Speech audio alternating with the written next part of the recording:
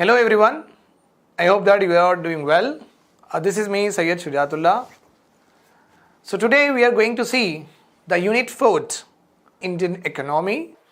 Okay, it is a very interesting chapter. And when we are going through this chapter, I will also make sure that in between we will also see this in animated గా చూద్దాం, ఇంకా ఒక story లాగా ఒక script లాగా మనం చూద్దాం. Okay, ఎక్కడెక్కడ మనకు అలాంటి సీన్స్ కావాలి, అలాంటి ఒక సీక్వెన్స్ ఉంటుంది. So there I will definitely make sure that will get some story stuff so that మీకు రిమెంబరెన్స్ ఎక్కువ.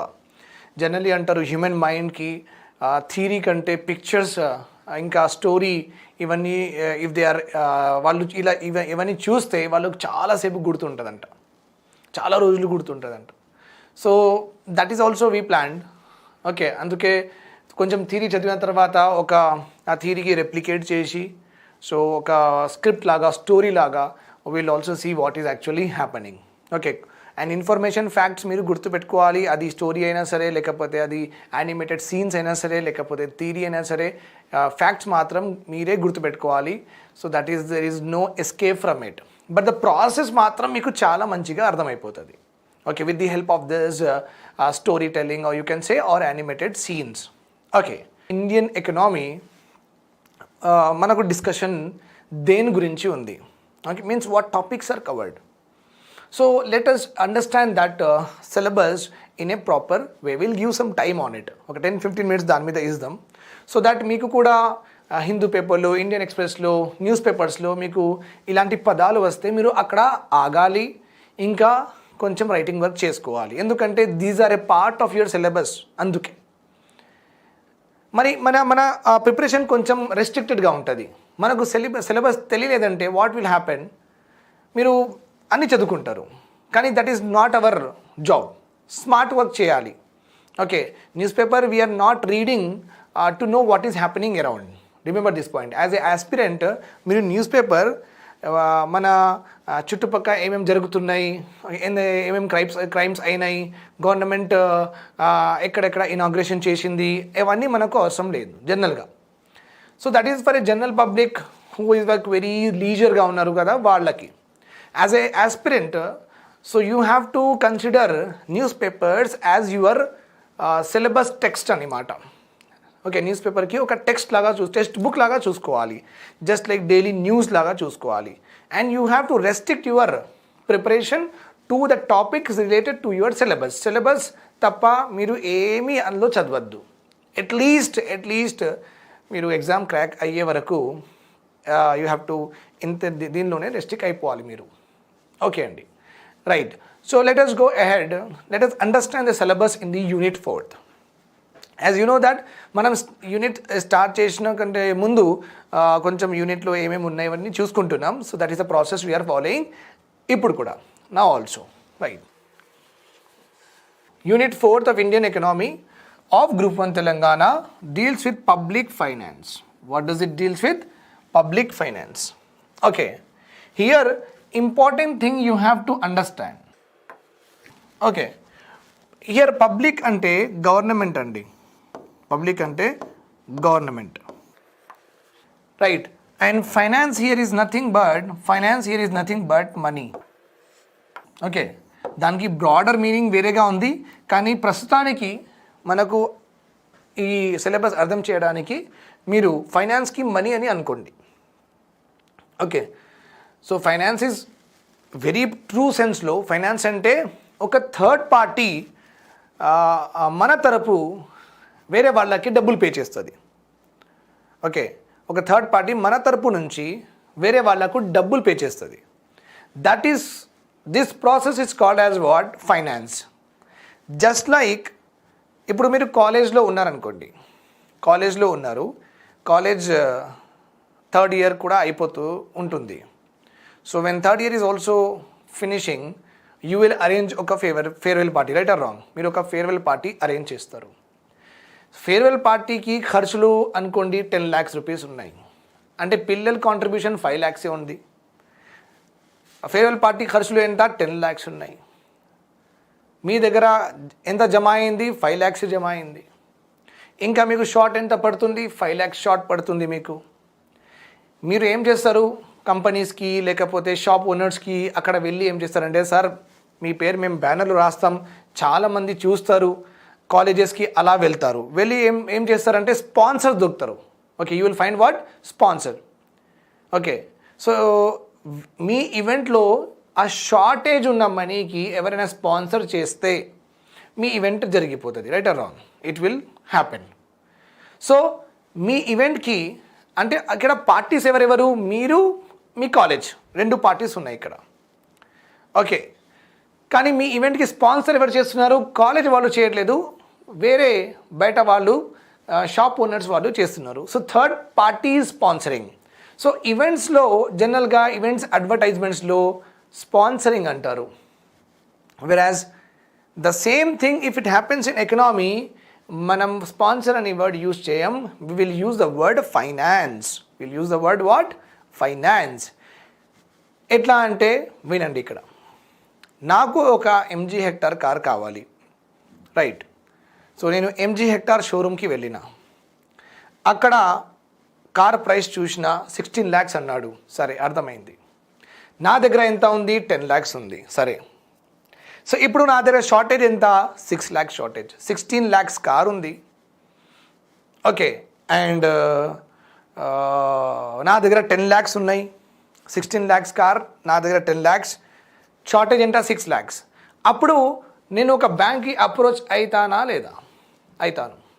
ఓకే, బ్యాంక్కి అప్రోచ్ అయ్యి వాళ్ళకి నేను 10 lakhs కడుతున్నాను, నేను ఒక ఐటీ ఎంప్లాయ్, ఎట్లా అన్ని పే స్లిప్స్ ఇచ్చేసి, సో ఆ బ్యాంక్ ఈ బండి నాకు కొనిస్తుంది కదా, right or wrong? So bank ఏం చేస్తుంది? నా తరపు నుంచి ఆ ఎంజీ హెక్టార్ కంపెనీకి డబ్బులు పే చేస్తుంది. మళ్ళీ ఒక థర్డ్ పార్టీ అంటే ఎంజీ హెక్టార్ కంపెనీ ఒక పార్టీ, నేను ఒక party. MG hectare is one party and I am also another party. So we are 2 parties. But because of shortage of money with me, I am asking a bank to pay on behalf of me to this MG Hectar company. So bank from my side, they will pay to MG Hectar company. So I will purchase that particular car. Okay, and I will start paying to what? I will start paying to the bank. So this process, when 3 parties are involved, then it is called as finance అంటారు. ఈ ప్రాసెస్కి మనం sponsorship ఇంకా finance, ఈ ప్రాసెస్కి మనం ఒక story లాగా కూడా చూద్దాం. ఓకే, ఒక యానిమేటెడ్ ఫామ్ లాగా కూడా చూద్దాం. ఓకే అండి, fine. So you understood this. So public finance, ఇక్కడ government finance. Okay, so here you can understand 3 parties. Government is anyhow there, government is one party, and taxpayers are another parties, and social welfare ki government dabbulu istadi, education ki, health purpose, for poor people purpose. Okay, non-taxpayers inka poor people ki government dabbulu istadi. So 1 party, 2 party, 3 party. 1 party, 2 party and 3 party. This process is called as public finance. Okay. So in public finance chapter lo ante government ekkadekka nunchi dabbulu raise chestadi anamata. Means from what are the various sources where government will raise its revenues. Okay. Let's see, for an example, I am a person who is having good wealth. So below in my total apartment, కింద ఉన్న మొత్తం shelters, నేను కింద ఉన్న మొత్తం shops నేను రెంట్కి ఇచ్చేసిన. సో వాళ్ళు నాకు డబ్బులు ఇస్తారు. That is one source. నేను ఒక డాక్టర్, ఒక ఫ్యాకల్టీ లాగా కూడా పనిచేస్తున్నా. సో నాకు తెలుగు వన్ వాళ్ళు కూడా డబ్బులు ఇస్తారు. This is second source. Right or wrong? Fine. నేను ఫిక్స్డ్ డిపాజిట్లో కూడా డబ్బులు పెట్టిన. సో బ్యాంక్ వాళ్ళు నాకు ఇంట్రెస్ట్ కూడా ఇస్తున్నారు. That is my third source. Right or wrong? నేను ఒక హోటల్లో కూడా ఇన్వెస్ట్ చేసిన, అక్కడ నుంచి కూడా నాకు ప్రాఫిట్స్ షేర్ అవుతున్నాయి అన్నమాట. That is my fourth source. Okay, so I'm raising my revenues. Raising అంటే నేను పైకి తీసుకెళ్తున్నా. Revenues I'm raising through different sources or not? Through different sources or not? Yes. In the same way government దగ్గర కూడా ఒక్కటే source లేదు. Government also raises money from various sources, various types, various classes. Okay, so that is also we're going to study. Public finance means government, from what are the various sources the government will raise the money. So in this we are going to study about tax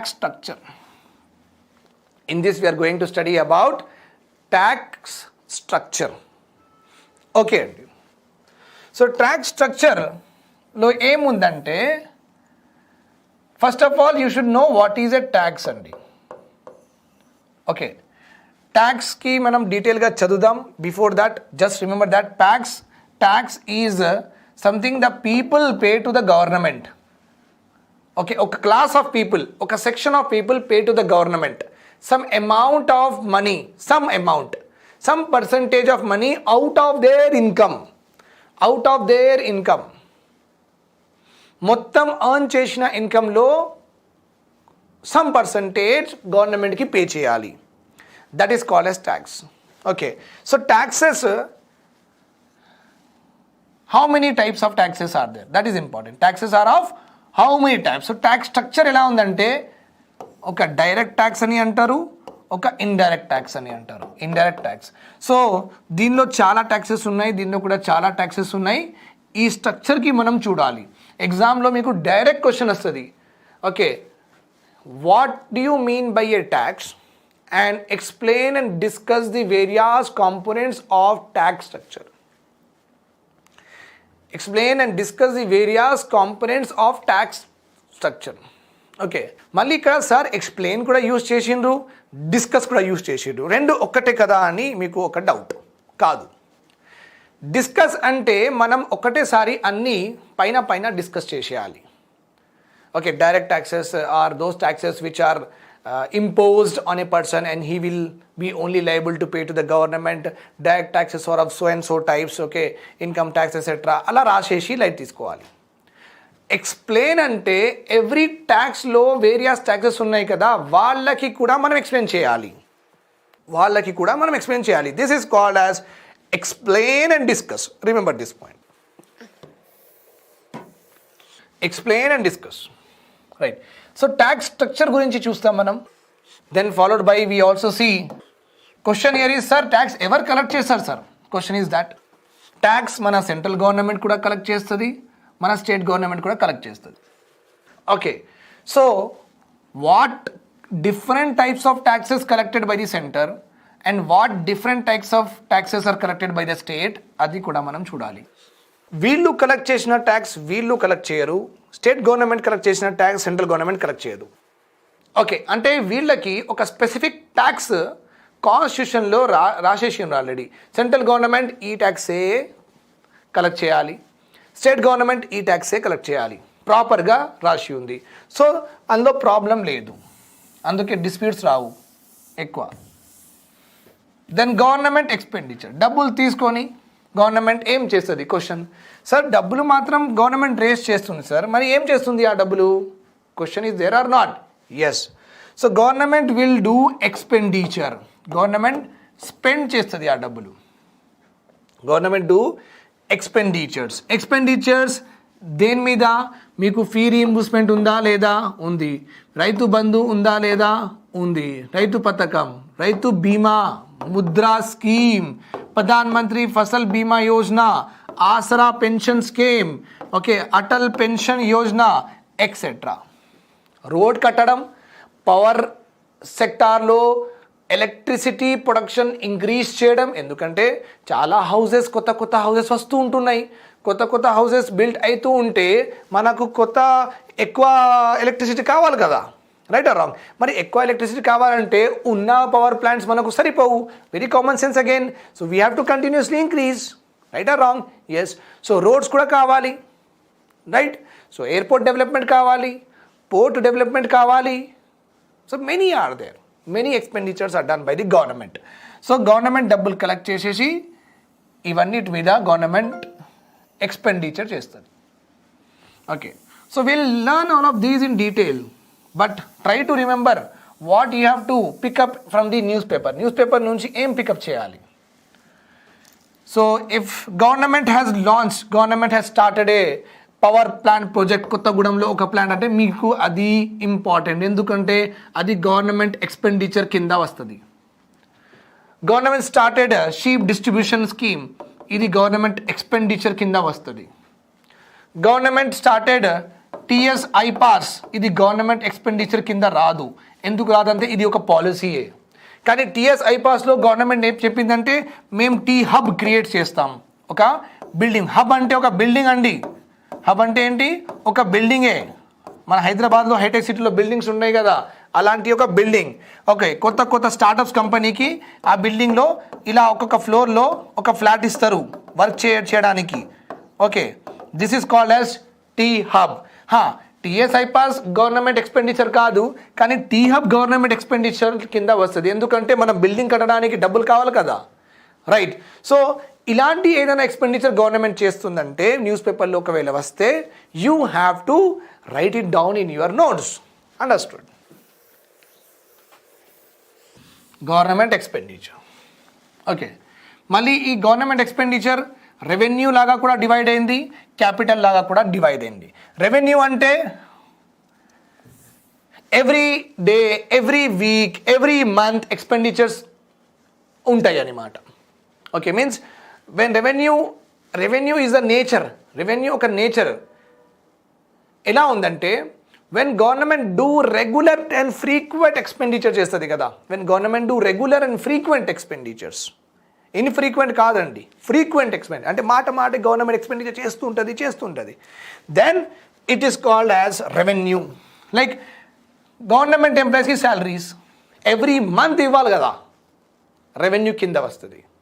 మళ్ళీ మీకు fee reimbursement అనుకోండి, ఒకటేసారి ఇచ్చేస్తారు, క్యాపిటల్లో వస్తుంది. అంటే government ఒక్కటేసారి చేసేసి మళ్ళీ దానికి చేయాల్సిన అవసరం లేదు, దెన్ క్యాపిటల్. అంటే లాంగ్ టర్మ్ ఇన్వెస్ట్మెంట్స్కి క్యాపిటల్ అంటారు. చిన్న every other day, every other week, every other మంత్కి ఎక్స్పెండిచర్ చేస్తున్నప్పుడు that is called as what? Revenue expenditure. That is called as revenue expenditure. Understood?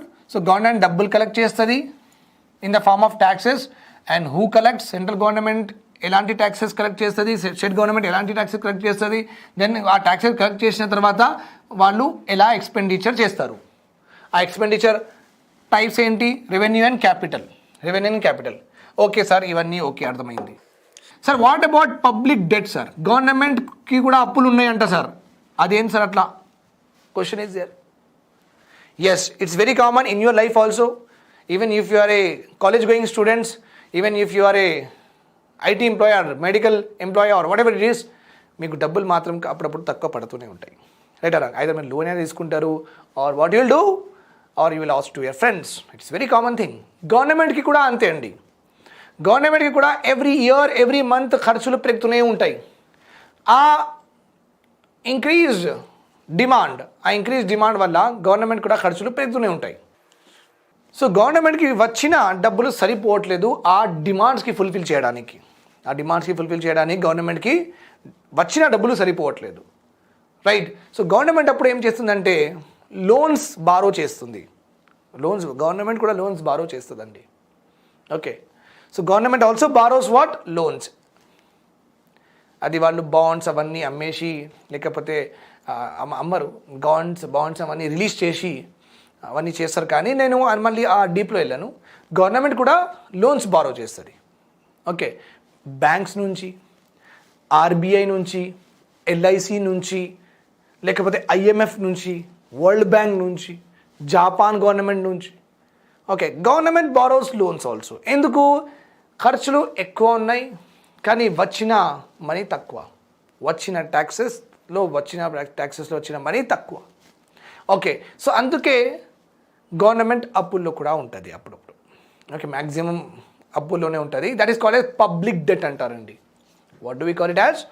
Public debt. అంటే గవర్నమెంట్ డెట్ గురించి కూడా చూసుకోవాలి, ఎంత ఉంది, దానిలో ఏమేమి టైప్స్ ఉన్నాయి అవన్నీ చూసేయాలి.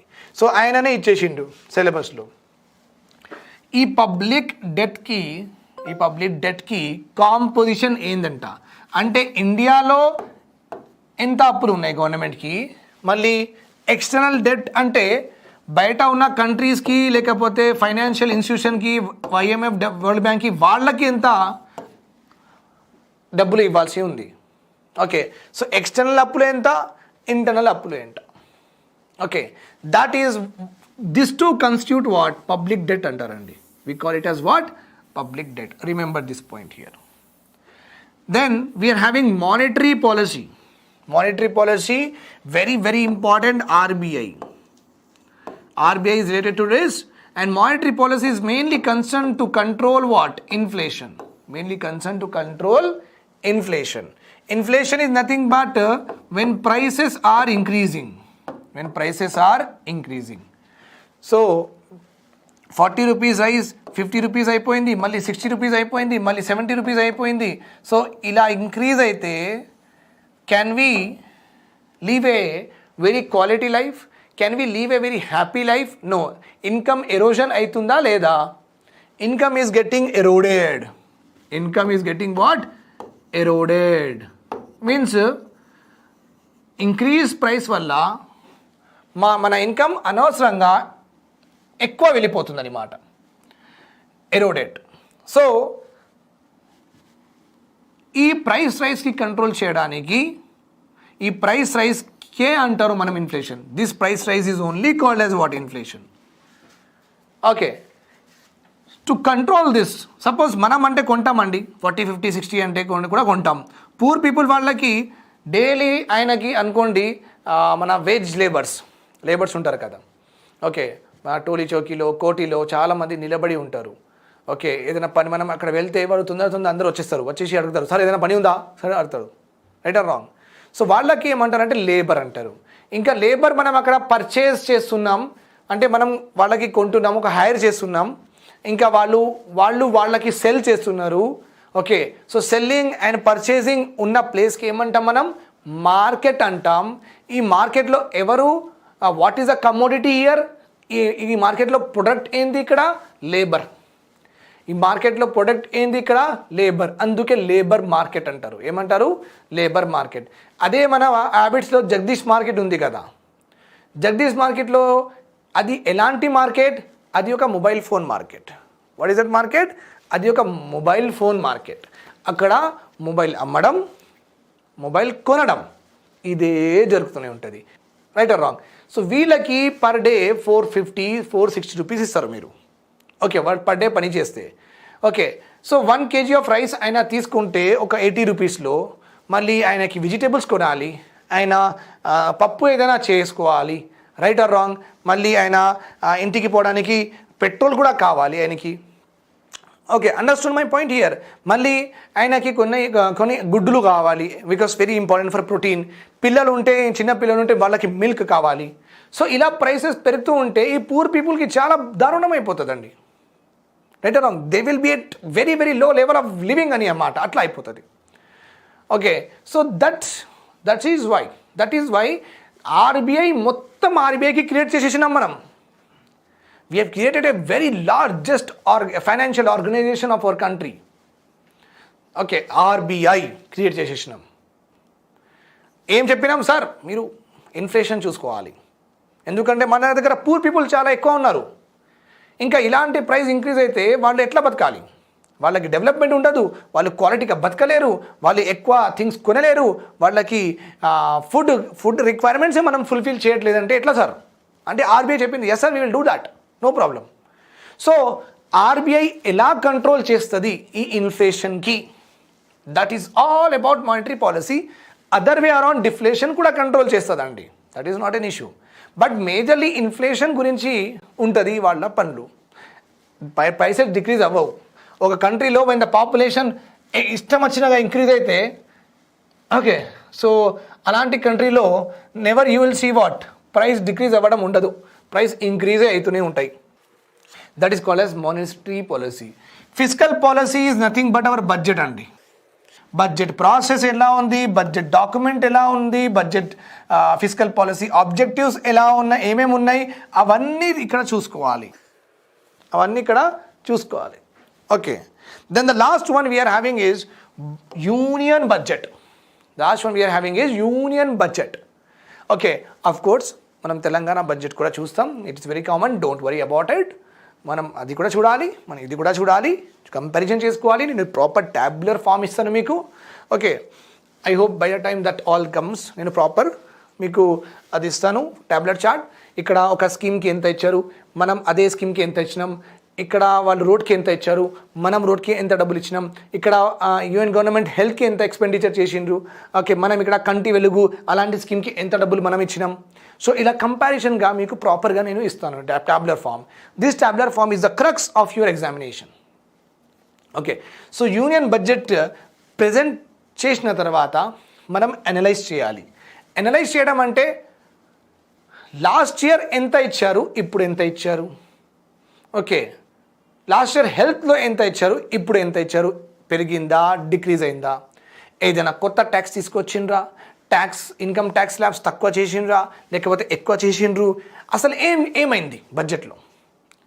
కంపేరింగ్ టు ప్రీవియస్ ఇయర్ కూడా చూసుకుంటాం, ఇప్పుడు కూడా చూసుకుంటాం. ఇప్పుడు గవర్నమెంట్ మొత్తం ఎలోకేషన్ చేసిన తర్వాత అన్ని యాక్టివిటీస్కి డబ్బులు ఎలోకేట్, స్పేస్కి ఇంత, డిఫెన్స్కి ఇంత, పూర్ పీపుల్కి ఇంత, ఫీకి ఇంత, ఎడ్యుకేషన్కి ఇంత ఎక్సెట్రా మొత్తం డబ్బులు ఇచ్చిన తర్వాత ఏ ఐటమ్కి ఏ యాక్టివిటీకి ఎక్కువ డబ్బులు ఇచ్చేసింది government. This is also called as what, analysis. And government దగ్గర డబ్బులు తక్కువ ఎంత ఉన్నాయి, ట్యాక్సెస్ నుంచి డబ్బులు ఎంత వచ్చినాయి, ఎక్స్పెండిచర్స్ ఎంత ఉన్నాయి, ఓకే, డెఫిసిట్స్ గురించి చదువుకోవాలి.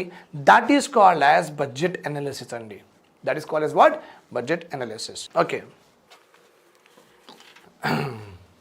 సి ఇక్కడ మీరు చూడండి. ఓకే, బేసిక్స్ ఆఫ్ బడ్జెట్ కూడా చూడాలి డెఫినెట్గా. So why I have keep this, దీంతో మీకు చాలా మంచిగా అర్థమవుతుందండి మన బడ్జెట్లో మనం ఏం చేస్తామని. బడ్జెట్లో డెఫినెట్గా ఒకటి చెప్తా మీకు నేను, మీకు వచ్చిన ఇన్కమ్ అంటే మీకు వచ్చిన డబ్బులు. ఓకే, మీకు వచ్చిన income means nothing but the money that you have got. Now that is over. ఎక్కడి నుంచి వచ్చినాయి, ఫైన్. వన్ పాసిబిలిటీ ఏముందండి, వన్ పాసిబిలిటీ మీకు ఒక బిజినెస్ ఉంది, రైట్ ఆర్ రాంగ్. మీ దగ్గర మీకు ఒక బిజినెస్ ఉంది, ఒక హార్డ్వేర్ షాప్, లేకపోతే ఒక మెక్డానల్డ్, లేకపోతే ఒక యూట్యూబ్ ఛానల్, మీ దగ్గర ఒక బిజినెస్ ఉంది. సో ఆ బిజినెస్లో మీరు ప్రాఫిట్ ఎర్న్ చేస్తారు. Common sense, right. ఇది ఒక source, people earn money, right or wrong. ఇది ఒక సోర్స్ నుంచి పీపుల్ కూడా earn money, understand. Second one, మీరు ఒక ఫైనాన్షియర్ అండి, మీరు ఒక ఫైనాన్షియర్. ఎవరికైనా డబ్బులు తక్కువ ఉంటే మీరు ఆ డబ్బుల్లో కొంచెం డబ్బులు వేసి వాళ్ళకి కొంచెం సహాయం చేస్తారు, వాళ్ళ నీడ్స్ ఫుల్ఫిల్ చేయడానికి, వాళ్ళు ఏదైనా కొనడానికి. మీరు ఒక ఫైనాన్షియర్. ఇది ఎవరు చేస్తారు, మన డే టు డే యాక్టివిటీస్లో ఇది ఎవరు చేస్తారంటే బ్యాంక్ వాళ్ళు చేస్తారు. ఫైన్. సో బ్యాంక్ ఓనర్కి ఇన్కమ్ వస్తుంది. బ్యాంక్ ఓనర్ కూడా డబ్బులు సంపాదిస్తాడు, రైట్. బ్యాంక్ ఓనర్ అంటే యాక్సిస్ బ్యాంక్ ఓనర్ ఉన్నాడు మన దగ్గర, ఇంకా SBI owner is also, of course that is government, but still government also earns మన ప్రాఫిట్ కదా, గవర్నమెంట్ కూడా డబ్బులు వస్తాయి, ప్రాఫిట్స్ కూడా వస్తాయి. That is not a problem at all. Okay, so bank వాళ్ళకి ఓనర్స్కి ప్రమోటర్స్కి వాళ్ళకి కూడా ఇన్కమ్ వస్తుంది in the form of what, interest. అంతే కదండి. Bank earn its profit in the form of what, interest or not. Yes. మళ్ళీ right. Third one very very important again. లేకపోతే business కూడా లేదు, మీరు ఒక ఫైనాన్షియర్ కూడా కాదు, మీ దగ్గర కూడా ఒక బ్యాంక్ కూడా లేదు. మరి మీకు డబ్బులు ఎట్లా వస్తున్నాయి? మేబీ నాలాగా మీరు పని చేస్తున్నారు. Means you are working. మీరు వర్క్ చేస్తున్నారు, వేరే వాళ్ళకి సర్వీస్ ఇస్తున్నారు. సో మీకు వేజెస్, ఓకే, వేజెస్ లేకపోతే సాలరీస్, నాలాగా సాలరీస్. నాలాగా నేను శాలరీస్ ఎందుకు చెప్పుకుంటున్నా అంటే నేను చదువుకునేవాడిని, నేను ఎడ్యుకేటెడ్ పర్సన్, అందుకే నాకు ఇచ్చిన మనీకి శాలరీస్ అంటారు. వేజెస్ అంటే వీళ్ళు చదువుకోలేదు, ఓకే, వీళ్ళ దగ్గర డిగ్రీస్ లేవు, వీళ్ళు మంచి ప్రొఫెషన్లో లేదు, జస్ట్ లైక్ కన్స్ట్రక్షన్ వర్కర్స్, మన బిల్డింగ్ కన్స్ట్రక్ట్ చేస్తున్నప్పుడు వాళ్ళందరూ పని చేస్తారు కదా, ఓకే, లేకపోతే పానీపూరి బండి, లేకపోతే పాన్ డబ్బా, ఇవన్నీ ఉన్నాయి కదా అండి. వీళ్ళకి చదువు లేదు, వీళ్ళకి ఏమంటామంటే వాళ్ళకి వేజెస్. కానీ ఏదో ఒకటి ఇన్కమ్ వీళ్ళకి వేజెస్ లాగా వస్తుంది, నాకు ఇన్కమ్ శాలరీస్, డాక్టర్స్కి శాలరీస్ అట్లా. దెన్ ఫోర్త్ వన్, ఒక ల్యాండ్ ఓనర్కి డబ్బులు ఎట్లా వస్తాయండి? ల్యాండ్ ఓనర్కి డబ్బులు రెంట్, మనం రెంట్ పే చేయాలి. ల్యాండ్ ఓనర్కి ఏమి వేయాలి? మనం రెంట్ పే చేయాలి. This you understood right. So ఇవన్నీ అండి, profit, interest, salaries and wages, rent, these are nothing but what people earn money from different types of works, అంతే కదా, from different types of works. మీరే ఆలోచించండి, ఈ 4 categories తప్ప ఏదైనా వేరే విధంగా ఎవరైనా డబ్బులు ఎర్న్ చేస్తాడా? చీటింగ్ అవన్నీ తప్ప, ప్రాపర్గా ఆనెస్ట్గా ఈ 4 యాక్టివిటీస్ తప్ప can A person earn money in other source apart from this sources? Can A person earn money from any other source? చెప్పండి మీరు. ఓకే, సో ఇప్పుడు మీరు పాజ్ చేసేసిండ్రేమో, మీరు ఆలోచించిండ్రేమో. సో మీకు ఏమి you are not able to find, okay, right or wrong, you are not able to find ఇంకొక source, right? అంటే it is confirm that these are only the sources of income. It is confirm that ఇదే sources of income ఉన్నాయి అందరికీ, దీని తప్ప apart from this is no other source of income, అంటే no other source of money earning. This you understood properly. Okay, fine. Now the question here is,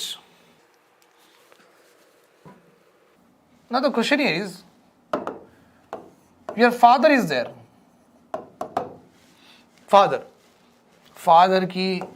father ఎక్కడైనా work చేస్తున్నారు, ఫాదర్కి salaries వచ్చినాయి, okay. లేకపోతే ఫాదర్ అన్స్కిల్డ్గా ఉన్నారు, he's not educated, ఆయనకి income wages లాగా దొరుకుతుంది. లేకపోతే మన ఫాదర్కి ఒక బిజినెస్ ఉంది, సో ఆ బిజినెస్ నుంచి మన ఫాదర్ ప్రాఫిట్స్ వస్తున్నాయి ఆయనకి, ఓకే. లేకపోతే మన ఫాదర్ ఒక ఫైనాన్షియర్, అందరికీ డబ్బులు ఇస్తారు ఇంట్రెస్ట్ మీద, సో ఇంట్రెస్ట్లో ఆయన డబ్బులు అర్న్ చేస్తున్నారు, right? So now you can see father can earn money from any of these resources. Whatever the money ఫాదర్కి వచ్చింది అనుకోండి from any of these resources, okay, multiple రిసోర్సెస్తో కూడా మనం ఎర్న్ చేస్తాం. It's not necessary that we have to get money from only salaries. నేను ఒక faculty కూడా, నాకు శాలరీస్ కూడా వస్తుంది, నాకు ఒక బిజినెస్ కూడా ఉంటుంది. But at the end from any of these sources, from all of these sources, whatever the money that father earns, that is his budget or not అండి? అదే ఆయన బడ్జెట్ కదా, right or wrong? That is his budget or not? Yes, exactly right, we're done with this. From any sources ఎంత డబ్బులు మనం earn చేస్తాం, అదే మన బడ్జెట్. సో ఈ బడ్జెట్లో మనం ఏం చేస్తాం? ఓకే, ఈ బడ్జెట్లో మనం ఏం చేస్తాం? బడ్జెట్లో అంటే budget is nothing but incoming or not incoming money to the person is called as budget. Father ఏం చేస్తారు ఈ బడ్జెట్లో? ఆయన దగ్గర ఉన్న బడ్జెట్కి ఫాదర్ ఏం చేస్తారు? మన హౌస్ రెంట్ కడతారు, మనకు ట్రాన్స్పోర్టేషన్కి డబ్బులు ఇస్తారు, అటు ఇటు కాలేజ్కి వెళ్ళడానికి ట్రాన్స్పోర్టేషన్కి, లేకపోతే పెట్రోల్ డీజిల్కి డబ్బులు ఇస్తారు. లేకపోతే అంటే దీంతో పాటు he will also buy what? Ration or not? Yes, తినాలి కదా అండి మనం, రేషన్, వెజిటేబుల్స్, ఫ్రూట్స్, అవన్నీ, ఓకే, ఫైన్. సో ఇది ఒక బడ్జెట్, అంటే you understood I guess, right? So మన ఫాదర్కి బడ్జెట్ అంటే ఇన్కమ్ వచ్చిన తర్వాత ఆ ఇన్కమ్కి బడ్జెట్ చెప్పిన తర్వాత ఫాదర్ ఏం చేస్తారు? ఆ డబ్బులు రెంట్కి కడతారు, మన ట్రాన్స్పోర్టేషన్కి ఇస్తారు, రేషన్ కొంటారు, ఇవన్నీ పనులు చేస్తారా లేదా? చేస్తారు, రైట్ ఆర్ రాంగ్? ఫైన్. ఇవి అన్నీ ఏమంటాం మనం? ఎక్స్పెండిచర్ చేస్తారు. Okay, we call all of these as what expenditure or not? ఇవన్నిటికీ మనం ఏమంటాం? ఎక్స్పెండిచర్ అంటాం. మన ఫాదర్ ఎక్స్పెండిచర్ చేస్తారు ఇవన్నీ హెడ్స్ మీద. These are call as what? Head. అంటే 1 head 2 head అంటే 1 category 2 category 3 category అట్లా అనమాట. సరే, మన ఖర్చులు 2 lakhs ఉన్నాయి, ఫాదర్ ఇన్కమ్ 1 lakh ఉంది, 1 lakh షార్ట్ ఉంది. ఓకే, 1 lakh ఫాదర్, మన ఖర్చులు ఎన్ని ఉన్నాయి? 2 lakhs. ఫాదర్ ఇన్కమ్ ఎంత? 1 lakh. మనకు షార్ట్ ఎంత? 1 lakh. ఈ 1 lakh ఫాదర్ బ్యాంక్ దగ్గర నుంచి అయినా తీసుకోవాలి, లేకపోతే ఫ్రెండ్ దగ్గర నుంచి అయినా తీసుకోవాలి, లేకపోతే ఫైనాన్షియర్ దగ్గర నుంచి అయినా తీసుకోవాలి. Right or wrong? Yes. Friend మాత్రం ఇవ్వడు. ఓకే, మళ్ళీ మిగిలినవి 2 సోర్సెస్ ఏమి ఉన్నాయి? ఫైనాన్షియర్ లేకపోతే బ్యాంక్. ఫైనాన్షియర్ అంటే 24% ఇంట్రెస్టెడ్, మరి ఎవ్రీడే 1 lakh ఇస్తాడు, ఎవ్రీడే 500 rupees ఇంట్రెస్ట్ అంటాడు. సో ఇది మనకు ఫీజిబుల్ కాదు. బ్యాంక్ దగ్గర నుంచి మనం ఫుల్ఫిల్ చేసుకుంటామండి. ఓకే, ఇలా ఒకవేళ ఎక్స్పెండిచర్స్ ఎక్కువ అండ్ ఇన్కమ్ తక్కువ అంటే this is called as what? Deficit. ఇది మనం ఒక ప్రాపర్ స్టోరీ లాగా కూడా చూద్దాం. Okay, so we'll also see this in a story form. Okay, understood. Fine. So, I told you all of this to just make you understand that. So, government దగ్గర డబ్బులు వస్తున్నాయి. This is right. So, if you see this, ఇది Nirmala madam photo, మన finance minister photo అనమాట ఇది. Okay, so you can see this. Fine. ఇక్కడ మీకు ఒక రోడ్ లాగా కనిపిస్తుంది. అంటే ఈ బడ్జెట్లో రోడ్కి ఎంత డబ్బులు ఎలొకేట్ చేస్తారు అంటే ఆబ్జెక్టివ్ ఏముంది? రోడ్, హైవేస్ డెవలప్ చేయడం. మళ్ళీ ఇక్కడ మీకు ఒక హార్ట్ కనిపిస్తుంది. హార్ట్ అంటే ఈ బడ్జెట్లో గవర్నమెంట్ హెల్త్ కోసం ఎంత ఎక్స్పెండిచర్ అనమాట. Ayushman Bharat, okay, and you're having national health protection scheme, Pradhan Mantri Garib Kalyan Yojana, ఇవన్నీ ఉన్నాయి కదా. సో హాస్పిటల్స్, కోవిడ్ వ్యాక్సినేషన్స్, అన్నిటికీ గవర్నమెంట్ హెల్త్లో ఎంత expenditure. Then you can understand this law, judicial expenditure అంటే జడ్జెస్ శాలరీస్ ఎక్సెట్రా. మళ్ళీ you can see transportation, petrol, diesel subsidies కూడా ఇస్తుంది. హౌసింగ్కి కోసం గవర్నమెంట్ లోన్స్ ఇస్తుంది మనకు. And cylinder, LPG subsidy. You can see here airways. Okay, you can see that ఇక్కడ airport, airplane లాగా ఉంది చూడండి. ఇక్కడ ఒక లేబర్ కనిపిస్తున్నాడు మీకు, labour. Okay, he is having one plough in his hand. లేబర్కి గవర్నమెంట్ ఎంత ఎక్స్పెండిచర్ అంటే వాళ్ళ శాలరీస్ 400 అండి. వాళ్ళు ఇన్సూరెన్స్ ఎట్లా తీసుకుంటారు? సరే, ఒక లేబర్కి ఏదైనా అయిందనుకోండి, ఓకే, ఒక వూండ్ అయింది, ఒక కట్ అయిపోయింది, లేకపోతే ఆయన పైనుంచి కింద పడిపోయిండు. సో ఆయనకి ట్రీట్మెంట్ చేయాలంటే ఓకే, డబ్బులు ఎవరు కడతారు? Question is this. Okay, so government ఏం చెప్పింది? ఓకే, మేం కడతాం వీళ్ళకి. అంటే గవర్నమెంట్ బాధ్యత కాదా? గవర్నమెంట్ బాధ్యతే. జస్ట్ లైక్ మన parents, the person who is not earning in our home, మన పేరెంట్స్ ఎట్లా చూసుకుంటారు, మన గవర్నమెంట్కి అందరూ అట్లా అంటే.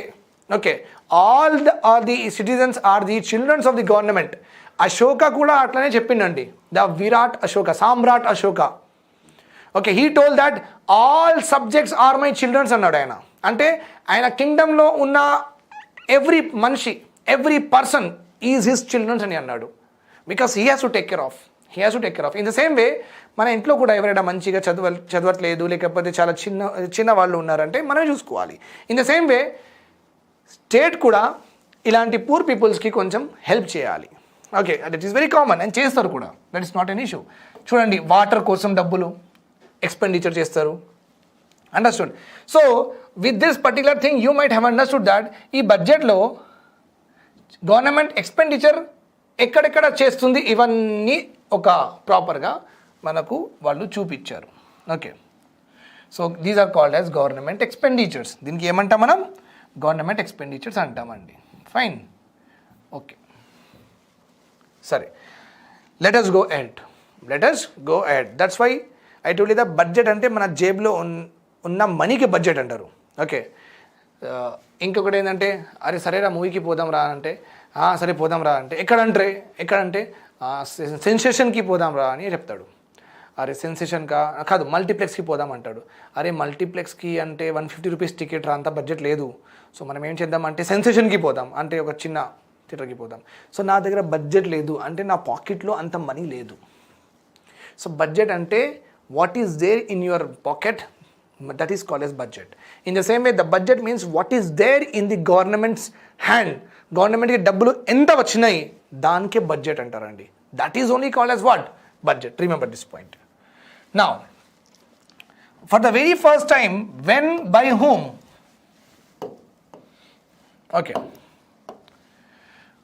Budget was first introduced in India on 7th April 1860. First time British government introduced the budget. అంటే వాళ్ళకి ఎంత డబ్బులు వచ్చినాయంట, ఆ డబ్బులు వాళ్ళు ఇలా ఎక్స్పెండిచర్ చేస్తున్నారని చెప్పారు. So this was first done in the year 1860. And this is the person who is James Wilson. Who is he? James Wilson andi. Right. James Wilson, the first Indian finance member, delivered the budget speech expounding the Indian financial policy. Ante explaining the Indian financial policy. ఇంత డబ్బులు land revenue నుంచి వచ్చింది, ఇంత డబ్బులు మాకు princely state వాళ్ళు tribute ఇచ్చిండ్రు, ఇంత మనం ప్రాఫిట్ చేసినాం, సో ఇంత మన దగ్గర డబ్బులు వచ్చినాయి అండ్ ఇలా మనం ఎక్స్పెండిచర్ చేస్తున్నాం. That is only called as what, explaining the financial policy. అంటే డబ్బులతో ఏమేం చేసినాం అవన్నీ చెప్తారు. That is only called as what, policy. That is only called as financial policy. Okay. So ఆయన డెలివర్ చేసిండు స్పీచ్ అండ్ ఎవ్రీ ఆస్పెక్ట్ కూడా ఆయననే చెప్పిండు. జనరల్గా ఏమైందంటే బడ్జెట్లో రైల్వే బడ్జెట్ వేరే వాళ్ళు చేస్తారు, రైల్వే మినిస్టర్ చేస్తాడు, and general budget finance minister చేస్తారు. ఓకే, జనరల్గా ఇట్లా అవుతుంది. కానీ ఆయన అందరికీ అంటే మొత్తం ఏరియాస్కి ఆయననే చేసిండు. దట్స్ వై ఇంటిగ్రల్ హోల్ అంటున్నాం. ఇంటిగ్రల్ అంటే మొత్తం బడ్జెట్ కలిపి ఆయనే డెలివర్ చేసిండు speech. And this is the person. Okay, James Wilson. Remember this point. Now, budget ఇలా పార్లమెంట్లో బడ్జెట్, స్టేట్లో బడ్జెట్ ప్రజెంట్ చేయడం ఇంపార్టెంటా, నెసెసరీయా? ప్రజెంట్ అంటే ఇలా చెప్పడం, మాకు ఇంత డబ్బులు వచ్చినాయి, మేము ఇలా ఎక్స్పెండిచర్ చేస్తున్నాం, ఇది అవసరమా అని question. The answer for this is yes అండి. కాన్స్టిట్యూషన్లో రాసి ఉంది, కాన్స్టిట్యూషన్ రాసి ఉంది, చేయాల్సిందే. Budget is not only necessary, budget necessary కాదు, it is obligatory, it is compulsory, it is obligatory. అంటే every government need to present అంటే అందరికీ చెప్పాలి దాని గురించి. Every government need to present a budget for sure. Why? Because article 112 of the constitution అండి. Article 112 of the constitution deals with the budget presentation. కానీ budget అని word కాన్స్టిట్యూషన్లో రాయలేదు. Very very very important point for the MCQ purpose. The word budget is not present in the constitution, or the word budget is present in the constitution. First, the word budget is present in the constitution means true or false? False. Why? Because కాన్స్టిట్యూషన్లో budget అని పదం వాడలేదు. మరి సరే ఏం వాడిండు? Question is this. Okay, what is the sentence that they have use is the statement of receipts and payments. Statement of receipts and payments. Okay, receipts అంటే ఏంటి? రిసీప్ట్స్ అంటే రిసీవ్డ్, గవర్నమెంట్కి మనీ రిసీవ్డ్ అయింది అనమాట. రిసీప్ట్ మీన్స్ రిసీవ్డ్, వచ్చిన మనీకి receipts అంటారు. Payments అంటే ఎక్స్పెండిచర్ అంటారు. What it is called as payments అంటే ఎక్స్పెండిచర్ అంటారు. అంటే 2021లో ఫిబ్రవరిలో బడ్జెట్ ప్రజెంట్ చేస్తారు. ఈ బడ్జెట్ ఏ ఇయర్కి ప్రజెంట్ చేస్తారు సార్ అని క్వశ్చన్. అంతే కదా అండి. ఇప్పుడు ఫిబ్రవరిలో నిర్మలా మేడం లేచి ఆ బడ్జెట్ ఇంత డబ్బులు వచ్చినాయి, డైరెక్ట్ ట్యాక్సెస్ ఎంత వచ్చినాయి, ఇన్కమ్ ట్యాక్సెస్లో ఎంత డబ్బులు వచ్చినాయి, ఇండైరెక్ట్ ట్యాక్సెస్ జీఎస్టీలో ఎంత డబ్బులు వచ్చినాయి, ఫీజ్ అవన్నీ ఇంత డబ్బులు వచ్చినాయి, ఇంత తక్కువ పడితే మేము IMF నుంచి తీసుకున్నాం, సో మొత్తం కలిపి మా దగ్గర ఇంత డబ్బులు ఉన్నాయి. Receipts incoming. Receipts incoming means what ever the money the government has got. So government మరి ఫిబ్రవరిలో ఆమె చెప్తుంది ఇవన్నీ వచ్చినాయి, ఇంకా మేము ఈ డబ్బులతో ఆయుష్మాన్ భారత్కి, Mudra స్కీమ్కి, Swachh Bharat అభియాన్కి, fame India స్కీమ్కి, poor పీపుల్కి, మిలిటరీ వాళ్ళ బెనిఫిట్కి, డిఫెన్స్కి, ఎక్విప్మెంట్కి, ఇస్రోకి ఇలా మేము ఎక్స్పెండిచర్ చేస్తున్నాం. ఓకే, దీస్ ఆర్ ఎస్టిమేటెడ్ కదా, ఒక ఎస్టిమేట్స్ పెట్టుకున్నారు. ఏమి పెట్టుకున్నారు? ఎస్టిమేట్. అంతే, అగ్రికల్చర్కి ఇంత డబ్బులు కావాలి, డిఫెన్స్కి ఇవన్నీ అవసరం ఉంది, సో ఇవన్నీ వాళ్ళకి ఇవ్వాలంటే ఇంత డబ్బులు కావాలి. ఇస్రో ఒక డాక్యుమెంట్ ఇస్రో వాళ్ళు ఒక ప్లాన్ గవర్నమెంట్కి సబ్మిట్ చేసిండ్రు. ఆ ప్లాన్లో ఏమన్నారంటే గగన్యాన్, మంగళయాన్కి ఇవన్నీ మాకు మిజైల్స్, లాంచ్ వెహికల్స్ కావాలి, ఇవన్నీ సెటిలైట్స్ మేము పంపించాలి, మాకు ఇంత డబ్బులు కావాలి. So every department and ministries వాళ్ళకి ఏమేమి కావాలని గవర్నమెంట్కి చెప్పేసిండ్రు. ఫైనాన్స్ మినిస్టర్ ఎస్టిమేటెడ్ ఎక్స్పెండిచర్స్ ఇస్తుంది. అంతే, ఇంత చేస్తాం, ఓకే 1000 crores చేస్తాం, 50,000 crores చేస్తాం ఈ స్కీమ్లో. ఎస్టిమేటెడ్, యాక్చువల్ కాదండి. యాక్చువల్ అంటే ఎంత ఆల్రెడీ ఎక్స్పెండిచర్ అయిపోయింది, that is called yes actual. Estimated అంటే ఎంత ఆల్రెడీ కేటాయించినాం, ఓకే దానికంటే ఎక్కువ కూడా అవ్వచ్చు, అంతే కూడా అవ్వచ్చు, తక్కువ కూడా అవ్వచ్చు, కానీ ఎస్టిమేటెడ్ ఇస్తారు. ఏమిస్తారు? ఎస్టిమేటెడ్. దట్ ఈస్ వై ఇక్కడ మనకు ప్రాపర్గా రాసి ఉంది. Payments, it is a statement అంటే మీ బ్యాంక్ స్టేట్మెంట్లా క్రెడిట్ డెబిట్ ఎట్లా ఉంటుంది అట్లా, క్రెడిట్ డెబిట్ ఎట్లా ఉంటుంది అట్లా. సో రిసిప్ట్స్లో మొత్తం క్రెడిట్ రాసుకోవచ్చు. ఎస్టిమేటెడ్ పేమెంట్స్ అండి, ఎస్టిమేటెడ్ పేమెంట్స్లో డెబిట్ రాసుకోవచ్చు, అంతే కదండి. So article 112 says what? A statement of receipts and payments has to be tabled in the parliament for every financial year. Sir government 5 years అవుతుంది సార్, ఎలక్షన్ 5 years వరకు government నడుస్తుంది. 5 yearsలో ఒకటేసారి ప్రజెంట్ చేస్తే నడుస్తుందా, లేకపోతే ఎవ్రీ ఇయర్ ప్రజెంట్ చేయాలా sir? Question. Yes, remember this point. Every government, irrespective of their tenure, they have to present the budget every year. Okay, every year they have to present the budget. That is only called as a financial year. Okay. And the receipts and payments statement contains 3 funds: consolidated fund, contingency fund, public account of India. అంటే why sir ఈ funds అంటే ఒక accounts అనమాట. Just like మనకు savings accounts ఉంటుంది, మనకు capital accounts ఉంటాయి, మనకు కరెంట్ అకౌంట్స్ ఉంటుంది కదా, అట్లా అనమాట. గవర్నమెంట్కి కూడా కొన్ని వాళ్ళు అకౌంట్స్ క్రియేట్ చేసుకున్నారు. ఇవన్నీ యాక్టివిటీస్లో డబ్బులు వస్తాయి కదా, ఈ డబ్బులు దీనిలో పెడదాం, ఇవన్నీ యాక్టివిటీస్లో డబ్బులు వస్తాయి కదా, ఈ డబ్బులు ఇక్కడ పెడదాం, ఇవన్నీ యాక్టివిటీస్లో డబ్బులు వస్తాయి కదా, ఇక్కడ పెట్టుకుందాం, ఇట్లా. సో వాళ్ళకి ఒక కన్వీనియన్స్ కోసం ఏం చేసిందంటే వాళ్ళు ఒక 3 accounts చేసుకున్నారు. What they have done? They have done 3 accounts. They have done 3 accounts. One is Consolidated Fund of India, another one is Contingency Fund of India, another one is Public Account of India. Please do remember this point for sure. Okay, so government దగ్గర ఎన్ని accounts ఉన్నాయి? Consolidated, contingency, public account. Remember this. మనం డీటెయిల్గా చదవాలి అవన్నీ. So I will tell you, don't worry. Fine. Now what budget does? Budget ఏం చేస్తుంది and budget the role ఏముంది? బడ్జెట్ ఏం చేస్తుంది, బడ్జెట్ ది రోల్ ఏముంది?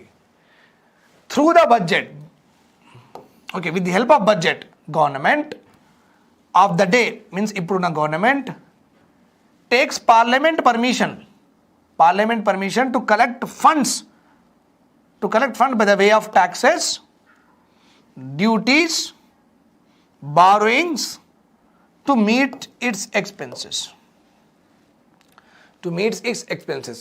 అంటే గవర్నమెంట్కి ఎక్స్పెన్సెస్ ఉన్నాయి నేను చెప్పిన, నేను పూర్ పీపుల్కి చూసుకోవాలి, ఇన్ఫ్రాస్ట్రక్చర్ డెవలప్ చేసుకోవాలి, ఎయిర్పోర్ట్స్కి మంచిగా డెవలప్ చేయాలి, రోడ్స్ ఎక్కువ డెవలప్ చేయాలి, right or wrong, okay, drainage system మంచిగా చేయాలి, ఎలక్ట్రిసిటీ పవర్ కెపాసిటీ ఇంక్రీజ్ చేయాలి, right or wrong. So government parliament నుంచి పర్మిషన్ తీసుకొని మేము ఇవన్నీ ట్యాక్సెస్ ఇంపోజ్ చేస్తున్నాం, ఇలాంటి డ్యూటీస్ మేము ఇంపోజ్ చేస్తున్నాం, ఈ ట్యాక్సెస్ ఇంకా డ్యూటీస్లో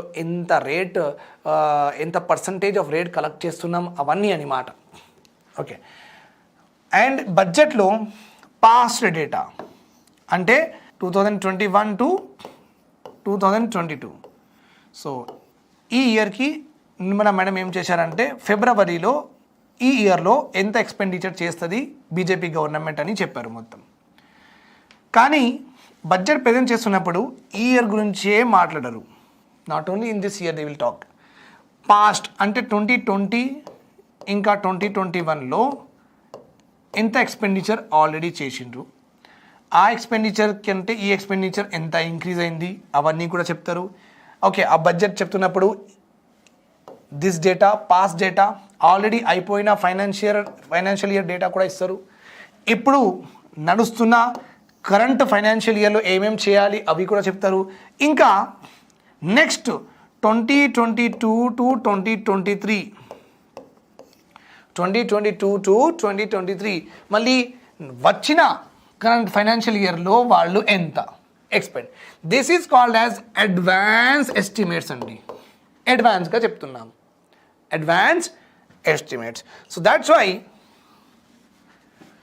past data, current data, future comparisons are possible. Past, present and future. Past, present and future. Remember this point. Okay. So, ఈ బడ్జెట్లో to do the expenditure from the budget, గవర్నమెంట్కి మొత్తం డబ్బులు వచ్చినాయి కదా, ఈ డబ్బులు వచ్చేస్తే వాళ్ళు ఇష్టం వచ్చినగా యూస్ చేయొచ్చా? Question. No, they cannot do that.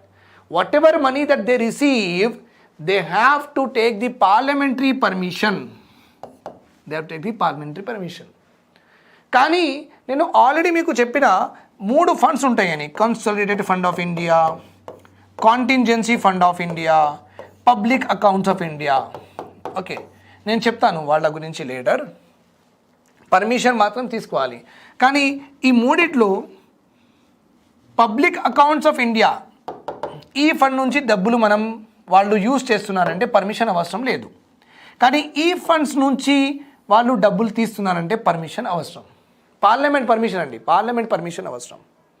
అంటే మాకు ఇంత డబ్బులు కావాలి స్పేస్ డెవలప్ చేయడానికి, మిజైల్స్ పంపించడానికి మాకు ఇంత డబ్బులు కావాలి అని వాళ్ళు అట్లా అందరికి చెప్తే అందరూ ఓకే చెప్పాలి. This is called yes parliament permission. మేము మొత్తం ఇండియాకి డెవలప్ చేయడానికి ఒక 1 lakh crore rupees బడ్జెట్ ఉంది మాది, 1 lakh crore బడ్జెట్ ఉంది మాది. సో దీనికి కూడా ఓటింగ్ అవుతుంది. ఓకే, 1 lakh crore స్పేస్కి ఎంత, డిఫెన్స్కి ఎంత, అగ్రికల్చర్కి ఎంత, ఉమెన్కి ఎంత, అట్లా. సో పాస్ చేయాలి, అందరూ ఓకే చెప్పాలి, పార్లమెంట్స్ అప్రూవల్ ఉండాలి, right? Then it is called as what? Then అది ఏ ఫండ్స్కి నడుస్తుంది? That parliament approval is required for the consolidated fund and contingency fund. Consolidated fund and contingency fund. Remember this point. అందుకే నేను ఏం రాసిన ఇక్కడ, is the permission required? Yes, first of all permission required, but depends on the fund. Depends on the fund. So it is required when in case of what? Consolidated fund of India and contingency fund of India, but it is not required for public accounts of India. Public accounts of India. This funds we'll see in our later class. Understood my point here? Right. Fine. Budget function. Budget function. Very, very, very important. Again. Okay. First of all, government will collect the money.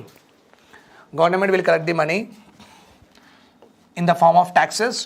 This function of government is called as collection function. Okay, government will collect the money in the form of taxes and manaku IMF vallu, okay, lekapothe International Monetary Fund, World Bank, Saudi Arabia, Japan, UAE వాళ్ళు కూడా మనకు డబ్బులు ఇస్తారు. Developed countries కూడా మనకు డబ్బులు ఇస్తుంది.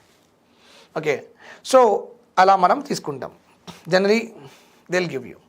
So taxes ఇంకా foreign assistance, we call this as foreign financial assistance, international financial institution assistance, IMF, world bank, లేకపోతే గవర్నమెంట్స్, లేకపోతే సౌదీ కూడా అప్పుడప్పుడు ఇస్తుంది, US గవర్నమెంట్, UK, జపాన్ వాళ్ళు కూడా ఇస్తుంటారు. Okay, so this function of budget is called as collection. Collection అయిన తర్వాత దీనికి మొబిలైజ్ చేయాలి. మొబిలైజ్ అంటే మూవ్ చేయాలి. ఏం చేయాలి? మూవ్ అంటే ఏ డిపార్ట్మెంట్కి ఆ డిపార్ట్మెంట్, అంటే ఇది సిబిటి, అది central board of direct tax, CBDT. GST దగ్గర కలెక్ట్ అయినాయి కదా, ఈ డబ్బులు గవర్నమెంట్కి వెళ్ళిపోవాలి, కన్సాలిడేటెడ్ ఫండ్ ఆఫ్ ఇండియాలో జమ అయిపోవాలి. రైల్వే డబ్బులు వెళ్ళి గవర్నమెంట్ ఫండ్లో జమ అయిపోవాలి. ఓకే, ఎయిర్పోర్ట్ నుంచి వచ్చిన ఏరియా నుంచి డబ్బులు వచ్చిన మొత్తం డబ్బులు గవర్నమెంట్ అకౌంట్స్లో, సెంట్రల్ గవర్నమెంట్ అకౌంట్స్లో జమ అయిపోవాలి. This is called as mobility. Mobility అంటే moving. Mobility means moving. So ఎక్కడెక్కడ గవర్నమెంట్ బిజినెసెస్, గవర్నమెంట్ మనీ ఉన్నాయి, ఎక్కడెక్కడ కలెక్ట్ అవుతున్నాయి, అది అన్నీ మొత్తం మొబిలైజ్ అయిపోయి, అంటే మూవ్ అయిపోయి గవర్నమెంట్ దగ్గర జమ అవుతుంది. This function is called as mobilisation. Mobilisation వాళ్ళకి మొత్తం డబ్బులు, గవర్నమెంట్కి మొత్తం డబ్బులు వేరే వేరే సోర్స్ నుంచి వచ్చేసినాయి కదా. సో అప్పుడు గవర్నమెంట్ ఏం చేయాలి? ఎల్లోకేట్ చేయాలి. నిర్మలా మేడం ఏం చేయాలి? అప్పుడు ఎల్లోకేట్ చేయాలి. ఓకే, డిఫెన్స్కి ఇంత, పూర్ పీపుల్కి ఇంత, అగ్రికల్చర్కి ఇంత, స్పేస్కి ఇంత, ఓకే డిఫెన్స్కి ఇంత అలా చెప్పాలి. అల్లోకేషన్ అయిన తర్వాత వాళ్ళకి ఇచ్చేయాలి కదా. ఇస్రోకి డబ్బులు ఇచ్చేస్తారు, డిఫెన్స్ మినిస్ట్రీకి డబ్బులు ఇచ్చేస్తారు, అగ్రికల్చర్ మినిస్ట్రీకి డబ్బులు ఇచ్చేస్తారు, మినిస్ట్రీ ఆఫ్ కామర్స్ అండ్ ఇండస్ట్రీకి వాళ్ళకి డబ్బులు ఇచ్చేస్తారు, అయిపోతుంది డిస్ట్రిబ్యూషన్. ఓకే, డిస్ట్రిబ్యూట్ చేస్తున్నప్పుడు స్టేట్కి కూడా ఇచ్చేస్తారు. డిస్ట్రిబ్యూషన్ టు ద స్టేట్స్కి కూడా డబ్బులు ఇచ్చేస్తారు. ఈ డిస్ట్రిబ్యూట్ చేస్తున్నప్పుడు తెలంగాణ ఉంది, తెలంగాణకి 100 crores ఇచ్చారు, బీహార్కి 200 crores ఇచ్చారు, మహారాష్ట్రకి 30 crores ఇచ్చారు. సో ఇలా డిఫరెంట్గా డిస్ట్రిబ్యూషన్ చేస్తే ఈజ్ ఇట్ పాసిబుల్? ఇలా చేయొచ్చా? ఎస్, చేయొచ్చు. ఎందుకంటే బీహార్, యూపీ చాలా పూర్ స్టేట్స్, వాళ్ళకి ఎక్కువ ఇవ్వాలి. ఓకే, మనం కొంచెం మంచి స్టేట్స్ మనకు తక్కువ కూడా ఇస్తే నడుస్తుంది. మరి సార్ ఇది ఎట్లా సార్ అంటే, కాన్స్టిట్యూషన్లో రాసి ఉందండి, ఆర్టికల్ 14లో రాసి ఉంది. ఏం రాసి ఉంది? రైట్ టు ఈక్వాలిటీ ఆల్రెడీ ఉంది, అంటే అందరికీ సమానంగా చూడాలి. కానీ ఈక్వల్ ప్రొటెక్షన్ ఆఫ్ లాస్ కూడా ఉంది. Equal protection of laws. ఈ ఈక్వల్ ప్రొటెక్షన్ ఆఫ్ లాస్లో ఏమంటున్నారంటే, ఎవరైనా ఏ స్టేట్ అయినా చాలా పూర్గా ఉంటే వాళ్ళకి ఎక్కువ డబ్బులు ఇవ్వచ్చు, మంచి స్టేట్స్కి తక్కువ డబ్బులు ఇవ్వచ్చు. బికాస్ ఈ వైలేషన్ చేయడానికి ఆబ్జెక్టివ్స్ ఏమున్నాయి? ఓకే, చేయొచ్చు, కానీ what is the purpose? What is the purpose you want to achieve by discrimination? By discriminating one state with the another state, what is the purpose? ఏముంది పర్పస్? ఎందుకు ఎక్కువ తక్కువ చేస్తున్నారు? ఆ పర్పస్ కొంచెం మంచి పర్పస్ ఉండాలి. అంటే ఆ పర్పస్ ఏంది? సోషలిస్టిక్ ప్యాటర్న్ ఆఫ్ సొసైటీ, అందరికీ ఈక్వల్ స్టేటస్ ఇవ్వడానికి మేము ట్రై చేస్తున్నామంటే గవర్నమెంట్, సుప్రీంకోర్టు ఎస్ అని చెప్తుంది. వెల్ఫేర్ స్టేట్, అందరూ మంచిగా బాగుపడాలంటే లేని వాళ్ళకి ఎక్కువ ఇవ్వాలి కదా సార్ అని చెప్తే okay, yes. Then reduction in inequalities. Reduction is inequalities. How is budget made and people behind it? Very, very important. How is budget made and the people behind it? Okay. So you can see here one institution name is there. Ikkada oka institution name undandi. Okay. That is Niti Aayog. Very, very important. Niti Aayog. Okay. As you might be knowing, what is a Niti Aayog? Niti means what? Niti full form ఏందండి? National Institute of Transforming India. Okay, ఒక institute ఉంది. That institute is catering to nation. అంటే నేషన్లో ఉన్న అన్ని ఇష్యూస్కి solve చేస్తూ development తీసుకురావడానికి పని చేస్తుంది ఈ institute. National institute of transforming ఇండియాకి ఒక గ్రోత్ పార్ట్లో, గ్రోత్ ట్రాజెక్టరీకి తీసుకెళ్ళాలన్నమాట. National institute of transforming India. So transformation అంటే సొసైటీలో మార్పులు రావాలి, అందరూ మంచిగా ఉండాలి, అందరికీ బేసిక్ నెసెసిటీస్ దొరకాలి. సో అది ఎట్లా చేయాలి? ఓకే, ఎలాంటి రిసోర్సెస్ మనం యూజ్ చేయాలి, ఉన్న రిసోర్సెస్ సరిపోతాయా లేదా, ఓకే ఉన్న డబ్బులు సరిపోతాయా లేదా, సో ఏదైనా ఇంపోర్ట్ ఎక్స్పోర్ట్ ఇవన్నిటి మీద వీళ్ళు ఒక డాక్యుమెంట్ ఇస్తూ ఉంటారు గవర్నమెంట్కి. So this is a expert body అండి, ఇది ఒక ఎక్స్పర్ట్ బాడీ. ఇక్కడ పొలిటీషియన్స్ ఉండరు, నీతి ఆయోగ్లో పొలిటీషియన్స్ ఉండరు, ఓన్లీ ఎక్స్పర్ట్స్ ఉంటారు. Okay, subject experts. Niti Aayog budget is made through a consultative process. Very very important ఈ వర్డ్. బడ్జెట్ మేకింగ్ ఒక కన్సల్టేటివ్ ప్రాసెస్ అనమాట. అందరితో మాట్లాడి budget preparation aitadi. Okay, it involves Ministry of Finance, Planning Commission, nothing but it is Niti Aayog at this point of time, and the ministries which are going to do the expenditures. Ministry of Power, Ministry of Rural Development, Ministry of Science and Technology, Ministry of Environment, Forest and Climate Change, Ministry of Commerce and Industry, Ministry of MSME, Ministry of Agriculture. So ఇవన్నీ ministries వాళ్ళకు అన్ని requirements ఉంటాయి కదా అండి. So వాళ్ళే డబ్బులు pay చేస్తారు. Okay, so వాళ్ళతో కూడా కలిసి నీతి ఆయోగ్తో కలిసి, okay, finance, ministry of finance, okay, so అందరితో కన్సల్ట్ చేసుకొని ఒక బడ్జెట్ ప్రిపరేషన్ అని స్టార్ట్ అవుతుంది. So department of economic affairs అండి, very very important department. Ministry of finance ఒక బిల్డింగ్, ఆ బిల్డింగ్లో ఒక ఫ్లోర్లో ఒక డిపార్ట్మెంట్ ఉంది. ఆ డిపార్ట్మెంట్ పేరేంటి? Department of economic affairs. మీరు ఉస్మానియా యూనివర్సిటీకి వెళ్తే డిపార్ట్మెంట్ ఆఫ్ సోషాలజీ, డిపార్ట్మెంట్ అట్లా ఉంటాయి కదా. This is also what department of economic affairs. నీతి ఆయోగ్ బిల్డింగ్లో ఇది ఒక డిపార్ట్మెంట్ ఉంటుంది. This department is very very important because it is the main body that prepares the budget. Okay, Ministry of Finance లో Department of Economic Affairs వీళ్ళు budget మేకింగ్లో driving force అన్నమాట. అంటే వీళ్ళు మొత్తం చేస్తారు. Department of Economic Affairs. That's why it is clearly written here. Students, please look at this. It is a nodal body responsible for producing the budget. ఇక్కడ for ఉంది, FOR. Nodal body responsible for the production of what? Budget. State present their annual demands to the Planning Commission or Niti Aayog and others to ministries concerned. And others to ministries concerned. So at the end what happens here is all states, Telangana, AP, Maharashtra, వాళ్ళు నీతి ఆయోగ్కి పంపిస్తారు. Okay, మాకు ఇలాంటి developments చేయాలి, కొన్ని dams కావాలి, poverty మాకు ఎంత ఉంది, వీళ్ళ కోసం డబ్బులు కావాలి, అన్ఎంప్లాయ్మెంట్ ఉంది, కొంచెం ఇండస్ట్రియలైజేషన్ కావాలి. ఓకే, సో మా దగ్గర వాటర్ తక్కువ, మళ్ళీ పవర్ తక్కువ, కొన్ని థర్మల్ పవర్ ప్లాంట్స్ కావాలి. సో ఇలా అన్ని స్టేట్స్ వాళ్ళది డిమాండ్స్ ఇస్తారు. ఆ డిమాండ్స్ ఎవరికి ఇస్తారు? నీతి ఆయోగ్కి చెప్తారు. నీతి ఆయోగ్ ఈ డిమాండ్స్కి ప్రాపర్గా అలైన్ చేస్తుంది అనమాట. Aligned to achieve what? National goals. మనం ఇండియాకి ఎలా చూడాలనుకుంటున్నాం అలా ఇవన్నీ గోల్స్కి ఒక సింక్ చేస్తారు. అన్ని గోల్స్కి ఒక సింక్ చేస్తారు. Remember this point here. Okay, fine. So Telangana agriculture department central ministry of అగ్రికల్చర్కి, సార్ మాకు అగ్రికల్చర్లో ఇంత డబ్బులు కావాలి, ఓకే, మేము ఒక మండీస్, రైతు బజార్స్ కడుతున్నాం, మేము ఆన్లైన్ ప్లాట్ఫామ్స్ కడుతున్నాం, మాకు మొబైల్ మార్కెట్స్ కావాలి. సో మన తెలంగాణ అగ్రికల్చర్ మినిస్ట్రీ వాళ్ళకి ఏమేమి కావాలి రిక్వైర్మెంట్స్ మొత్తం సెంట్రల్ మినిస్ట్రీకి కూడా పంపిస్తారు వాళ్ళు. Remember this point here. Okay, so you can see it's a very elaborate consultative process. చాలా మందితో వాట్ ఐ సే ఇస్ మాట్లాడుకున్న తర్వాత ఈ బడ్జెట్ ప్రొడక్షన్ అవుతుంది. ఓకే, యాన్యువల్ డిమాండ్స్ అని రాసి ఉందండి.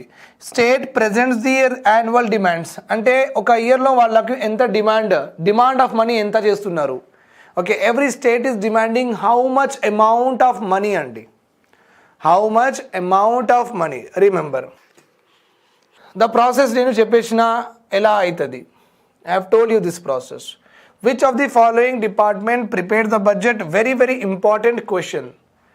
Finance Ministry, Department of Revenue, okay, Department of Revenue, Department of Economic Affairs and Niti Aayog. So what is our answer? Our answer is Department of Economic Affairs. We have seen it in a very proper manner. Right or wrong? Yes. Right. Now let us see the budget making process.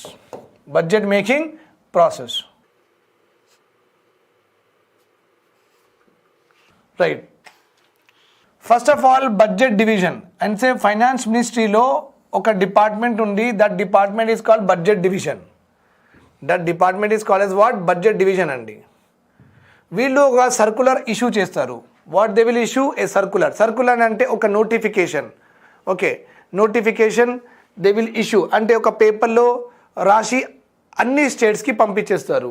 Okay, budget division ఒక circular prepare చేసి all union మినిస్ట్రీస్కి, స్టేట్స్కి, UTs, autonomous bodies and department, defence forces. Okay, so they will send the circular and ask them that what are your budget estimates? Okay, budget ఎంత estimate చేసుకుంటున్నారు మీరు? ఈ year మీకు budget ఎంత కావాలి? ఎస్టిమేటెడ్గా మాకు చెప్పండి. Whenever you go to any buying any electronics, okay, whenever you want to take any service you will say right, నాకు కొంచెం కొటేషన్ ఇవ్వండి. కొటేషన్ ఏంటంటే ఎక్స్పెక్టెడ్ అమౌంట్ ఆ సర్వీస్ కోసం, ఆ ప్రొడక్ట్ కోసం. That is called as what? Quotation. Okay, in our day to day life. కానీ ఇక్కడ this is not called as quotation, estimate అంటారు.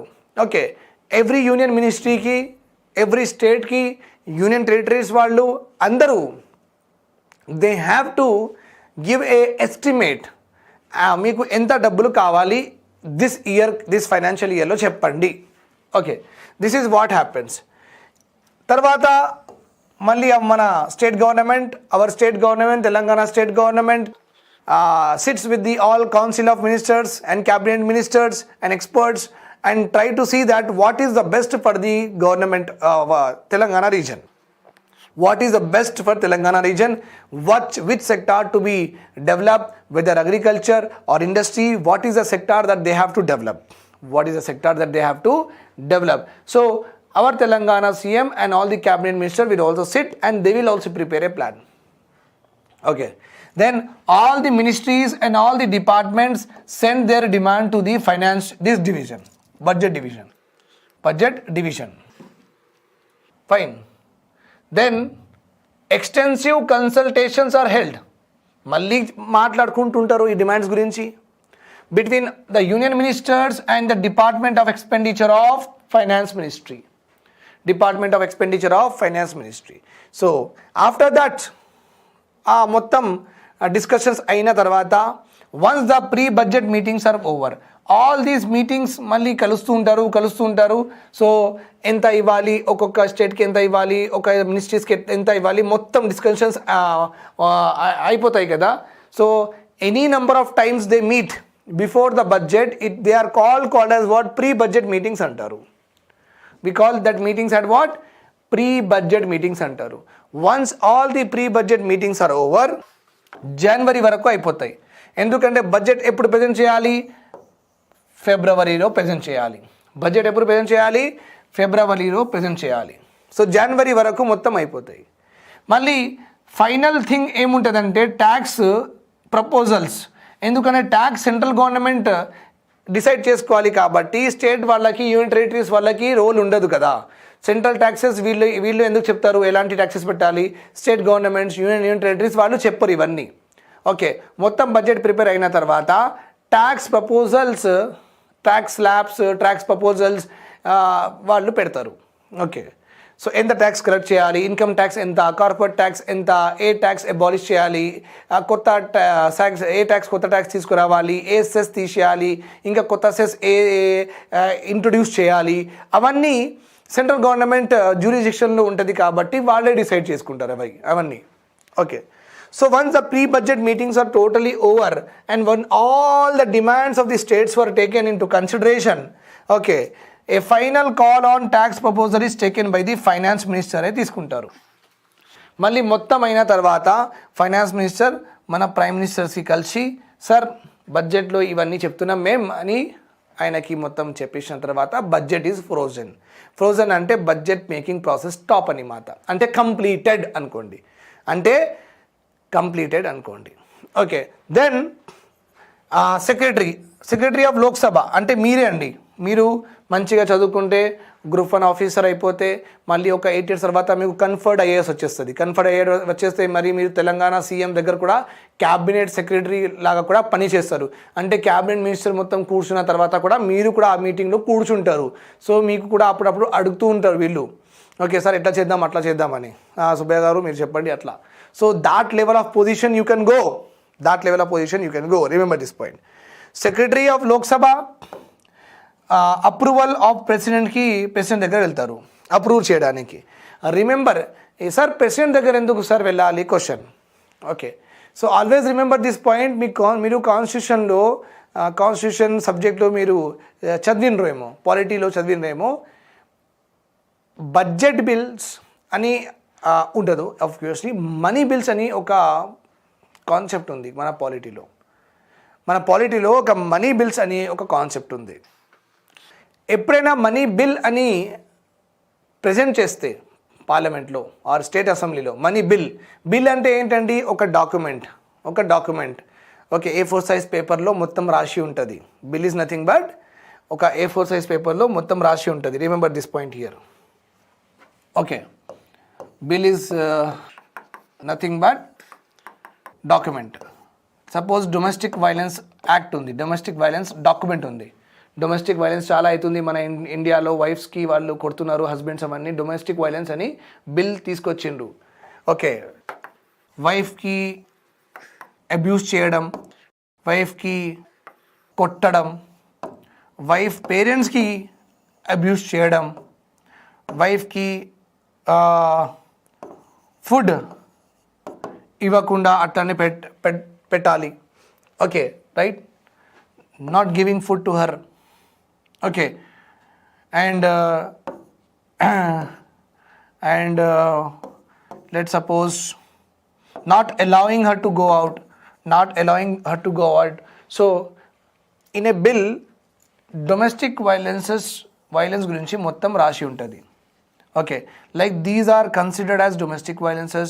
Okay, and women will get a right to file a complaint in the police station. The judgment should be given in 2 months. Okay, the husband should be arrested within 24 hours.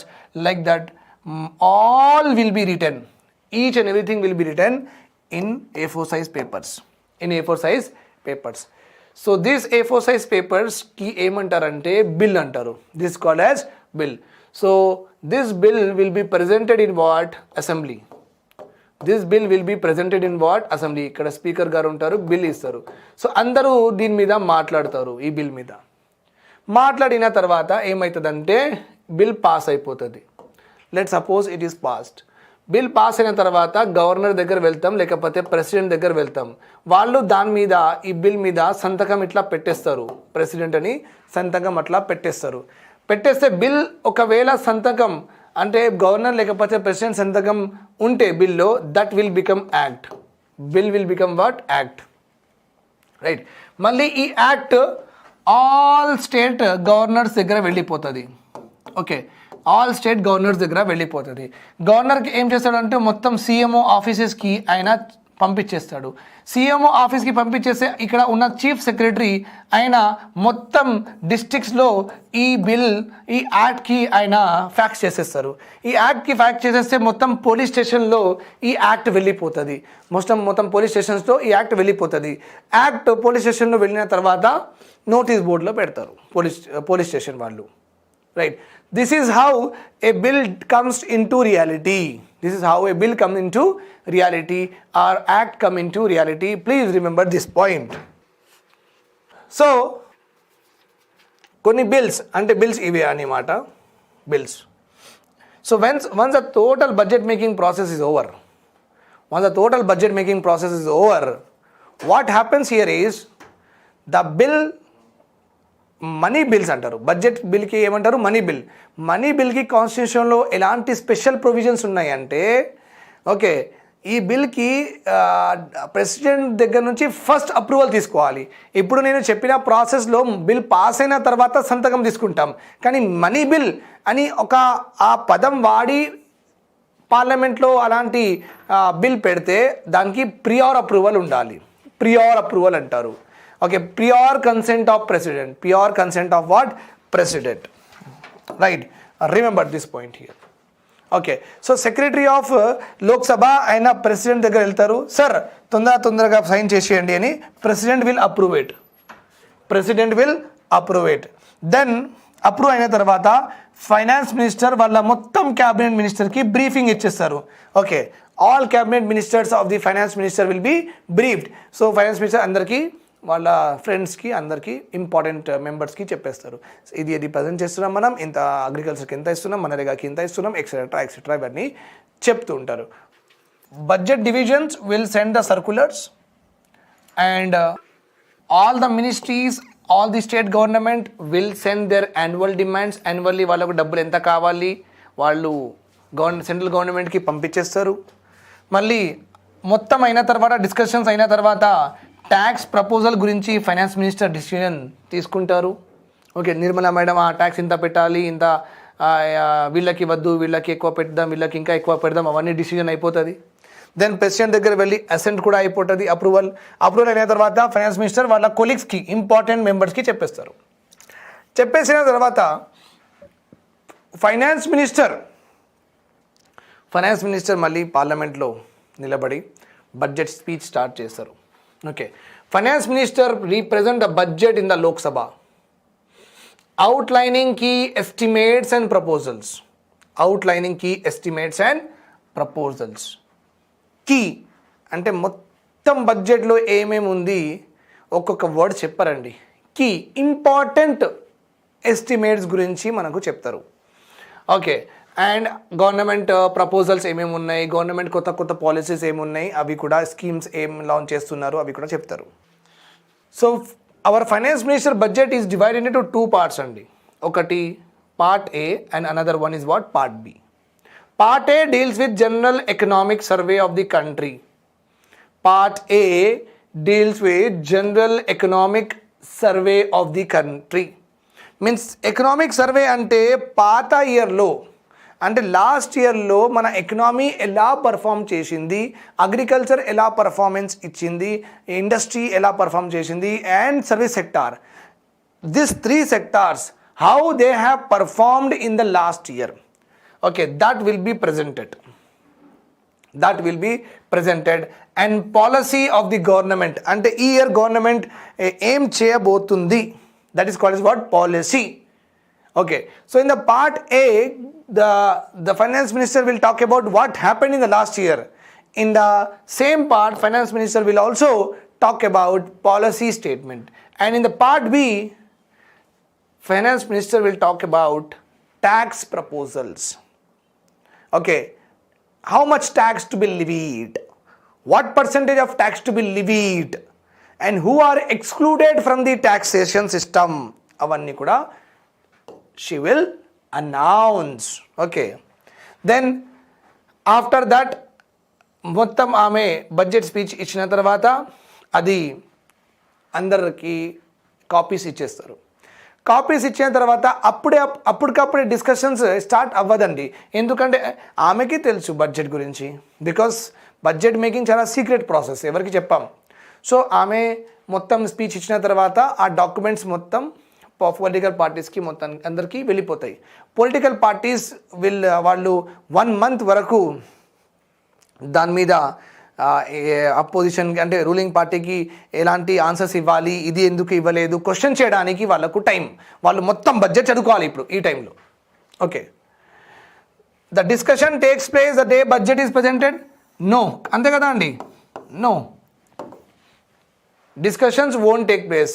When she delivers the budget speech in the parliament on the same day, discussions jargavandi. Remember this point very well. Okay,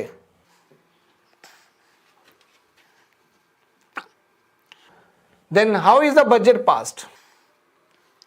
The budget is split into 2 parts. One is general discussion. So a few days after the budget is presented, there is a general discussion for 2 to 3 days. అంటే ఇవాళ ఏంటి 25th September అండి, ఇవాళ 25th September 2021. Okay, finance minister ఈరోజు budget గురించి speech ఇచ్చారు. Okay, 2-3 days ఈ budget మీద జనరల్ డిస్కషన్ అవుతుంది. జనరల్ డిస్కషన్ అంటే ఎక్కువ కాదు, జనరలీ ఒక్కొక్క పాయింట్ కాదు, జనరల్ డిస్కషన్ చేస్తారు. Okay, why it will be done? ఇవన్నీ ఎందుకంటే ఇప్పుడు కంట్రీ నడవాలి, అందరికీ శాలరీస్ ఇవ్వాలి, ఇవన్నీ ఇవ్వాలి కదా. ఓకే, బడ్జెట్ ఎస్టిమేట్లో శాలరీస్ కూడా ఉంటాయి, అన్నీ ఉంటాయి, జడ్జ్ శాలరీస్, డెవలప్మెంట్ మనీ అన్నీ ఉంటాయి. సో ఇప్పుడు కంట్రీ నడవడానికి, ఇంకా డే టు డే యాక్టివిటీస్ నడవడానికి వాళ్ళకు ఎంత కొంత డబ్బులు ఆల్రెడీ కావాలి కదా, right or wrong? So budget అనుకోండి, ఈ ఇయర్ మన ఖర్చులు 100 crores ఉన్నాయి అంటే judges salaries, employees salaries, central government maintenance expenditures, repair, Modi గారిది ఫారిన్ ట్రిప్స్ ఏమేమి ఉన్నాయి దానిలో ఎక్స్పెండిచర్స్ ఎక్సెట్రా. ఓకే, సో ఒక ఎస్టిమేటెడ్ అమౌంట్ బడ్జెట్లో ప్రజెంట్ చేస్తారు. సో ఇవన్నీ మేము చేస్తున్నాం ఎక్సెట్రా. సో బడ్జెట్ ప్రజెంట్ చేస్తారు ఫిబ్రవరిలో, రైట్? మళ్ళీ బడ్జెట్ పాస్ అయ్యే వరకు ఈ ఫిబ్రవరి మార్చ్ బడ్జెట్ పాస్ ఎప్పుడవుతుంది? ఫిబ్రవరి ఎండ్ లేకపోతే మార్చ్లో బడ్జెట్ పాస్ అవుతుంది. సో ఈ 2-3 months వాళ్ళు డే టు డే అడ్మినిస్ట్రేషన్ చేయాలి కదా. అందుకే బడ్జెట్ 100 crores అనుకోండి ఉంటే ఒక వన్ హాఫ్ కంటే తక్కువ, 1/6 or 1/4 okay amount of that budget already passed అని చెప్పేస్తారు. ఓకే, ఆల్రెడీ పాస్డ్ అని చెప్పేస్తారు. ఎందుకు? Why? Because day to day administration నడవాలి కదా. That is the reason. A few days after the budget, there is a general discussion for 2 to 3 days. Okay. A vote on account అంటే ఆ డబ్బుల మీద ఒక ఓటింగ్ అవుతుంది. vote on account for expenditure. Okay, expenditure in the initial months of the financial year అంటే March, ఏప్రిల్కి డబ్బులు కావాలి కదా. ఓకే, దెన్ ఆ ఓట్ ఆన్ అకౌంట్లో 100 crores నుంచి ఇంత crores మీరు తీసుకోండి, అందరి శాలరీస్ అవన్నీ ఉన్నాయి కదా చేసుకోండి అని చెప్పేస్తారు. మొత్తం బడ్జెట్ పాస్ చేయలేదండి. ఓట్ ఆన్ అకౌంట్ అంటే ఒక percentage, 1/6 or 1/4, I am not exactly sure about it, but I will tell you in the later class. But 1/6 or 1/4 ఏదో ఒకటి ఉంటుంది. ఆ బడ్జెట్ పాస్ అంతా అంటే 100 crores-లో 1/6 అలా పాస్ చేస్తారు. ఓకే, సో దట్ ఇనీషియల్ మంత్స్లో అది బడ్జెట్ రన్ అవ్వాలి, డబ్బులు ఉండాలి, మెయింటెనెన్స్, కంట్రీ డెవలప్మెంట్ మెయింటెనెన్స్ ఉంటుంది కదా. మిడ్ డే మీల్ స్కీమ్ ఆపలేం కదా, పిల్లలకి ఫుల్ పెట్టడం ఆపలేం. మనం కాంట్రాక్టర్కి డబ్బులు పే చేస్తేనే కాంట్రాక్టర్ వెళ్ళి అన్నం అవన్నీ ఇస్తాడు అంగన్వాడీ స్కూల్లో, right or wrong? Yes. So మళ్ళీ కాలేజెస్కి కొత్త ఇన్ఫ్రాస్ట్రక్చర్ కావాలి, జూనియర్ గవర్నమెంట్ కాలేజెస్కి, గవర్నమెంట్ స్కూల్స్కి కావాలి. పెన్షన్స్ ఇస్తున్నాం మనం, ఎవ్రీ మంత్ ఇవ్వాలి. శాలరీస్ ఇస్తున్నాం అందరికీ, ఎవ్రీ మంత్ వాళ్ళకి శాలరీస్ రావాలి, right or wrong? That is the reason అండి. Got my point here? That is the reason. Okay. Fine. So కొంచెం బడ్జెట్ పాస్ చేసేస్తారు. చేసిన తర్వాత హౌస్ మొత్తానికి అందరూ వెళ్ళిపోతారు. ఇప్పుడు మీరు బడ్జెట్ మీద చాలా రీసెర్చ్ చేసుకోండి. అపోజిషన్ పార్టీస్ వెళ్ళి మొత్తం రీసెర్చ్ చేసుకోవడం స్టార్ట్ చేస్తారు. రీసెర్చ్ చేయడం start. The house is urgent for a fixed period అంటే 30 days 20 days తర్వాత ఫిక్స్డ్ పీరియడ్కి అడ్జోన్ అంటే పార్లమెంట్ పని చేయడం స్టాప్ అన్నమాట. పార్లమెంట్ పని చేయడం స్టాప్. ఓకే, ఆ డిస్కషన్ అయిన తర్వాత ఆ బడ్జెట్ కొంచెం రిలీజ్ అయిన తర్వాత మొత్తం స్టాప్ అయిపోతుంది. మళ్ళీ ఈ రోజు కలుద్దాం అని చెప్పేస్తారు. అప్పటి వరకు ప్రాపర్ రీసెర్చ్ చేసుకుని వచ్చి అన్ని పొలిటికల్ పార్టీస్ ఏం చేస్తారంటే రూలింగ్ పార్టీ ఇది బడ్జెట్ ప్రో బడ్జెట్ కాదు, ఈ బడ్జెట్ ఇట్లా ఉంది, ఈ బడ్జెట్ అట్లా ఉంది స్టార్ట్ అవుతుంది. Okay, then detail budget. During the break, demand for grants are considered by relevant standing committees. Demand for grants. Telangana government చెప్తుంది మాకు కొంచెం డబ్బులు ఎక్కువ ఇవ్వండి, మా దగ్గర రెడ్ సాయిల్స్ ఉన్నాయి, మా దగ్గర ఫార్మింగ్ అంత మంచిగా జరగట్లేదు, కొంచెం డబ్బులు ఎక్కువ ఇవ్వండి అని అడుగుతుంది సెంట్రల్ గవర్నమెంట్కి. This is called as grant. GRANT అంటే ఫ్రీగా ఇవ్వండి, మళ్ళీ మీరు లోన్ లాగా ఇచ్చి మళ్ళీ ఇంట్రెస్ట్ మేము కట్టలేం, ఫ్రీగా ఇవ్వండి. గ్రాంట్ అంటే what? Free. We will ask no sir please grant me leave for today అని మనం స్కూల్లో రాసినాం కదా లీవ్ లెటర్స్, అట్లా గ్రాంట్ అంటే ఫ్రీ. సో ఇట్లనే all the states will also submit their demand for grants. In this break period, ఈ general discussion అయిన తర్వాత in this break period Okay, various committees will be appointed to look after these grants, whether these grants are genuine or not, should we give that much of amount or not, should we give lesser than that or should we give more than that, whether should we not give at all. Okay, that all will be discussed by various committees. These demands are taken up by one as per the schedule decided by the advisory committee of the house.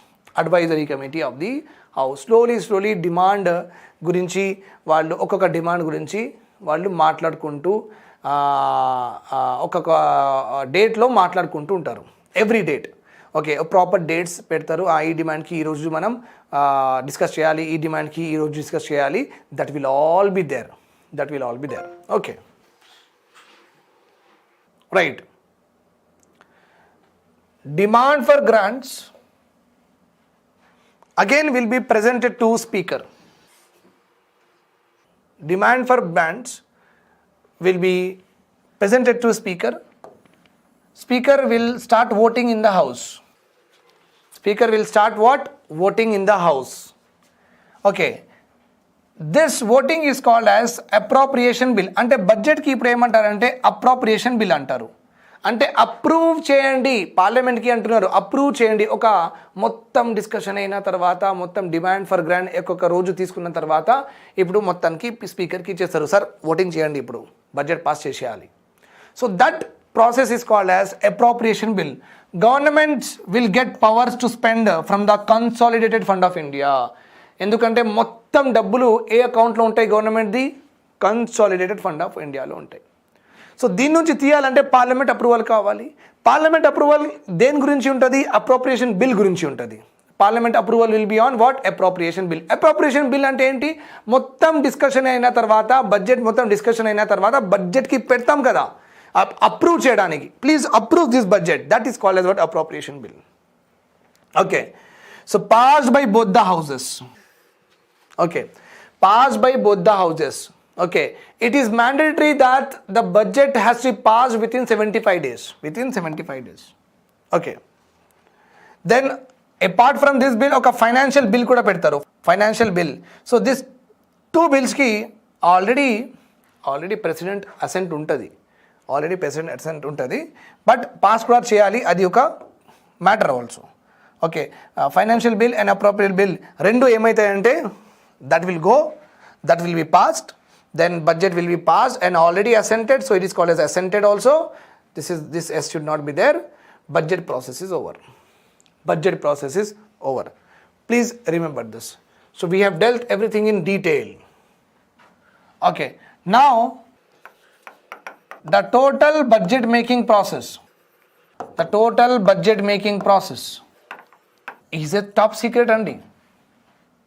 The total budget making process is a top secret. ఎవరికి చెప్పరు. Okay, budget prepare చేస్తున్నాం, బడ్జెట్లో ఎంత డబ్బులు వచ్చినాయి, okay ఈ డబ్బులతో డిఫెన్స్లో ఎంత ఎక్స్పెండిచర్ చేస్తున్నాం, పూర్ పీపుల్ మీద ఎంత ఎక్స్పెండిచర్ చేస్తున్నాం, ఇన్ఫ్రాస్ట్రక్చర్ మీద ఎంత ఎక్స్పెండిచర్ చేస్తున్నాం, తెలంగాణకి ఎంత డబ్బులు వస్తున్నాయి, మహారాష్ట్రకి అంత డబ్బులు వస్తున్నాయి, ఏమి ఓకే చాలా సీక్రెట్గా పెట్టుకుంటాం. Budget making process is very secret process. Okay, then public money అంటే మన డబ్బులే కదా వాళ్ళ దగ్గర ఉంది ఇది. ఓకే, ఇండియన్స్ ట్యాక్స్ పే చేసిండ్రు, మీరు డ్రైవింగ్ లైసెన్స్ ఫీజ్ పే చేసిండ్రు, యూపీఎస్సీకి కూడా మీరు 500 రూపీస్ కట్టారు, రైల్వేస్లో కూడా మీరు టికెట్ తీసుకొని వెళ్తున్నారు, మరి జూస్లో టికెట్ కొంటున్నారు, right? So all this money is what going to the government or not? Yes. అంటే పబ్లిక్ మనీ రూలింగ్ పార్టీ ఇష్టం వచ్చినాగా ఎక్స్పెండిచర్ చేస్తే మొత్తం పార్లమెంట్కి ఒక అకౌంటబిలిటీయే లేదా? అంటే పార్లమెంట్లో వేరే వాళ్ళు ఉన్నారు కదా, బడ్జెట్ అంటే 545 మనది లోక్సభ సీట్స్ ఉన్నాయి, 300 members or BJP, rest all the members do they not have any control? Do they not have any control over this expenditure? Whether the ruling party is having ultimate sovereign powers to do whatever they want to do with the money? అంటే వాళ్ళు ఇష్టం వచ్చినాక expect చేయొచ్చా? This is the question. Okay, but no, public money మన money అన్నమాట. Public money spent by the ruling party. Spent by the ruling party. Does there is no control of parliament over it? Thus there is no control of parliament or opposition over it? Means no, it is there. Yes, it is there. Yes. See, opposition party చెప్తున్నారు yes sir ఉంది. Means opposition and this parliament has control over the budget. Remember this point. Now how government అంటే ruling party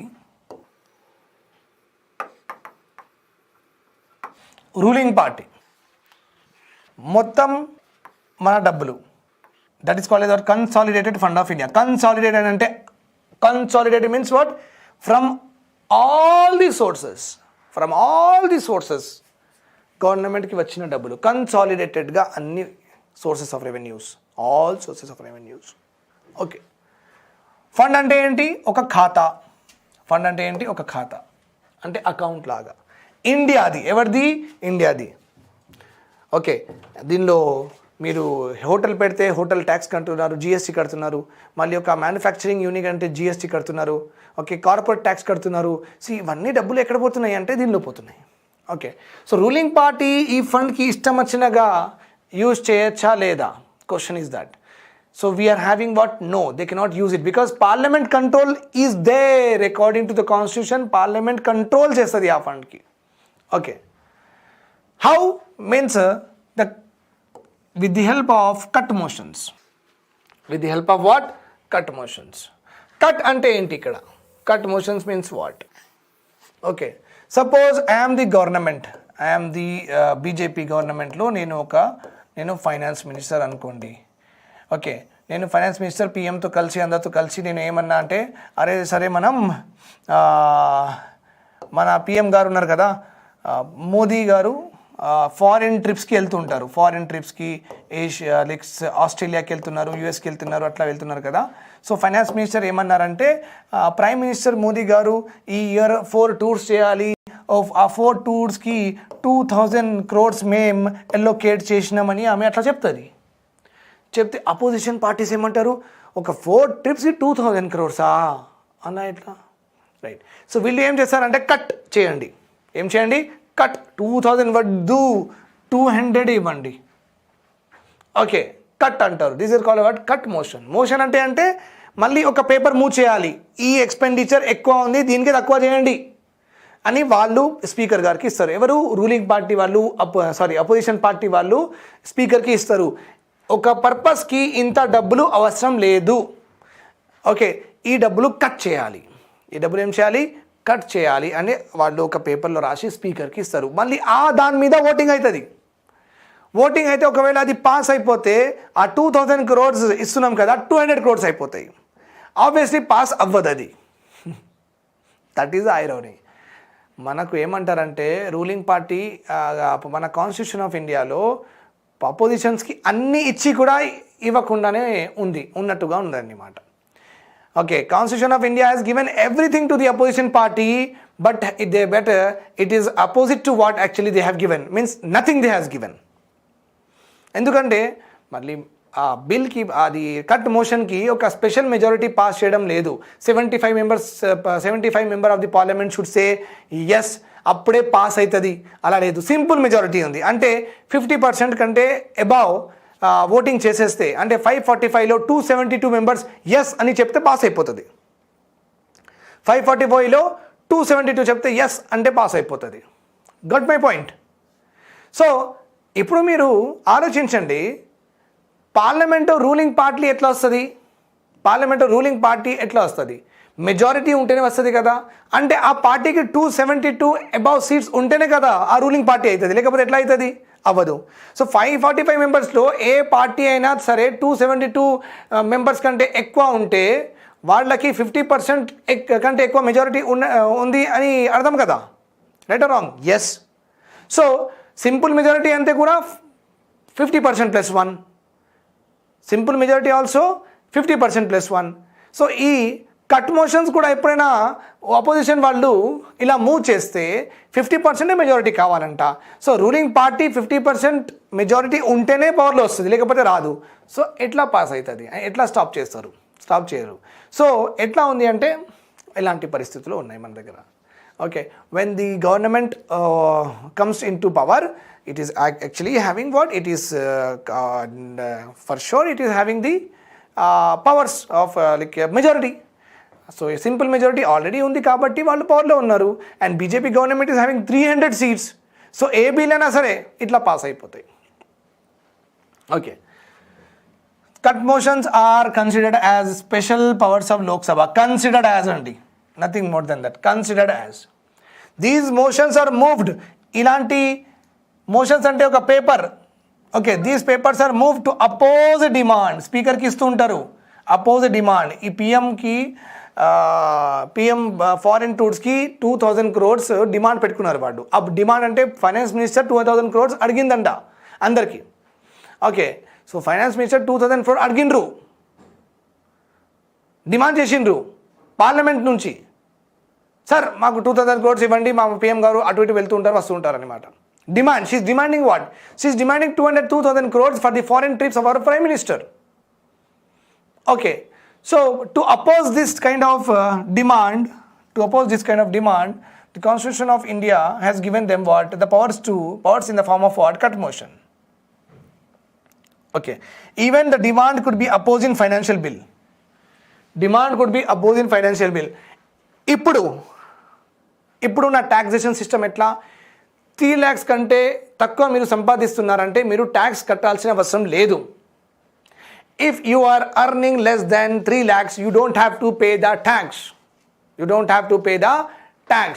if you are earning more than that only you have to pay the tax. Suppose finance minister Nirmala madam ఏమన్నారంటే 1 lakh వాళ్ళు కూడా 1 lakh కంటే ఎక్కువ కూడా మీరు earn చేస్తే గవర్నమెంట్కి ఎంత కొంత కట్టాలి అని చెప్తే, ఈ ట్యాక్సేషన్ సిస్టమ్స్ మొత్తం ఏ బిల్లో ఉంటాయి? ఫైనాన్స్ బిల్లో ఉంటాయి. ఓకే, సో ఒక ఫైనాన్స్ బిల్ కూడా మనం అపోజ్ చేయొచ్చు. పార్లమెంట్లో ఉన్న వేరే వాళ్ళు ఒక ఫైనాన్స్ బిల్ కూడా అపోజ్ చేయొచ్చండి.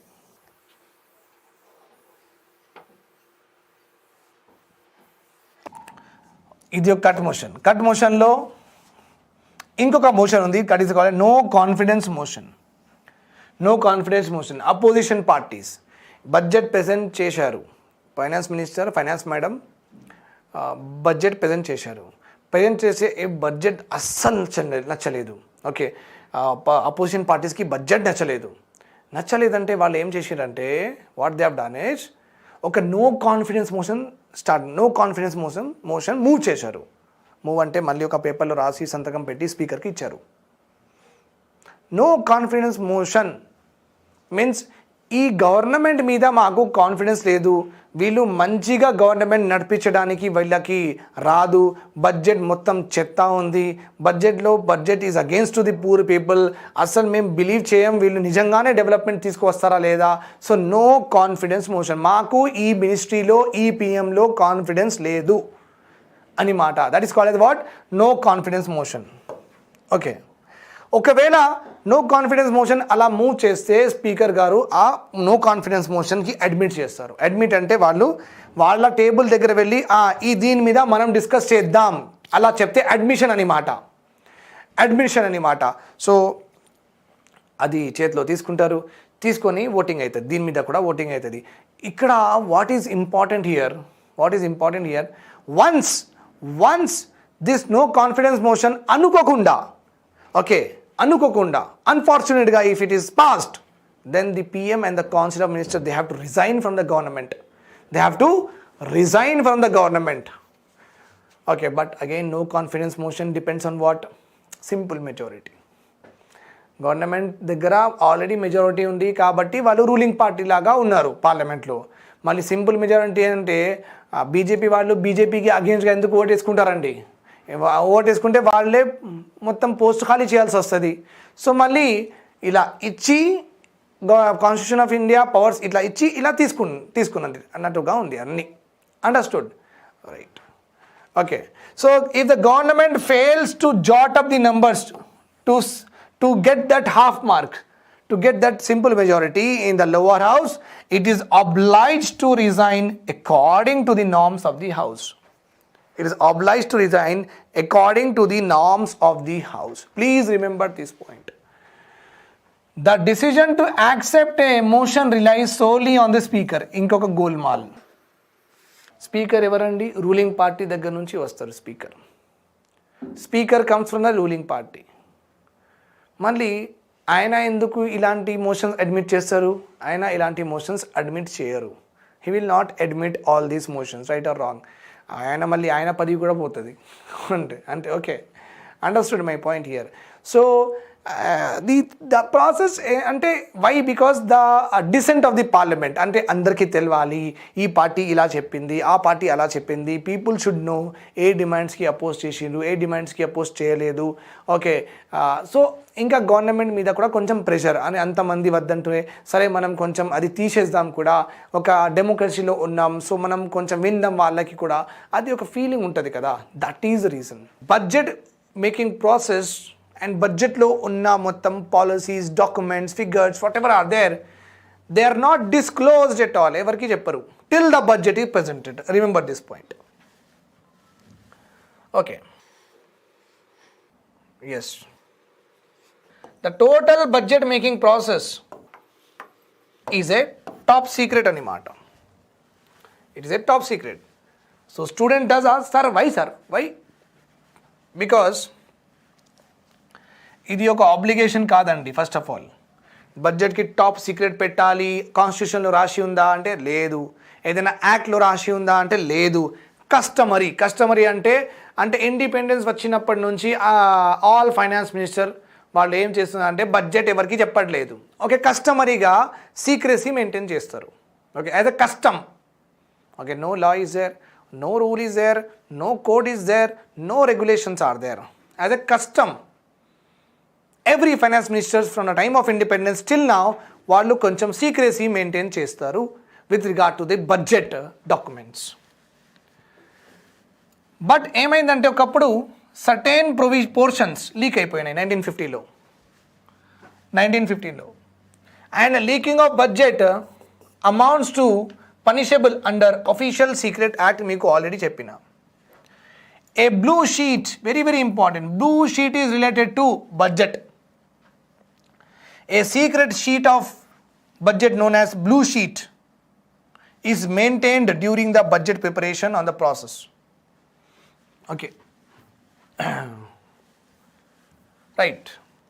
ఆ బ్లూ షీట్లో ఏముంటాయి? Key economic numbers. అంటే ఎకనామీ లాస్ట్ ఇయర్ నుంచి ఈ ఇయర్ వరకు ఎంత గ్రో అయింది. Okay, and what was the in the borrowings ఎంత గ్రో అయినాయి, ట్యాక్స్లో నుంచి డబ్బులు ఎంత వచ్చినాయి, etcetera. So key economic numbers ఉంటాయి. Okay, which are important for the calculation of budget.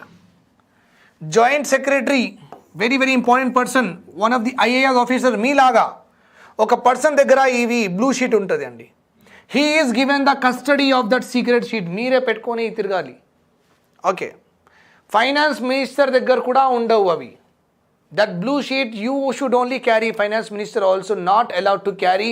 She Nirmala madam can not also take it out side also after the that office. Finance minister is also not allowed to take it outside the ministry premises, not even the finance minister. Okay, it is only there with you, joint secretary. Okay, so we were also discussing about public money ala ruling party ishtam vachinaga expenditure cheste opposition parties ki edaina rights unnaya vaalla expenditures ki takwa ekwa cheyadaniki? Are there any rights? Are there any tools? Are there any powers to the opposition parties to restrict the expenditures done by the ruling party? Okay, yes sir, that is there. And that motions are called as cut motions. In the last class we have discussed all of this. This we have not discussed. Cut motions are of three types. First of all, disapproval of policy cut. Ante entante ఈ పాలసీయే మాకు నచ్చలేదు, okay ఈ స్కీమే మాకు నచ్చలేదు, ఈ scheme వద్దు అని ఒక మోషన్ మూవ్ చేస్తారు. ఆ మోషన్ అంటే మళ్ళీ ఒక పేపరే, ఆ పేపర్లో రాస్తారు disapproval of this particular like Sardar Patel statue ఉంది కదా, చాలా కాంట్రవర్సీ ఉంది. సో అపోజిషన్ పార్టీస్ ఇలా రాయొచ్చు, సర్దార్ పటేల్ స్టాట్యూ కట్టడానికి ఇంత డబ్బులు వాళ్ళు ఎక్స్పెండ్ చేస్తా అన్నారు, మాకు ఇంత డబ్బులు అంటే వీ డోంట్ నీడ్, మాకు అవసరం లేదు సర్దార్ పటేల్ స్టాచ్యూ, ఇలాంటి ఈ మొత్తం డబ్బులు ఆర్ఫనేజ్ పిల్లలకి, లేకపోతే డిసేబుల్డ్ పిల్లలకి, లేకపోతే విడోకి, ఉమెన్ ఎంపవర్మెంట్కి ఇస్తే మంచిది, ఈ పాలసీయే వద్దు, మొత్తానికి వద్దు. Okay, then that is called as what, disapproval. మేము అప్రూవ్ చేయం. Okay, we will not approve that particular policy. So ఈ డిసప్రూవల్ ఆఫ్ పాలసీ కట్లో అపోజిషన్ పార్టీస్ డిమాండ్ చేస్తారనమాట దట్ ఆ మనీ అలొకేట్ అయిన మనీ మొత్తానికి రెడ్యూస్ చేసేసి ₹1 చేసేయండి. అంటే ₹1 అంటే అసలు అవసరం లేదు, no expenditures are required. That motion is called as disapproval policy cut, where the opposition parties will reduce the demand to 0, to near ₹1.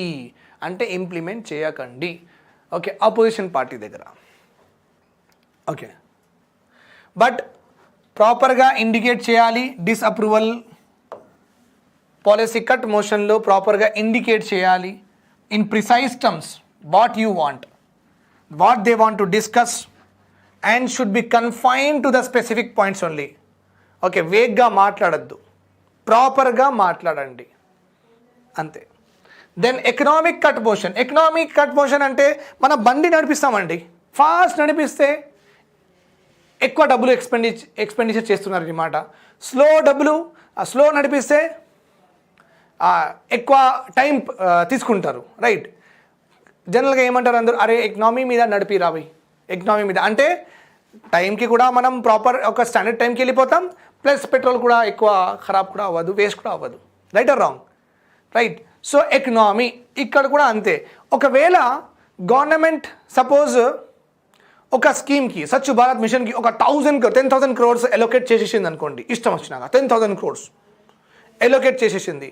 So ఇంకా అపోజిషన్ పార్టీ అంటారు, ఏంటండి ఇది 10,000 crores అవసరమా, ఎకనామీగా ఎక్స్పెండ్ చేయండి, ఒక ప్రాపర్గా ఎక్స్పెండ్ చేయండి. 500 crores 1,000 crores అంటే అర్థమవుతుంది, 10,000 crores కమన్ డిక్రీజ్ చేయండి. అట్లా economy, that is called as what, economic cut portion. So lumpsum reduction చేయమంటారు. In this the government, the opposition parties will ask the ruling party లంసమ్గా రెడ్యూస్ చేయండి, అంత అవసరమే లేదు దానికి, రైట్.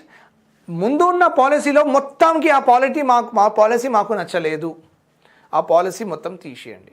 లైక్ రూపీస్ రెడ్యూస్ 0.1 అని చెప్పేసిన తర్వాత ఇంకేముంది, అసలు ఎక్స్పెండిచరే చేయకండి. ఇక్కడ ఏమంటున్నారు, లంసమ్ రిడక్షన్ చేసుకోండి, అంత అవసరం లేదు, ఎందుకు ఇచ్చిండ్రు అలొకేషన్ అని మాట. Understood my point here. It represents the economy that can be affected, it will affect the economy, అలా చేయకండి. ఈ మోషన్ మూవ్ చేస్తున్నప్పుడు they have to give a notice to indicate briefly and precisely. Again ఏ matter గురించి మీరు మాట్లాడుతున్నారు, బ్రీఫ్గా మీ concerns, మీ issue మాకు ఒక పేపర్లో రాసి ఇస్తే మేము దానికి సమాధానం ఇస్తాం. ఒక నోటీస్ ఇవ్వాలి. A brief notice has to be given to the ruling party leader regarding that motion and specifying the particular specific matters which concerns the opposition party. ప్రాపర్గా చెప్పాలి, ఇది మా ప్రాబ్లం ఉంది, ఈ ప్రాబ్లం సాల్వ్ చేయండి, ఇంత ఎక్స్పెండిచర్ మాకు వద్దు, these are the reasons that we are listing out, okay, because of this అని చెప్పాలి, ప్రాపర్గా చెప్పాలి, ప్రిసైజ్గా చెప్పాలి. Okay, then last motion that they can move is token cut. Token cut motion is moved so that the amount of demand is reduced by 100. Okay, అంటే చాలా తక్కువ, token cut అంటే చాలా తక్కువ కట్ చేసేస్తారు. నియర్ ₹1 కాదు, మొత్తానికి కాదు, ఎక్కువ మొత్తానికి తక్కువ కూడా కాదు, మొత్తం ఎక్కువ కాదు, మొత్తం తక్కువ కాదు, జస్ట్ ఒక మిడిల్ పాత్ అనమాట. ఓకే, బై ₹100 అంటే you want to do expenditures, you do, మీరు ఎక్స్పెండిచర్ చేయాలంటే చేయండి, కానీ అంత ఎక్కువ వద్దు, అంత తక్కువ కూడా వద్దు. ఒక టోకెన్ కట్, మీడియం కంటే కొంచెం లోవరే, remember this point. This is to ventilate a specific grievances that is with in the sphere of the responsibility of the government of India. Okay, ventilate the specific grievances. Specific ఏదైనా issue ఉంటే opposition పార్టీకి ఆ specific issue మీకు మీద మాట్లాడి అది solve చేయాలి. That is what is called as token cut. Okay, now we are having a question here to be discussed and that need to be done by you. So మీరందరూ pause చేసి ఈ question చేసేయాలి. Then anyhow I am going to give the answer for that for sure. A token cut motion is moved so that the amount is reduced by hundreds. Yes, token cut motion అంటే 100 rupees చూసుకోవాలి. Disapproval of policy cut అంటే ₹1 ఉందా లేదా ఆప్షన్లో చూసుకోవాలి. ఇంకా reduce చూసుకోవాలి. మళ్ళీ ఇంక్రీజ్ అయితే మళ్ళీ రాంగ్ అవుతుంది. Token cut motion is move to increase the amount by 100%. అలా ఉంటే మీరు టోకన్ కట్ అండ్ 100 చూసి అది రైట్ ఆన్సర్ అని అనుకోవద్దు. సో రెడ్యూస్ ఆర్ ఇంక్రీజ్ ఇది కూడా ఇంపార్టెంట్. సో అన్నిట్లో కట్ మోషన్స్ కట్ ఉన్నాయి కాబట్టి సో రెడ్యూసే చేయాలి. ఎకనామిక్ కట్ మోషన్ కొంచెం సపరేట్గా ఉంది. So you can directly say economic cut motion అంటే స్పెసిఫిక్ అమౌంట్ కట్ చేయాలి. So choose the correct statement. The answer is 1, 2, 3. The answer is what? 1, 2, 3 means all the above statements are right. నా key changes of NDA government. BJP government వచ్చిన తర్వాత బడ్జెట్లో చాలా మార్పులు తీసుకొచ్చిండ్రు. 4 important significant changes that they have made with regard to the budget process. Budget ప్రాసెస్లో 4 important changes they have made. First change ఏముందంటే ఒకప్పుడు బీజేపీ గవర్నమెంట్ 2014 కంటే బిఫోర్ వచ్చిన గవర్నమెంట్స్ ఎప్పుడైనా వాళ్ళు బడ్జెట్ ప్రజెంట్ ఎప్పుడు చేశారంటే February 28th ప్రజెంట్ చేశారు. So every times in the time of independence till the new government of BJP formed in the year 2014, okay, all the time the budget was presented on February 28th. 26th ఏంటంటే economic survey ఉన్నింది, 27th railway budget ఉన్నింది, 28th general budget ఉన్నింది. So ఒక 3 budgets 1 by 1, ఒక economic survey 2 budgets. కానీ government of present government that is NDA government they thought that ఫిబ్రవరిలో 28కి పెట్టాలి, మార్చ్లో డిస్కషన్ చేసి ఏప్రిల్ ఎండ్ వరకు మనం దానికి అప్రూవ్ చేస్తే మొత్తం ఫైనాన్షియల్ ఇయర్ ఏప్రిల్ 1st నుంచి స్టార్ట్ అవుతుంది. ఏప్రిల్ 1st నుంచి మార్చ్ 31st వరకు అట్లా స్టార్ట్ అవుతుంది. సో కానీ ఫిబ్రవరి 28కి బడ్జెట్ ప్రజెంట్ చేస్తే మార్చ్లో మనం డిస్కషన్ చేసి ఏప్రిల్ ఎండ్లో దానికి పాస్ చేస్తే మళ్ళీ ఫైనాన్షియల్ ఇయర్లో ఒక ఇయర్ ఆల్రెడీ వేస్ట్ అయినట్టు కదా. So government of NDA government then they thought that okay budget ఇట్లా కాదు, లాస్ట్ డేట్లో పెట్టకుండా మనం February first week of first day అంటే first week of first day means ఒకవేళ ఫస్ట్ వీక్లో ఫస్ట్ డే సండే ఉంటే the next day the very next day. Okay, so వీళ్ళు ఫస్ట్ మార్పులు చేసినలో ఒకటి ఏంటంటే the budget should be presented on the first working day of the February first week. ఆ ఫిబ్రవరిలో పెడతారు, మార్చ్ డిస్కషన్ అయిపోతుంది, మార్చ్ ఎండ్ వరకు పాస్ చేసేస్తారు. So distribution of money will be started from April 1 only కదా. సో మంచిదే, good thing happen, very good. Budget date till 2017 the date on which the budget is presented was changed to February 1. Okay, from last working day of February, last working day nunchi changed to what? First working day of February. Next is ఏంటంటే brief case. మన ప్రణబ్ ముఖర్జీ గారు, చిదంబరం గారు finance minister ఉన్నప్పుడు వాళ్ళు ఎప్పుడైనా budget present చేస్తున్నప్పుడు ఒక leather bag use చేసిండ్రు. They have used A leather bag when they are presenting. But Nirmala madam, since she has become the finance minister, or before that Arun Jaitley, they used to carry the handloom bag. అంటే మన కల్చర్కి importance ఇవ్వడానికి వాళ్ళు leather bag కాకుండా they are using a bag. చూడండి మీరు ఇక్కడ ఉంది బహీ ఖాతా అంటే cloth okay, just to promote our country's culture, handloom culture, right. ఎప్పుడైనా leather briefcase, now she is getting what? Red cloth, nothing but handmade. Then till this government came into being, every time ఒక railway budget సపరేట్గా present చేశారు. Railway budget అయిన తర్వాత general budget present చేశారు.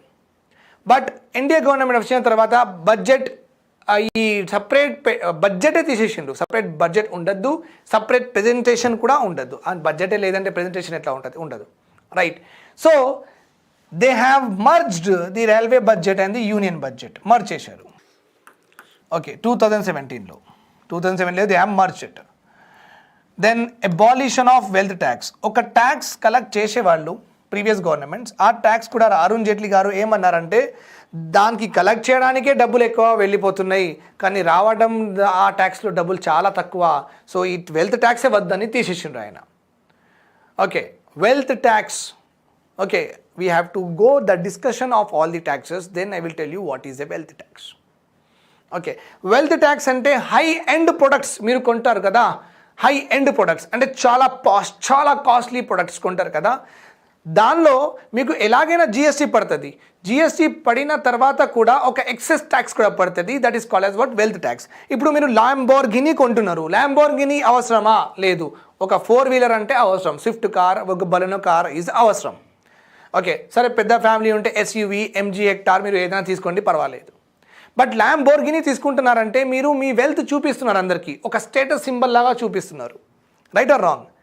So nothing but diamonds అలా ఏదైనా కొంటే, okay, precious diamonds అలా ఏదైనా కొంటే, so when you buy some high end products, okay, and want to show your status that చూడండి we are having this thing, then apart from the existing taxes an additional tax will be levied or imposed on that products, that is called as wealth tax. That is called as wealth tax. Remember this point. So ikkada chudandi meeru Pranab Mukherjee our former president దగ్గర ఒక leather bag ఉంది, Nirmala madam ఉన్నారు, the present finance minister of the union government, she is holding what a bahi khata, that is red cloth made up of hand. Right, this is again a very important thing. Constitutional provisions related to budget. Constitutional provisions related to budget. Budget ki sambandhinchinavi Constitution lo elanti provisions unnayi. We have to know about it also. We have to know about it also. Right. Article 109, special provisions in respect of money bills. So money bills, Article 109, mali definition of money bill, Article 110, 112 is nothing but very important budget article, remember this point. 112, annual financial statement. Note, the constitution does not use the word budget, but instead of budget they use the word annual financial statement. Article 113 deals with estimates. Article 114, approval bills, appropriation bills. Article 115, some grants are there, regarding these grants. Article 116, again some grants are there, please remember these grants, the name of them. Article 117 is dealing with finance bill, very very important. Article 150, what forms of accounts of union and state. Okay, Article 151, auditing of this report. అంటే గవర్నమెంట్కి ఎంత డబ్బులు వచ్చినాయి, వాళ్ళు ఎంత expenditure చేశారు. So డబ్బులు 100 crores వస్తే ఎక్స్పెండిచర్ 100 crores అయిందా లేదా, తక్కువ అయిందా, ఎక్కువ అయిందా, ఎక్కువ అయితే ఎక్కడి నుంచి బారో చేసిండ్రు, తక్కువ అయితే మళ్ళీ ఎక్సెస్ మనీ ఎక్కడ పోయినాయి, ఏదైనా తినేసిండ్రా, కరప్షన్ అయిందా, what happen to it, that is called as what auditing. That is called as what? Auditing. Auditing is nothing but it refers to a simple process of how much money you have got and whatever the expenditures that they have done. Equal amount of expenditures ainaya leda. That is called as auditing. The articles are very very important for the MCQ purpose, for the preliminary examination of Group 1. Article 265, very important, deals with taxes not to be imposed save by the authority of law. ఇది very very important అండి. మన ఇండియాలో tax impose చేయడానికి ఒక CM గారు లేకపోతే ఒక PM గారు లేకపోతే ఒక క్యాబినెట్ మినిస్టర్ ఒక జియో ఇష్యూ చేసి రేపటి నుంచి ఈ ట్యాక్స్ కట్టండి అలా ఉండదు మన లైఫ్. ఓకే, ఇండియాలో అట్లా కాదు. Okay, one executive or the CM and council of minister does not have the power to impose a act on their own orders, on their self motu or suo motu orders మీద tax collect చేయలేరు. ఏదైనా tax అయినా సరే, ఏదైనా cess అయినా సరే, whatever it is there, surcharge అయినా సరే, if any of these are being collected by the government then it has to be passed by the parliament. It has to be passed by the parliament. ఒక లా prepare చేసి collect చేయాలి. ఇష్టం వచ్చినగా రేపు లేచి ఈ tax కట్టండి అని అట్లా ఉండదు. Okay, CM and PM cannot issue any order asking the people to pay this tax. Okay, overnight ga అది జరగదు అట్లా. So that is why in the constitution it is clearly mentioned, no tax should be imposed except by the authority of law. Law create చేసి తీసుకోవచ్చు. మళ్ళీ లా create చేసి తీసుకోవచ్చు అంటే law pass అవ్వాలి. లా పాస్ అవ్వాలంటే అసెంబ్లీ లేకపోతే పార్లమెంట్ పర్మిషన్ ఉండాలి. That is why no tax could be collected until and unless it is passed by the parliament and assembly indirectly కూడా చెప్పొచ్చు. Understood? Right. Article 266, very common, consolidated fund of India and public accounts of India, very important accounts. Already నేను discuss చేసిన ఇది. Article 267 deals with contingency fund of India. We have to discuss them, all of them in detail, but I have given you the overview. Even ఈ 3 accounts ఈ overview మనం చూసుకున్నాం already. But details I have not given you, but overview we have seen. Article 275 deals with grants. Grants are nothing but free money given by the central government to the state. Central government, state government కి ఫ్రీగా డబ్బులు ఇస్తుంది అప్పుడప్పుడు. Okay, that is called as what grant. Generally మన ఎకనామీలో ఒక process ఉంటుందండి. Central government state గవర్నమెంట్కి loan కూడా ఇస్తుంది. ఓకే, మళ్ళీ స్టేట్ గవర్నమెంట్ సెంట్రల్ గవర్నమెంట్కి ఇంట్రెస్ట్ కడుతూ ఉంటుంది. అప్పుడప్పుడు స్టేట్ గవర్నమెంట్ సెంట్రల్ గవర్నమెంట్కి లోన్ ఇస్తుంది. మళ్ళీ సెంట్రల్ గవర్నమెంట్ స్టేట్ గవర్నమెంట్కి ఇంట్రెస్ట్ కడుతూ ఉంటుంది. It is a very common process. కానీ గ్రాంట్స్ అంటే లోన్స్ కింద రాదు. లోన్స్ అంటే మళ్ళీ ఇంట్రెస్ట్ కట్టాలి, ఒక మెచ్యూరిటీ టెన్యూర్ ఉంటుంది. Okay, all that will be there. But grants అంటే free money. Grants means what? Free money. Okay, given to the states on the basis of their economic and social conditions. Okay, poor states generally వాళ్ళకి ఎక్కువ grants వస్తాయి. Because వాళ్ళ స్టేట్స్కే develop చేయడానికి డబ్బులు లేవు. మళ్ళీ interest ఏం కడతారండి? ఏం కట్టరు. సో లోన్ ఇవ్వడం అని ఉండదు వాళ్ళకి. జనరల్గా గ్రాంట్ ఇస్తారు. Grant is nothing but free money, free financial assistance given by the government of India to certain states. ప్రాపర్గా రాసి ఉంది అక్కడ, టు సర్టెన్ స్టేట్స్. అన్ని స్టేట్స్కి దొరకవు. Article 20 very important commission, finance commission. Article 280 very important commission, finance commission. Article 281 deals with the report given by the finance commission. Article 292 allows central government to borrow money. Article 292 allows central government to borrow money.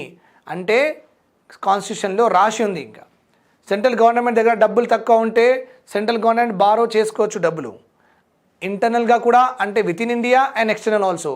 So that's why central government can borrow money from International Monetary Fund, World Bank, Japan, US Federal Reserve, Britain. So మనం వాళ్ళ బ్యాంక్స్కి కూడా అడగచ్చు, వాళ్ళు కూడా మనకు డబ్బులు ఇవ్వచ్చు. That is not an all issue because this is sanctioned. Sanction అంటే this is allowed by Constitution to borrow money from the sources, whatever, internal or external. Internal అంటే LIC దగ్గర నుంచి అయినా కొనవచ్చు, ఆర్బీఐ దగ్గర నుంచి అయినా బారో చేసుకోవచ్చు. Right. So that is what it is. So constitution provisions are very important. Please go through them, all of them. So now we are having a question based on whatever the discussion we have done. Okay అండి, చూద్దాం. So already చూసేసినాం ఇవన్నీ. Article 16 vote on account అంట. Right or wrong? Article 16, article 116 vote on account. Sir very right sir. Article 110 finance bill. Sir ఇది wrong sir. ఎందుకంటే article 110 money bill అన్నారు మీరు, ఇది మనీ బిల్ కాదు, ఫైనాన్స్ బిల్ రాసి ఉంది. So article 110 talks about money bill but not financial bill. So option statement 2 is wrong sir. Okay. Article 292 deals with borrowings of the government. Sir ఇప్పుడే నేర్చుకున్నాం, that is also right. So answer is what? 1 and 3. Our option is C. Our option is what?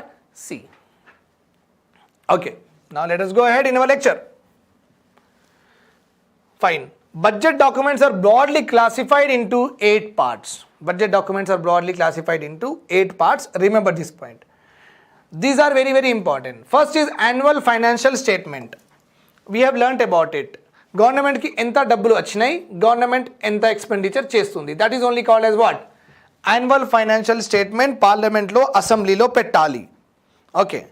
How much money the government has got and what they are going to do with this money. ఈ మనీతో వాళ్ళు ఏం చేయాలనుకుంటున్నారు? అగ్రికల్చర్కి ఎంత ఇవ్వాలనుకుంటున్నారు, space డెవలప్మెంట్కి ఎంత, మళ్ళీ defence కోసం ఎంత, పూర్ పీపుల్ కోసం ఎంత, విడోస్ చిల్డ్రన్స్కి ఎంత. ఓకే, దట్ ఈ ఇన్ఫర్మేషన్ పార్లమెంట్లో పెట్టాలి, అసెంబ్లీలో పెట్టాలి, ఇంకా పబ్లిక్ డొమైన్లో పెట్టాలి. మనకు కూడా తెలవాలి గవర్నమెంట్ ఏం చేస్తుంది, ఏం చేయాలనుకుంటుంది, వాట్ ఆర్ ద వాళ్ళు చేసిన promises or they really doing or not, we'll also know about it.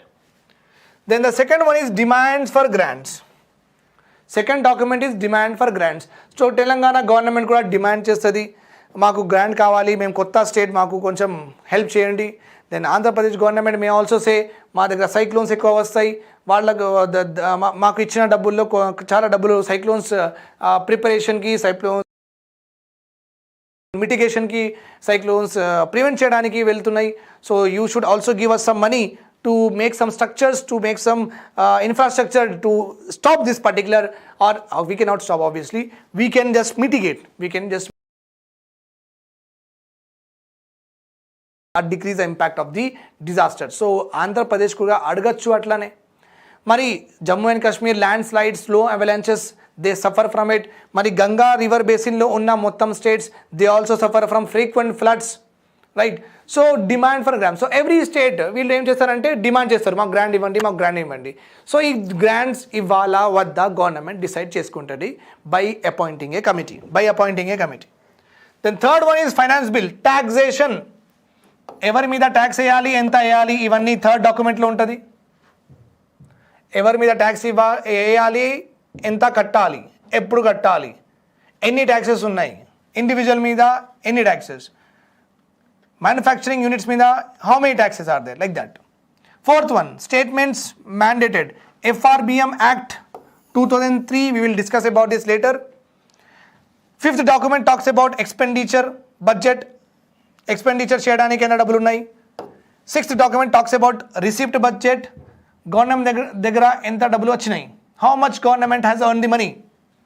Seventh document deals with expenditure profile ante heads, on the heads. And the eighth document is all about glance ante budget oka overview. Okay, the 8 important documents of the budget. Okay, so no need to go into the details of that, what kind of things are written inside it. Anyhow, I have given you the explanation part of that 8 documents. Okay, what actually they means. So in that nothing is actually present. Okay, so the explanation part itself is what?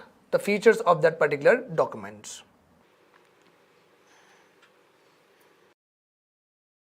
Fine. So let us see this budget related aspects more. So annual financial statement means what? What does it do?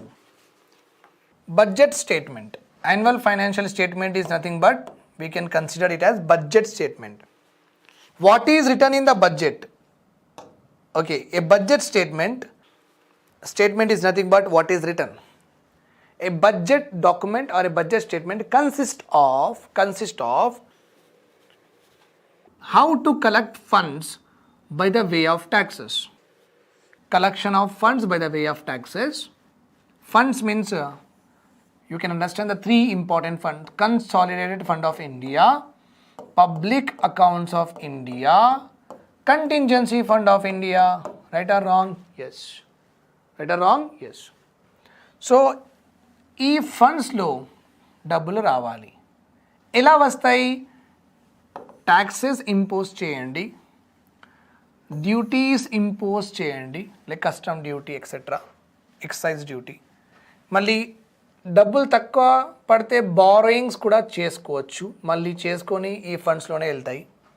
And any other source ఉంటే డబ్బులు రావడానికి, that is also given. Taxes నుంచి collect చేసుకోవచ్చు, duties levy చేసుకోవచ్చు, and borrowings కూడా చేసుకోవచ్చు. ఏదైనా వేరే విధంగా కూడా మీరు డబ్బులు రేస్ చేసుకుంటే, డబ్బులు ఇంక్రీజ్ చేయాలనుకుంటే చేసుకోండి, పర్వాలేదు. But you can meet with the help of these mechanism, you can meet it's expenses. ఈ మెకానిజంతో మీరు ఎక్స్పెన్సెస్ అంటే గవర్నమెంట్కి ఉన్న ఎక్స్పెండిచర్స్ వాళ్ళు చేసుకోగలరు. They can do it, right? So estimates అంటే ఏంటి? ఎస్టిమేట్స్ ఆర్ నథింగ్ బట్ ఎంత ఎక్స్పెండిచర్ చేయాలి, that is called as estimates. So చూడండి, బడ్జెట్ ఎస్టిమేట్స్ ఎప్పుడైనా బడ్జెట్లో మనం స్పేస్ డెవలప్మెంట్కి సపోజ్ 500 crores గవర్నమెంట్ ఇచ్చింది అనుకోండి. ఓకే, దెన్ ఆసరా పెన్షన్కి గవర్నమెంట్ ఒక 2000 crores ఇచ్చింది అనుకోండి. మరి అగ్రికల్చర్ డెవలప్మెంట్కి గవర్నమెంట్ 50,000 crores అలొకేట్ చేసింది అనుకోండి. ఒకసారి బడ్జెట్లో ఇవన్నీ చెప్పిన తర్వాత, అంటే పార్లమెంట్లో నిలబడి నిర్మలా మేడం ఇవన్నీ చెప్తుంది కదా, ఆమె చెప్తుంది, right, she will tell this.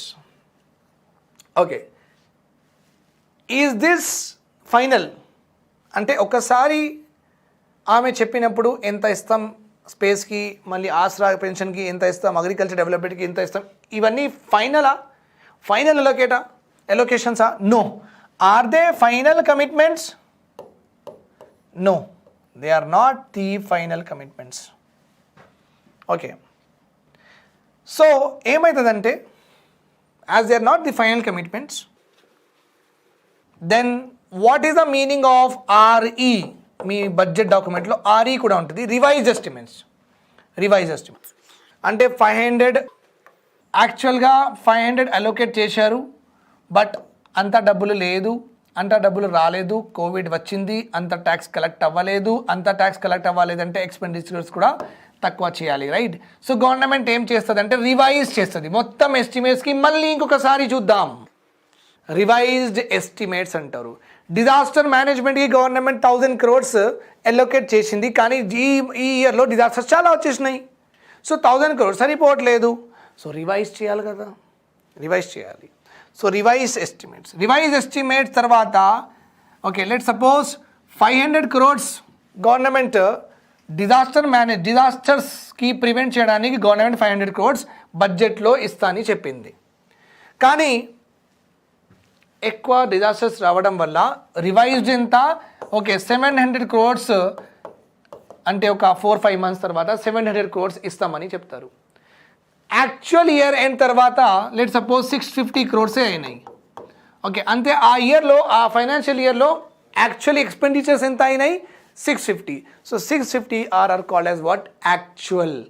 Actuals are also called as, my dear students, provisionals. అంటే this is what is actually spended. This is what the actual expenditure done animat. Now the students are like, happy sir, we were very confused with regard to what are budget estimates, what are revised estimates, what are actuals. Now I got it.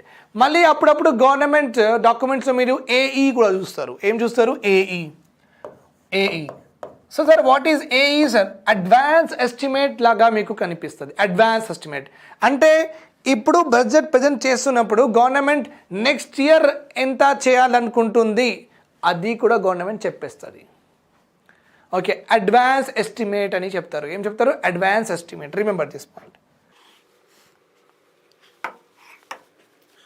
Okay, I have given you the information with regard to that explanation. Please go through that. Pause చేసుకొని రాసుకోవాలి. Whatever I have told you, that is what is there here. Now consider the following statements regarding that. Budget estimates refers to the funds allocated for various jobs and activities and ministries in the budget speech. Budget speech lo cheptaru. It is mentioned in the budget speech. Very right, sir. Revise estimates how much is possible for it to extent. Okay, ఎంత ఇవ్వచ్చు అంత మనం చెప్పేసినాం, కానీ అంత మనం ఇవ్వగలమా? Okay, so revise estimates. Then the next one is actual or the funds how much is actually allocated. Actuals అంటే యాక్చువల్ ఎంత ఆ మినిస్ట్రీకి ఇచ్చినాం, ఆ పర్టికులర్ యాక్టివిటీ మీద ఎక్స్పెండిచర్ అయింది. యాక్చువల్ అంటే 1 year తర్వాత తెలుస్తుంది మనకు. Okay, fine. So the answer here is, choose the correct statements. So our answer here is what? D. 1, 2, 3. 1, 2, 3. Remember this point here. Okay.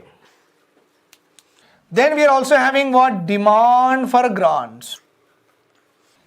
Demand for grants. As I have told you, every government ministry will demand. Government ministries demand చేసి, like agriculture ministry ఏం చెప్తుందంటే మాకు చాలా dams కట్టాలి, మళ్ళీ fertilisers కూడా subsidy ఇవ్వాలి, మళ్ళీ సీడ్ సబ్సిడీ ఇవ్వాలి, ఫార్మర్స్ సూసైడ్ ఎక్కువ చేసుకుంటున్నారు, మళ్ళీ వాళ్ళ ఫ్యామిలీస్కి బీమా ఇవ్వాలి, మాకు ఇంత డబ్బులు కావాలి, ఇంత మాకు డిమాండ్ ఉంది, ప్లీజ్ గ్రాంట్ చేయండి మాకు అని చెప్తారు. అట్లానే ఈ డాక్యుమెంట్ మొత్తం ఆ గ్రాంట్స్ డిమాండ్స్ ఆఫ్ గ్రాంట్స్ మీదనే ఉంటుంది. Okay, remember this. So like that all the of grants I have already told you.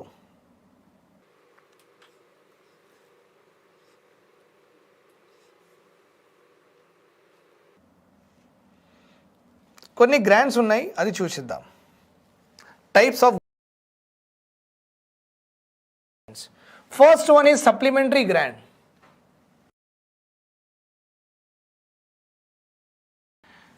Grants fall short of required expenditure. Short of required expenditure. Okay, బడ్జెట్లో ఇచ్చారు 100 crores, మనకు 120 crores కావాలి. So ఈ expenditure 120 crores ఉంది మనకు, అంటే మినిస్ట్రీకి ఎంత కావాలి, 120 crores ఎక్స్పెండిచర్ ఉంది, కానీ డిమాండ్ గ్రాంట్ ఎంత ఇచ్చారు, 100 crores. What is the less? 20 crores. 20 crores ఇదే లెస్. సో మినిస్ట్రీ చెప్తుంది, సార్ మాకు కొంచెం సప్లిమెంట్ చేయండి సార్,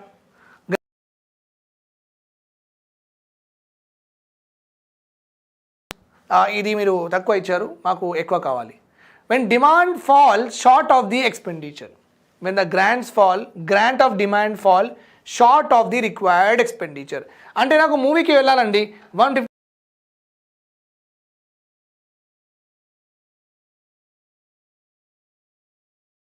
కావాలి, మళ్ళీ ఒక కోక్ కావాలి, 250 రూపీస్ కావాలి, 250 రూపీస్ కావాలి, డాడీ నాకు 100 రూపీస్ ఇచ్చారు. సో నా రిక్వైర్మెంట్కి తక్కువ ఇచ్చారు కదా, రైట్, అప్పుడు సప్లిమెంట్ చేయాలి, రైట్ ఆర్ రాంగ్, మమ్మీనా చేయాలి, ఎవరైనా చేయాలి, right. When the demand falls, demand of grant falls short of the required expenditure, ఎంత కావాలి దానికంటే తక్కువ అలోకేట్ చేసేస్తే అప్పుడు government of India or government of Telangana will try to give you what, supplementary, ఆ మినిస్ట్రీకి సప్లిమెంటరీ గ్రాంట్ ఇస్తారు. Then additional grant. సడన్గా ఒక నీడ్ అరైజ్ అయిపోయింది during the current financial year. Okay, upon some new service ఏమైందంటే ఈ మధ్య చాలా యాక్సిడెంట్లు అవుతున్నాయి, రోడ్ యాక్సిడెంట్, రైల్వే యాక్సిడెంట్స్ అవుతున్నాయి మన స్టేట్లో అనుకోండి. సో మన ministry of road and highways minister government of ఇండియాకి ఒక లెటర్ రాస్తారు, సార్ మా దగ్గర చాలా యాక్సిడెంట్స్ అవుతున్నాయి, so we want to take some measures, accidents prevent చేయడానికి కొంచెం ఇన్ఫ్రాస్ట్రక్చర్ కట్టడానికి ట్రై చేస్తున్నాం, కంజెషన్ వల్ల అవుతుంది, మాకు ఒక మెట్రో రైల్ కావాలి, ఒక 2-3 ఫ్లైఓవర్స్ కావాలి, బికాస్ ఆఫ్ కంజెషన్ వల్లనే చచ్చిపోతున్నారని ఆయన ఒక లెటర్ రాసి ఒక డిమాండ్ అడుగుతారు, కొంచెం అడిషనల్ గ్రాంట్ ఇవ్వండి సార్ అని అడుగుతారు, కొంచెం అడిషనల్ గ్రాంట్ కావాలి సార్ అని అడుగుతాడు. Okay, when a new service has arisen, new need, ఒక కొత్త నీడ్ వచ్చింది, బికాస్ ఆఫ్ దిస్ యాక్సిడెంట్స్, అప్పుడు ఎవరైనా అప్పుడు ఏ మినిస్ట్రీ అయినా అడిగితే then that is called as additional grants అంటారండి. Okay, then we are having excess grant. What is the meaning of excess grant? Money spent on any service exceeded the amount granted. ఒకవేళ మీరు daddy మీకు 200 ఇచ్చారు, మీరు 250 చేసేసిండ్రు, okay, so 50 rupees excess you have spend, no, then again suppose నాకు స్టేట్లో ఒక road వేయాలి, ఓకే, కానీ ఏమైందంటే సిమెంట్ ప్రైసెస్ ఎక్కువ అవ్వడం వల్ల గవర్నమెంట్ ఇచ్చింది నాకు 200 crores, సడన్గా సిమెంట్ ప్రైసెస్ ఇంక్రీజ్ అయిపోయినాయి, కాంట్రాక్టర్స్ నాకు ఎక్కువ డబ్బులు అడిగిండు, నేను 220 crores డిస్బర్స్మెంట్ చేసేసిన. మినిస్ట్రీ ఎంత చేసింది, 220 crores డిస్బర్స్మెంట్ చేసేసింది మినిస్ట్రీ.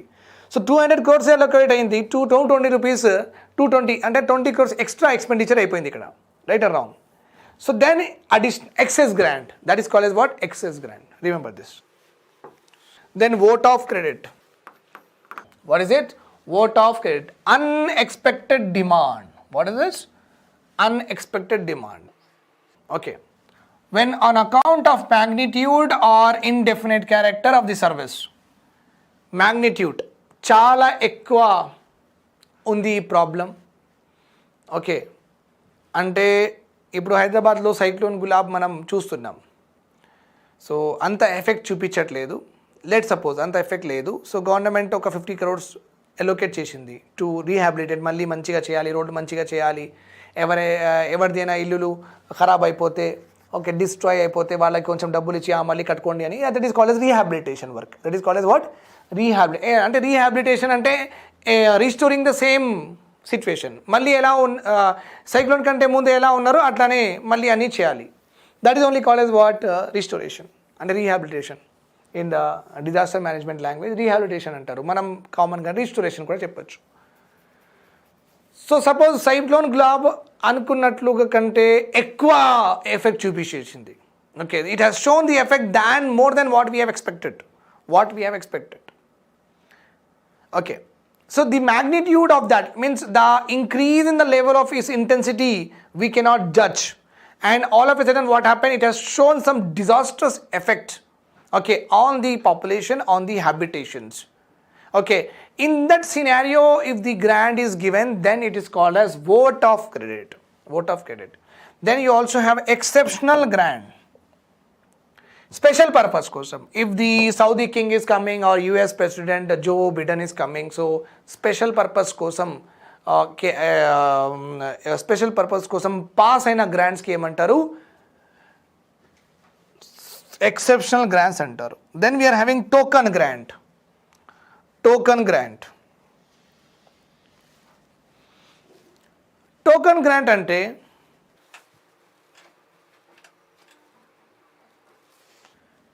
ట్రాన్స్ఫర్ ఆఫ్ ఫండ్స్ నుంచి వన్ డిపార్ట్మెంట్ నుంచి అనదర్ డిపార్ట్మెంట్.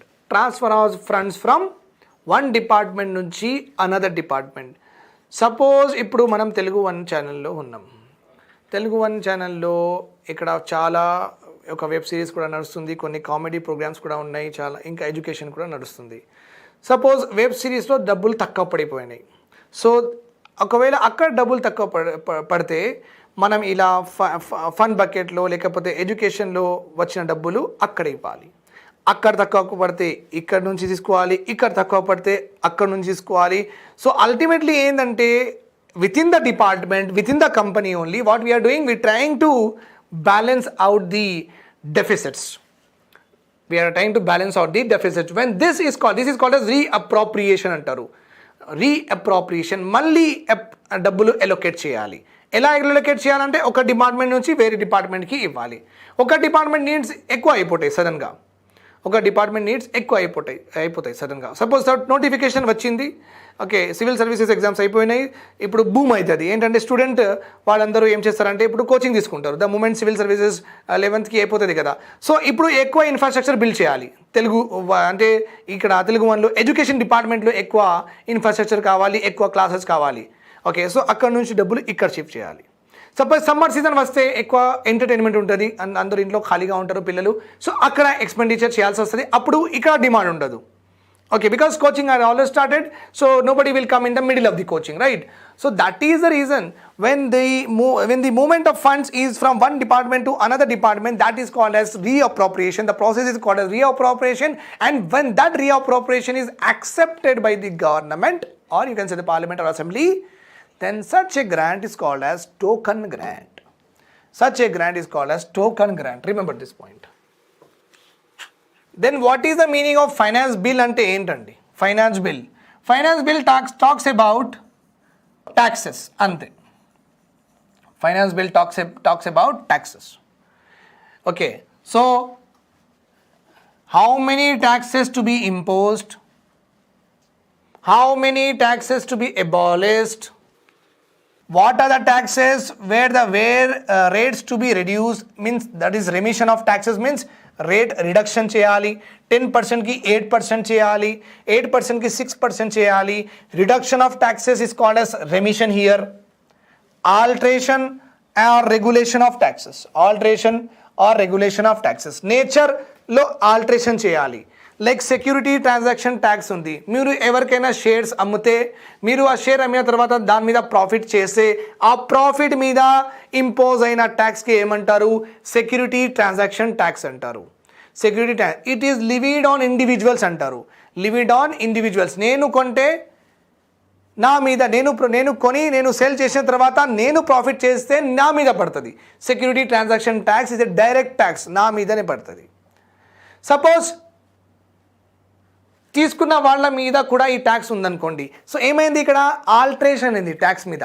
ట్యాక్స్ నేచర్లో ఆల్టరేషన్. ఒకప్పుడు the profit making person is given the tax, now the person who is also buying he should also pay some amount అని అలా చెప్తే that is called as alteration of taxes. The nature or the character of the tax if it is altered then it is called as alteration. Okay, or you can also call it as regulation. Okay, అంటే taxation గురించి సంబంధించింది ఏదైనా ఉంటే that all matters comes under the financial bill. That all matters comes under the financial bill.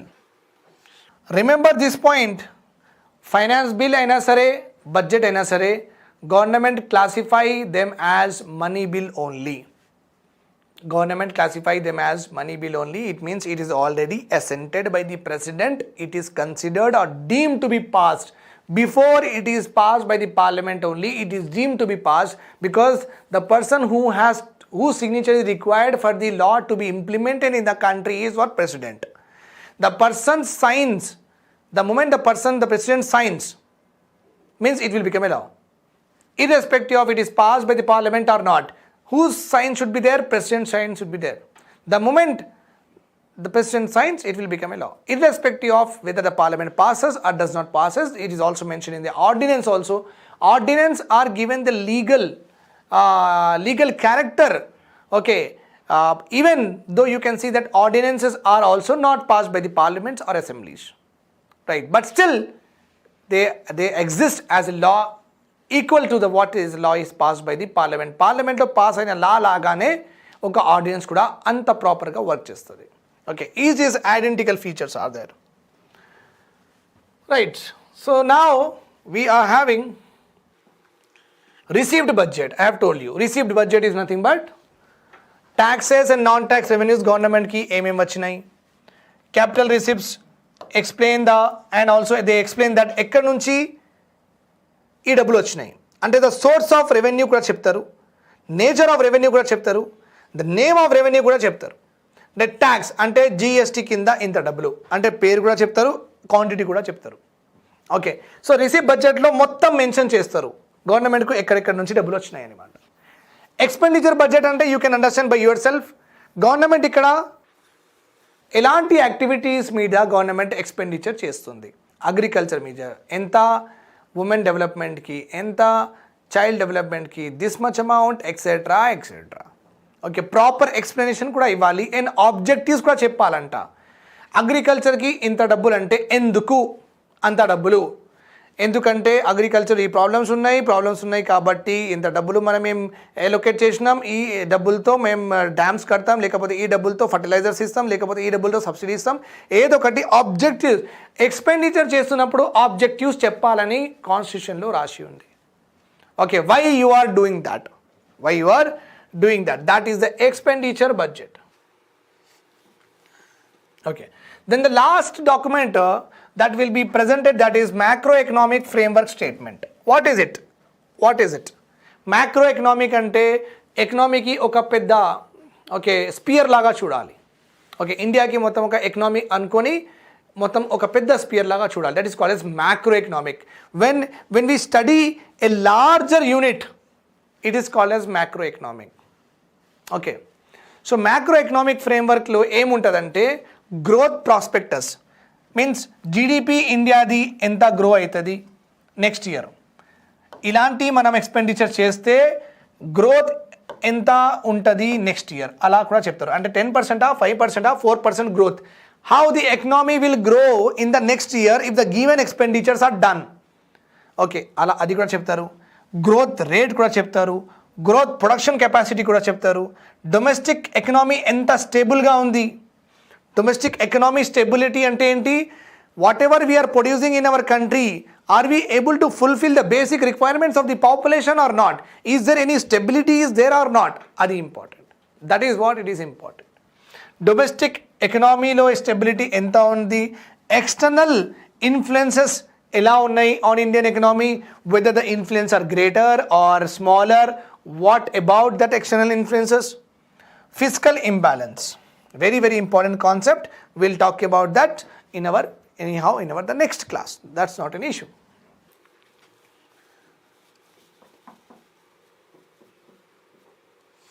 Okay, remember this point here. Expenditures are of two types only. One is charge expenditures, another one are voted expenditures. Voted charge expenditures అంటే ఇప్పుడు government దగ్గర 100 crores ఉన్నాయి. పార్లమెంట్లో Nirmala madam నిలబడి అంటున్నారు నా దగ్గర 100 crores ఉన్నాయి. 100 crores చాలా ఎక్స్పెండిచర్స్ ఉన్నాయా లేదా? ఉన్నాయి. జడ్జెస్ శాలరీస్ ఇవ్వాలి, ఈ పబ్లిక్ సెక్టర్ ఎంటర్ప్రైజెస్ లైక్ భేల్, గేల్, సేల్ అవన్నీ ఉన్నాయి కదా, ఎయిర్ ఇండియా, బిఎస్ఎన్ఎల్, ఎన్ఎండిసి, ఎన్టీపీసీ. సో దీనిలో పనిచేస్తున్న అందరికీ శాలరీస్ ఇవ్వాలి. పోస్టల్ అంటే గవర్నమెంట్ ఆఫీసర్స్కి శాలరీస్ ఇవ్వాలి, గవర్నమెంట్ ఎంప్లాయీస్కి శాలరీస్ ఇవ్వాలి.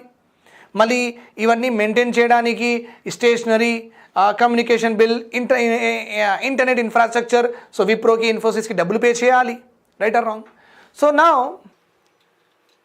కొన్ని ఎక్స్పెండిచర్స్ ఎలా ఉన్నాయంటే ఈ 100 crores ఏమంటారంటే 20 crores చార్జ్ ఎక్స్పెండిచర్ లాగా కేటగరైజ్ చేస్తారు, 80 crores ఓటెడ్ ఎక్స్పెండిచర్స్ లాగా కేటగరైజ్ చేస్తారు.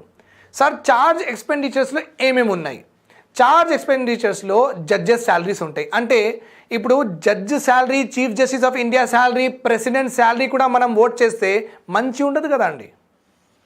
ప్రెసిడెంట్ శాలరీ కూడా ఓట్ చేస్తే మంచి ఉండదు కదా. So remember one point here, president, judges, chief justice of India ఇలాంటి కాన్స్టిట్యూషనల్ పొజిషన్స్లో ఉన్న వాళ్ళకి ఏమేమి ఎక్స్పెండిచర్స్ ఉంటాయి అవి ఓటింగ్ చేయరు, దాని మీద ఓటింగ్ చేయరు బికాజ్ మంచి ఉండదు కాబట్టి. So the expenditures which belong to వాళ్ళు ఒక కొన్ని కేటగిరీస్ ఇచ్చారు. The expenditures, if they are done in these categories like president salary, president remuneration, president residential house, whatever the requirements are there, electricity bill, etc., judges, chief justice, governors, etc. So there are a list of categories of expenditures ఉంటాయి. ఆ list of categories of expendituresలో voting జరగదు. అది budget 100 crores ఒకవేళ budget ఉంటే ఆ expenditures already ఓటెడ్గా అనుకుంటారు, already పాస్డ్గా అనుకుంటారు. Such expenditures where there is no voting is done, that is called as charge expenditure. Means they are charged on the government, no voting is required. They are charged on the government, no voting is required. And rest of the part of the total budget voting untadi, parliament lo opposition parties andaru pass cheyali. Right. Charge expenditure, now you can see the examples. Emoluments and allowances and expenditure of the president. Debt charges of the government, means if you have to pay some interest to the IMF, World Bank, అది కూడా దానిలో voting ఏముంది చేయడానికి, so charge expenditures కిందనే వస్తాయి. Okay, voting does not take place. These expenditures are not voted, okay, and they are also called as non-votable charges, or they are also called as charge expenditures. Budget pass అయితే కూడా are budget pass అవ్వలేదంటే కూడా ఈ expenditures మాత్రం చేయాల్సిందే. Whether the budget is pass or not passed, whatever the categories of expenditures are there in this charge expenditure, they have to be passed and they have to be distributed at the same time. Okay, that are called as charge expenditure. Then voted, I have told you, this is the actual budget. This is the actual budget. ఈ బడ్జెట్లోనే demand of grants voting ఉంటుంది అంటే. Okay, so means what state governments are demanding, that particular things will be what voted in the parliament or assembly. That is how these voted expenditures will carry forward. I was talking about, I will show you a bond, right? How a gold monetization or a sovereign gold bond look like, and how government use it to raise the money. Okay, so government డబ్బులు ఎక్కువ చేయడానికి ఇలాంటి bonds issue చేస్తూ ఉంటుంది అనమాట. అంటే వాళ్ళ దగ్గర తక్కువ ఉన్నాయి కాబట్టి ఈ బాండ్స్ ఇష్యూ చేసి government increases their revenues, increases their money amount. Let us see the bond. James Bond. Okay, this is what it is. చూడండి, sovereign gold bond scheme. Okay, sovereign gold bond scheme. So ఇది మీకు government of India bond, ఇది government of India symbol ఉంటుంది. Okay, banking చాప్టర్లో ప్రాపర్గా చదువుకుందాం ఇది, but just see that this is how a bond look likes. ఎవరు issue చేసిరు ఈ బాండ్? విజయ బ్యాంక్ వాళ్ళు. ఓకే, సో మీరు డబ్బులు ఇవ్వాలి, 30,000, 20,000, 5,000 డబ్బులు ఇచ్చేసి ఒక సోవరెన్ ఈ ఫామ్ ఇస్తారు. ఈ ఫామ్ ఫిలప్ చేసేసి డబ్బులు డిపాజిట్ చేసేస్తే వాళ్ళు మీకు ఒక ఇలా ఈ బాండ్ ఇస్తారు. ఈ బాండ్ మంచిగా తీసుకొని ఇంటికి వెళ్ళిపోండి. సో మీకు 6 monthsకి 3 monthsకి దానిలో వచ్చిన ఇంట్రెస్ట్ కూడా వస్తుంది. ఇంకా మెచ్యూరిటీ తర్వాత అప్పుడు నడుస్తున్న గోల్డ్ రేట్ ప్రకారం మీకు డబ్బులు కూడా గవర్నమెంట్ ఇచ్చేస్తుంది. అంటే గోల్డ్ కొనకండి, గోల్డ్ కంటే this is a better opportunity అని అన్నారు. సో నేను ఏమన్నా, అప్పుడప్పుడు గవర్నమెంట్ ఒక స్పెసిఫిక్ పర్పస్ కోసం కూడా బాండ్స్ ఇష్యూ చేస్తుంది అనమాట. ఎవరైనా ఇలాంటి బాండ్స్లో ఇన్వెస్ట్ చేస్తే ఆ డబ్బులు ట్యాక్సేషన్ కిందికి రాదు. That money will not come under taxation. Suppose నా శాలరీ ఎంత 10 lakhs అన్నాను పర్ ఇయర్, 3 lakhs ఇచ్చేయాలి కదా, 3 lakhs నేను గవర్నమెంట్కి ఇచ్చేయాలి. సపోజ్ ఈ 10 lakhsలో నేను 1 lakh rupees ఈ బాండ్స్ కొన్నాను అనుకోండి. సో నాకు ఈ 1 lakh మీద ట్యాక్స్ పడదు, 9 lakhs మీద 30% కట్టాలి. 9 lakhs మీద 30% కట్టాలి. I think you got this point now. Okay. మళ్ళీ ఒక security. This is like government of Jamaica. That is not important, Jamaica government. Okay, bill government security అనమాట. బాండ్ కూడా గవర్నమెంట్ ఇష్యూ చేస్తుంది, బిల్స్ కూడా గవర్నమెంట్ ఇష్యూ చేస్తుంది. బిల్స్ అయినా సరే, బాండ్స్ అయినా సరే, అన్నీ సెక్యూరిటీస్ కింద వస్తాయండి. అన్నీ సెక్యూరిటీస్ కింద వస్తాయి. సెక్యూరిటీస్ అంటే గవర్నమెంట్ బాండ్స్, గవర్నమెంట్ బిల్స్. ఇది ఒక treasury bill, very very important. చూడండి, ట్రెజరీ బిల్ ఇలా మనది గవర్నమెంట్ ఆఫ్ ఇండియా అలా రాసి ఉంటుంది. Treasury bill of 5 lakh rupees నా పేరు ఉంటుంది ఇక్కడ. అండ్ ఇంకా నాకు ఒక 5 years తర్వాత ఈ 5 lakh rupees will become 7 lakhs అని ఇలా మొత్తం ప్రాపర్గా రాసి ఇచ్చేస్తారు. గవర్నమెంట్ ఆఫ్ ఇండియా సిగ్నేచర్ ఉంటుంది, అంతే. నేను 5 years తర్వాత బ్యాంక్కి వెళ్ళాలి, వెళ్ళిన తర్వాత ఇది డిపాజిట్ చేయాలి. ఈ డిపాజిట్ చేసేస్తే నాకు 5 years తర్వాత 5 lakhs కాకుండా 7 lakhs వచ్చేస్తాయి. Okay, so this is what a bill.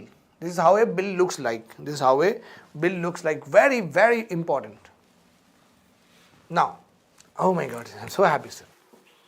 Now, very very important, types of taxation system andi. Types of taxation system. So you are having here progressive taxation system, and you are having here proportional taxation system, and you are also having here regressive taxation system. Let us learn them. Progressive taxation system. Okay, progressive.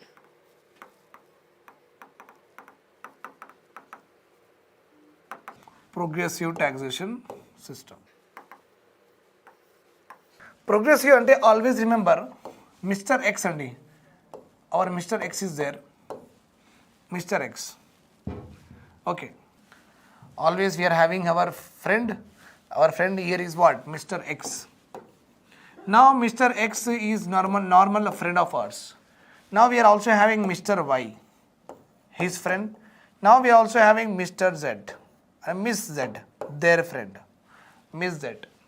Okay. Mr. X earns 10 lakh per annum. Mr. Y earns 5 lakh per annum. Okay. Mr. Z, she will earn like 3 lakhs per annum. Okay. Now you tell me, tax ఒకవేళ మీరు government ఉంటే tax ఎలా imposition చేస్తారు, ఎంత percentage impose చేస్తారు? Suppose మీ mentality ఇలా ఉంది, ఎక్కువ సంపాదించిన వాళ్ళకి నేను ఎక్కువ ట్యాక్స్ కట్టమంటాను, ఎక్కువ పర్సంటేజ్ ఆఫ్ ట్యాక్స్ కట్టమంటాను, అలాంటి మీ మెంటాలిటీ ఉందనుకోండి. So mentality of number A mentality of A, he will say that Mr. X మీరు 10 lakhs సంపాదిస్తున్నారు కదా, మీరు ఒక 30% కట్టండి. ఓకే, మిస్టర్ వై మీరు 5 lakhs సంపాదిస్తున్నారు కదా, మీరు 20% కట్టండి. మిస్ జెడ్ మేడం మీరు 3 lakhs సంపాదిస్తున్నారు కదా, మీరు 10% కట్టండి. అంటే ఏంటి, ఇక్కడ మీ మెంటాలిటీ ఎట్లా ఉంది, ఎక్కువ సంపాదిస్తే మీరు ఎక్కువ ట్యాక్స్, అంటే ఎక్కువ ప్రోగ్రెస్ అవుతాయి మీ లైఫ్లో, ఎక్కువ ట్యాక్స్, రైట్, అంతే కదా. That is why it is called as progressive taxation system అంటారు. ఏమంటారు, progressive taxation system. Okay, progressive taxation system అంటారండి. This is an example of what, progressive, అంతే కదా. ఫైన్, నా అర్థమైంది. సపోజ్ మీ మెంటాలిటీ ఎట్లా ఉందంటే, యువర్ మెంటాలిటీ ఈజ్ అందరికీ నేను సమానంగా చూస్తాను, ఎక్కువ కాదు తక్కువ కాదు. ఓకే, మీ మెంటాలిటీ బి లాగా ఉంది, బి పర్సన్. ఆయన ఏమంటాడంటే అందరికీ ఒకటే ఒక స్టాండర్డ్ ట్యాక్స్ రేట్ ఉండాలి. ఏముండాలి, ఒక స్టాండర్డ్ ట్యాక్స్ రేట్ ఉండాలి. 10%, 10% స్టాండర్డ్, అందరికీ ఒకటే. 10 lakhs 10% కొంచెం ఎక్కువ డబ్బులే వస్తాయి, 5 lakhs 10% కొంచెం తక్కువనే. ఇది కూడా అట్లానే ఉంది, ప్రోగ్రెసివ్. కానీ ఇక్కడ టాక్సేషన్ సిస్టమ్ ఏంటి, స్టాండర్డ్ రేట్ సేమ్, అంటే అందరికీ ఒకటే పర్సంటేజ్ మీద ట్యాక్స్ చేస్తున్నాం. In progressive, the more you progress, the more you will be taxed. The more you progress, the more you will be taxed. Remember this point. And the last one we are having regressive. Regressive ఎప్పుడు use చేస్తామంటే, regressive taxation system ఎప్పుడు use చేస్తామంటే, suppose మన ఇండియాలో మనకు 2 wheelers చాలా కాస్ట్లీగా అయిపోయినాయి. 2 wheelers చాలా కాస్ట్లీగా అయిపోయినాయి. 2 wheelers చాలా ఇంపార్టెంట్, జనాలు కొనాలి, వాళ్ళకు అటు ఇటు వెళ్ళడానికి ఈజీగా అవుతుంది, ఒక క్వాలిటీ ఆఫ్ లైఫ్ ఇంపార్ట్ చేస్తుంది. 2 wheeler also helps to increase the standard of living. 2 lakhs 3 lakhsలో బండిలు ఉంటే మళ్ళీ ప్రాబ్లం చాలా అవుతుంది కదా, రైట్. సో అందరు కొనాలి కదా, very important for any of the tidbit things, right or wrong. So 2 wheeler prices పెరుగుతున్నాయి. ఇప్పుడు గవర్నమెంట్ ఏం చెప్పిందంటే, the company that produces more automobiles, మళ్ళీ ప్రైసెస్ ఎక్కువ ఎందుకు ఇంక్రీజ్ అవుతాయని question. Sir why prices will increase? The answer for that is very simple my dear students. The answer for that is supply is less because of prices are increasing. Because of that only we are seeing inflation in the automobile sector. Understood?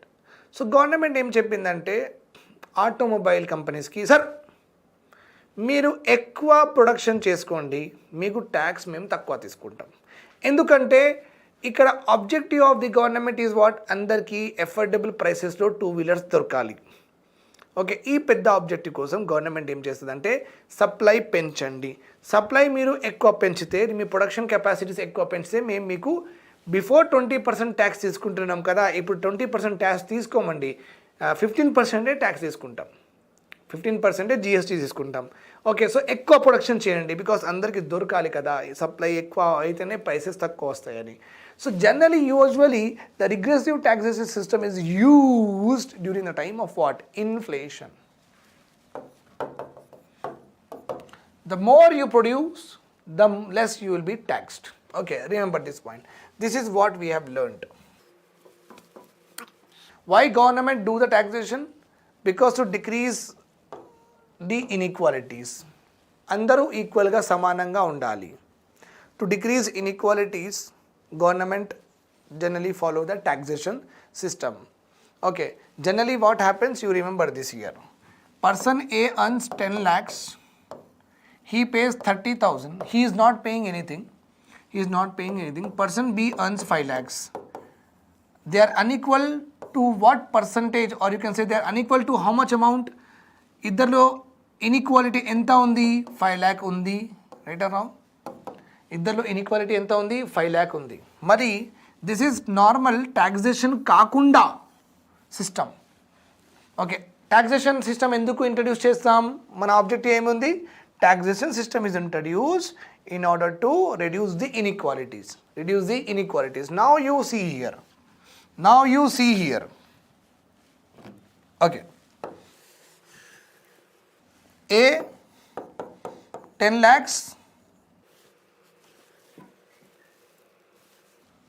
A 10 lakhs, 30% taxation, 3 lakhs A paid to government, and A is having how much?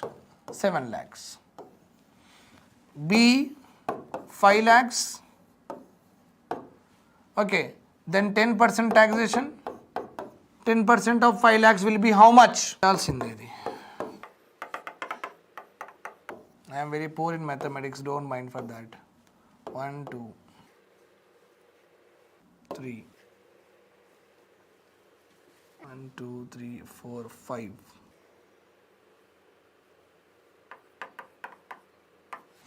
50,000 అండి. Okay, 50,000. So నేను గవర్నమెంట్కి ఎంత కడుతున్నాను? How much? If it is problem is that you can do by your self. 10% if I am paying to the government, how much I am paying to the government? 50,000. What is my salary? 10 lakh. 50,000 I am paying to what? Government. So what is left with me? 4,50,000 is left with me. Ante kada. 4,50,000 is left with me. Now understood my point here. So ఇప్పుడు చూడండి మీరు, you can see that ఇక్కడ ఏ before taxation లేదు, కంట్రీలో taxation లేదు. A and how much? 10 lakhs, B and how much? 5 lakhs. ఇద్దరిలో inequality ఎంత? 5 lakhs. Taxation లేదు. Now you see, because of taxation A is earning 10 lakhs, 3 lakhs he paid to the government because 30% tax. A is having only 7 lakhs. B is earning 5 lakhs and B is paying 50,000 only, that is 10%. That is 10%. So now you see the difference. 4,50,000, then 50,000 is 5, 6, 7. 2,50,000 difference undi. Okay, now you see here, what is the difference between before taxation difference enta? 5 lakhs. Now you see here, after taxation difference enta? 2,50,000. 2,50,000. Remember this point. Okay, so what happened? ఇప్పుడు 5 lakhs difference ఉన్నింది కదా, ఇద్దరిలో తగ్గింది. ఎంత అయింది? 2,50,000. That's why taxation system reduces what? Inequalities. Taxation system reduces what? Inequalities. Now the question here is, what government does with this money? Government redistribute the income among all of us. మళ్ళీ government పావర్టీకి, మళ్ళీ government ఎడ్యుకేషన్కి, ఇలా మళ్ళీ అదే money distribute చేస్తుంది government among the poor population. Remember this point. Now cess and surcharge. Very very important. Cess is a form of tax అండి. Charge are levied. Cess is a form of tax. Levied over and above the base tax liability. 10 lakhs సంపాదించిన నేను, 10 lakhs కి 30%. ఇది నా tax base ఎంత? ఏ పాయింట్కి మీరు tax చేస్తున్నారు. ట్యాక్స్ బేస్ అంటే ఏ పాయింట్ అంటే ఎంత సంపాదిస్తే మీరు ట్యాక్సేషన్ స్టార్ట్ చేసిండ్రు అని మాట.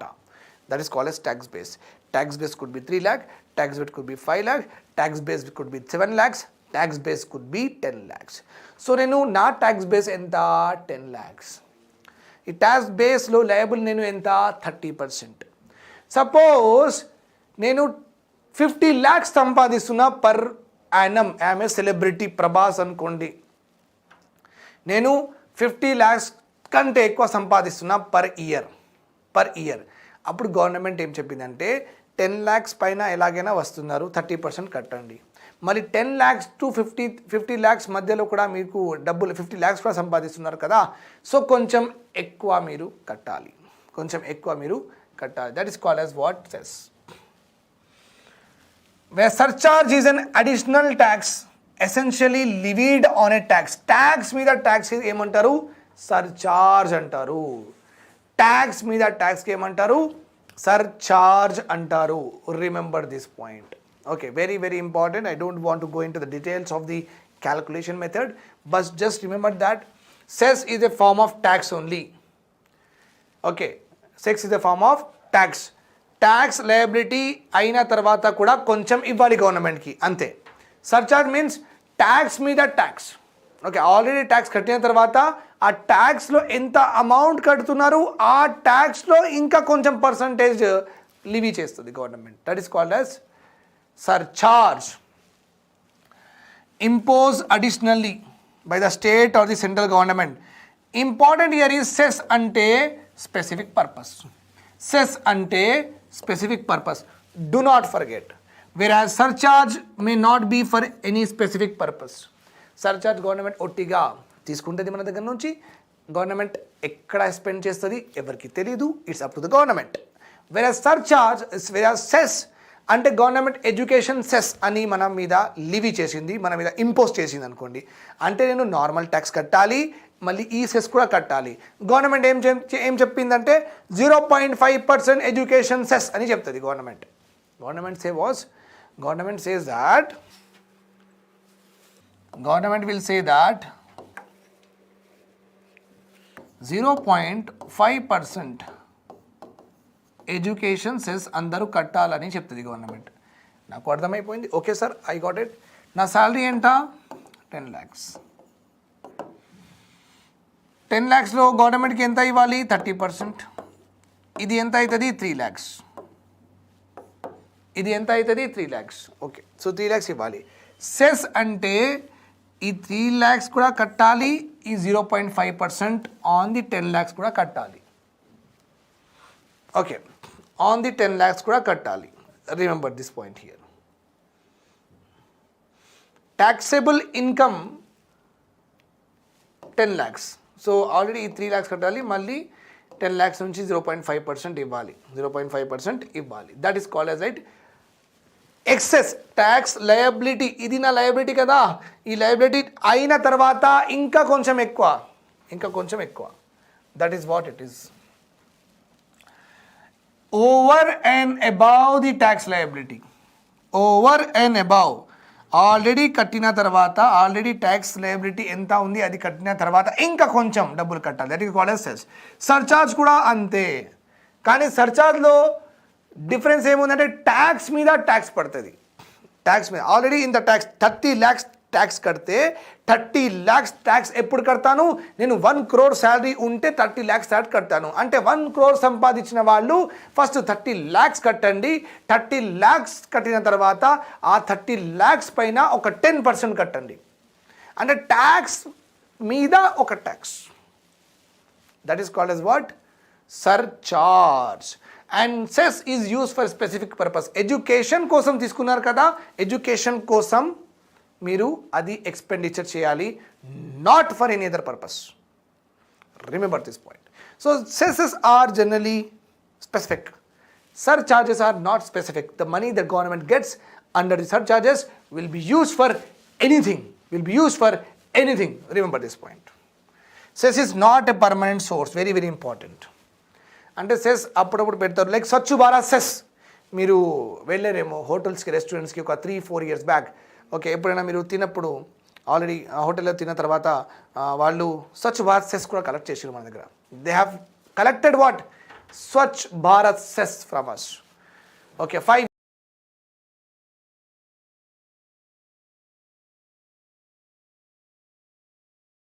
చేసిన వాళ్ళు స్వచ్ఛ భారత్ సెస్. అంటే మళ్ళీ 5 years తర్వాత October 2, 2014లో స్వచ్ఛ భారత్ అభియాన్ స్టార్ట్ అయింది. October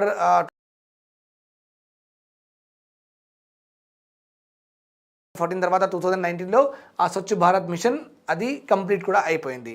సో ఆ సెస్ కూడా వెళ్ళిపోయింది. రైట్. సో సెస్ ఒక పర్పస్ కోసం కలెక్ట్ చేస్తారు. ఆ పర్పస్ అయిపోయిన తర్వాత అది డిస్మాంటిల్ చేసేస్తారు, మళ్ళీ అది ఉండదు. That's why cess is temporary. Whereas surcharge is permanent, usually permanent. అది తీయరు, అది డెఫినెట్గా ఉంటుంది ఎప్పుడైనా. Okay, Cess could be levied on both direct and indirect taxes. We have to learn about it. Whereas surcharge could be levied only on individuals. Only on individuals. Remember this point. Okay. Means cess could be levied on any articles also. Any articles also, and cess could be directly relieved on a purpose, services also. Direct, indirect cesses kuda untai. Then all the money of cess will go in the public account of India. All the money of surcharge will go in the consolidated fund of India. Very, very, very important difference here. Remember this point forever. Okay. All the cess will go into the consolidated fund, public accounts of India. All the surcharge will go into consolidated fund of India. Very, very important. Now let us see the examples of them. Chudandi, education cess or Swachh Bharat cess, flood కోసం కూడా collect చేసుకోవచ్చు, disasters కోసం కూడా collect చేసుకోవచ్చు, cleaning. వెరాజ్ సర్చార్జ్కి ఏం లేదు, ఎక్కువ సంపాదిస్తే ఇచ్చేయాలి. అందుకే ఇవన్నీ నాట్ అప్లికబుల్, ఒక పర్పస్ ఉండదు. Okay, another one is GST. Okay, under GST certain sin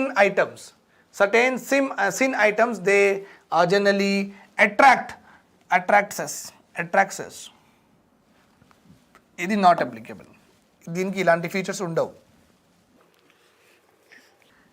అంటే ఇంకొకటి ఏముందంటే ఎడ్యుకేషన్ సెస్లో అంటే పిల్లలకి స్కూల్స్ కట్టాలి, ఎవరు కట్టాలి అని గవర్నమెంట్ అలా అనుకున్న తర్వాత ఎడ్యుకేషన్ సెస్ ఈ ఇయర్ నుంచి స్టార్ట్ చేసిన తర్వాత ఎందుకో కోవిడ్ వచ్చింది, పిల్లలది ఎడ్యుకేషన్ మొత్తం ఖరాబ్ అయిపోయింది, వాళ్ళకి ట్యూషన్స్ పెట్టాలి, వాళ్ళకి తొందరగా అన్ని నేర్పించాలని గవర్నమెంట్ ఇంటెన్షన్ ఉందన్నమాట. సో గవర్నమెంట్ ఈ ఇయర్ నుంచి ఎడ్యుకేషన్ సెస్ మన మీద లివీ చేసింది. సో ఆల్రెడీ ట్యాక్స్ కట్టాలి, ట్యాక్స్ పైన ఇది కూడా కట్టాలి. Okay, tax apart from this tax పైన కాదు, apart from this tax you have to also pay what? Cess. You have to also pay cess. In this case okay, then suppose education సెస్లో ఒక 100 crores గవర్నమెంట్కి వచ్చినాయి. Next ఇయర్లో government ఈ 100 crores expenditure చేయలేదు, 50 crores expenditure అయింది, 50 crores ఆ ఫండ్లోనే ఉండిపోయింది, ఆ ఎడ్యుకేషన్ సెస్ ఫండ్లోనే ఉండిపోయింది. సో నెక్స్ట్ ఇయర్ ఈ 50 crores వేరే దానికి వాడచ్చా? This is the question. The answer is no, no, no. You cannot. Okay. So if the cess collected in a particular year goes unspent, it cannot be allocated for other purpose. Remember this point. Whereas once paid, no other charge for the rest of year. ఒక్కసారి అది ఇయర్గా అంటే tax మనం ఇయర్గానే కడతాం కదా, ఒక్కసారి కట్టిన తర్వాత tax that is gone. Okay, it's gone, nothing will be there. Okay, remember this point here. Central government does not need to share the cess. Very, very important. Okay, generally central government collect చేసిన taxes state గవర్నమెంట్కి కూడా share చేస్తారు. అంటే 100 crores వాళ్ళకి వస్తే వాళ్ళు finance commission recommendation ప్రకారం state గవర్నమెంట్స్కి 40%, 30% అలా షేర్ చేస్తారు. 100 crores to 30 or 40 crores అట్లా. I'm just giving you an example. Means out of 100% of government, central government వచ్చిన డబ్బుల్లో స్టేట్స్కి ఎంత ఇవ్వాలి ఇది ఫైనాన్స్ కమిషన్ డిసైడ్ చేస్తుంది.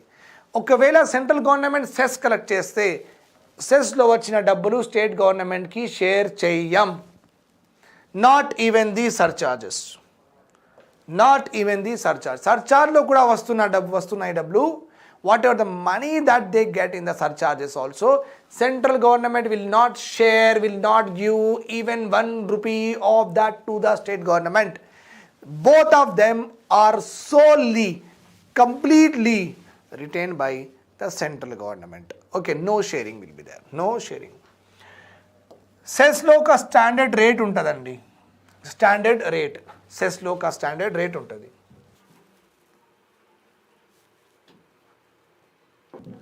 Okay, means what? సెస్లో ఒక స్టాండర్డ్ రేట్ ఉంటుంది. అంటే ఏంటి? 0.5% స్వచ్ఛ భారత్ సెస్ అంటారు. అంటే 0.5% తీసుకుంటారు. ఎడ్యుకేషన్ సెస్ మీరు ఎంత సంపాదిస్తే కూడా 0.5%. నేను 10,000 సంపాదిస్తే కూడా 0.5%.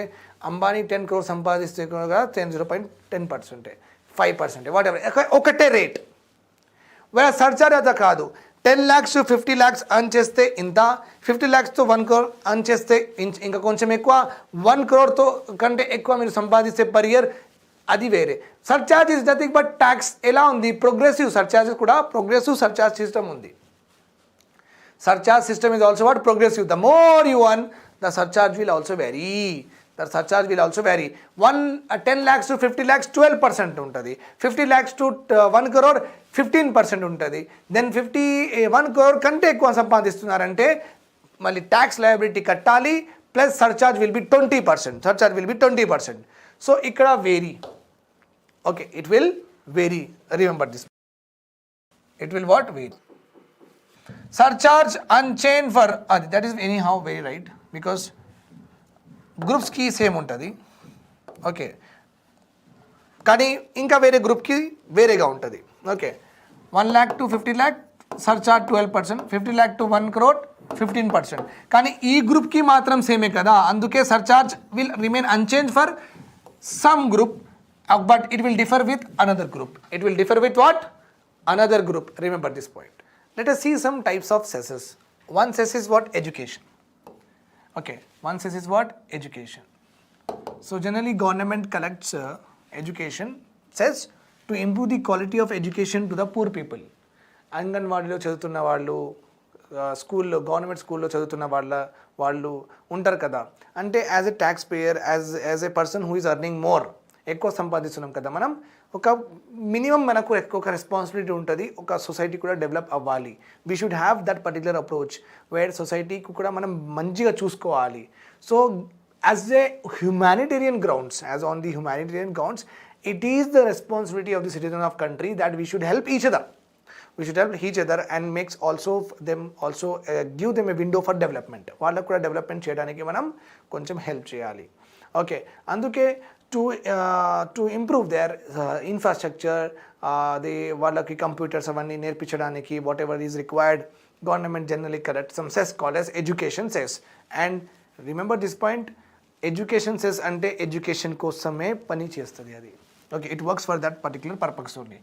Health cess introduced by Arun Jaitley in the year 2018. So as I have told you that introduce kuda chestaru malli teesestaru, introduce kuda chestaru malli teesestaru. That's why we have read one important feature of cess already మనం చూసుకున్నాం. What is that feature? The cess is levied on temporary basis. Temporary objective అయిపోయిన తర్వాత cess కూడా dismantle చేసేస్తారు. Okay, understood. Then we are having here this Swachh Bharat cess. Modi garu unnaru, introduced in the year 2015, 0.5%. That is what I was talking about. మనం మంచి హోటల్లో తింటున్నాం, రెస్టారెంట్లో తింటున్నాం, మొత్తం వాళ్ళు ఏం చేస్తున్నారంటే బయట పాడేస్తున్నారు, right? So they are not disposing of well. So government ఏం చెప్పిందంటే మీరు తింటున్నారు కాబట్టి మీరు కొంచెం హెల్ప్ చేయండి. Okay, so that money will be utilised to clean our areas. This is called as Swachh Bharat cess. So this is the Prime Minister Modi we are having here. Then Krishi Kalyan cess. This cess is aimed for the development of what? This cess is aimed for developing agriculture economy. Farmers ki develop cheyadaniki oka cess andi. Farmers ki develop cheyadaniki oka cess. Then infrastructure cess, introduced in the year 2016. ఎప్పుడు introduce అయింది అది కూడా important for the preliminary examination, గుర్తుపెట్టుకోండి. Okay, so this cess was charge on the production of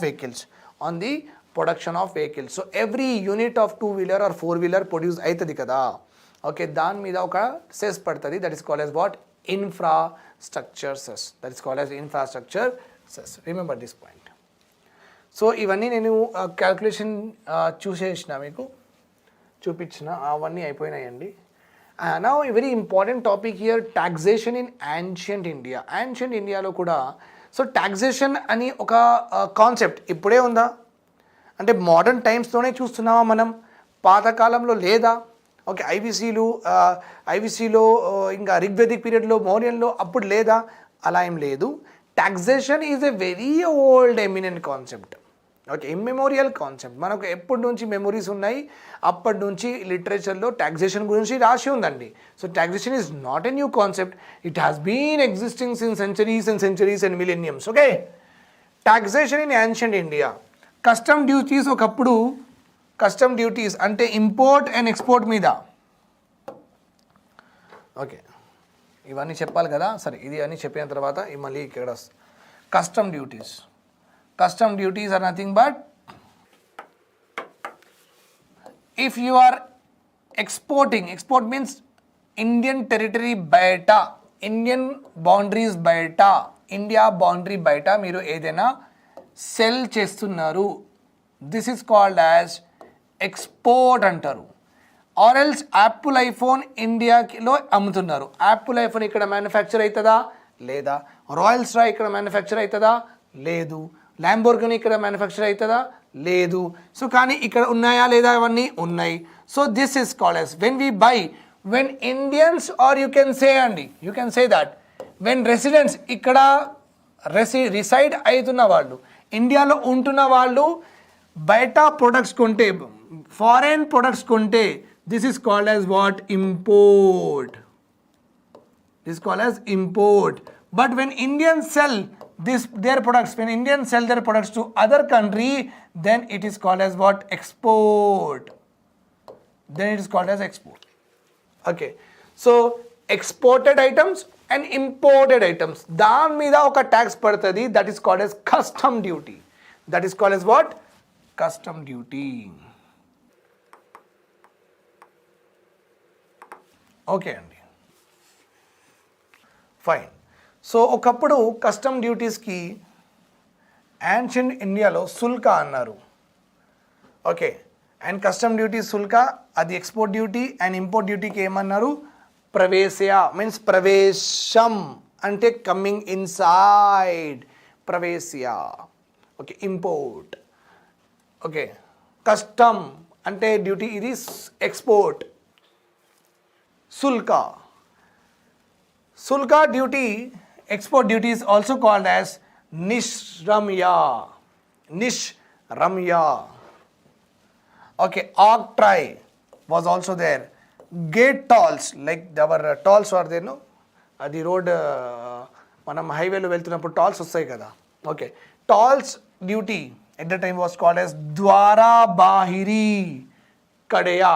Dwara, opening, Dwar, door. Door to other state, door to other area, door to other district. Okay, dwara. Toll duties and gate duties are called as what, dwara bahiri kadeya. Transaction tax, vyaji.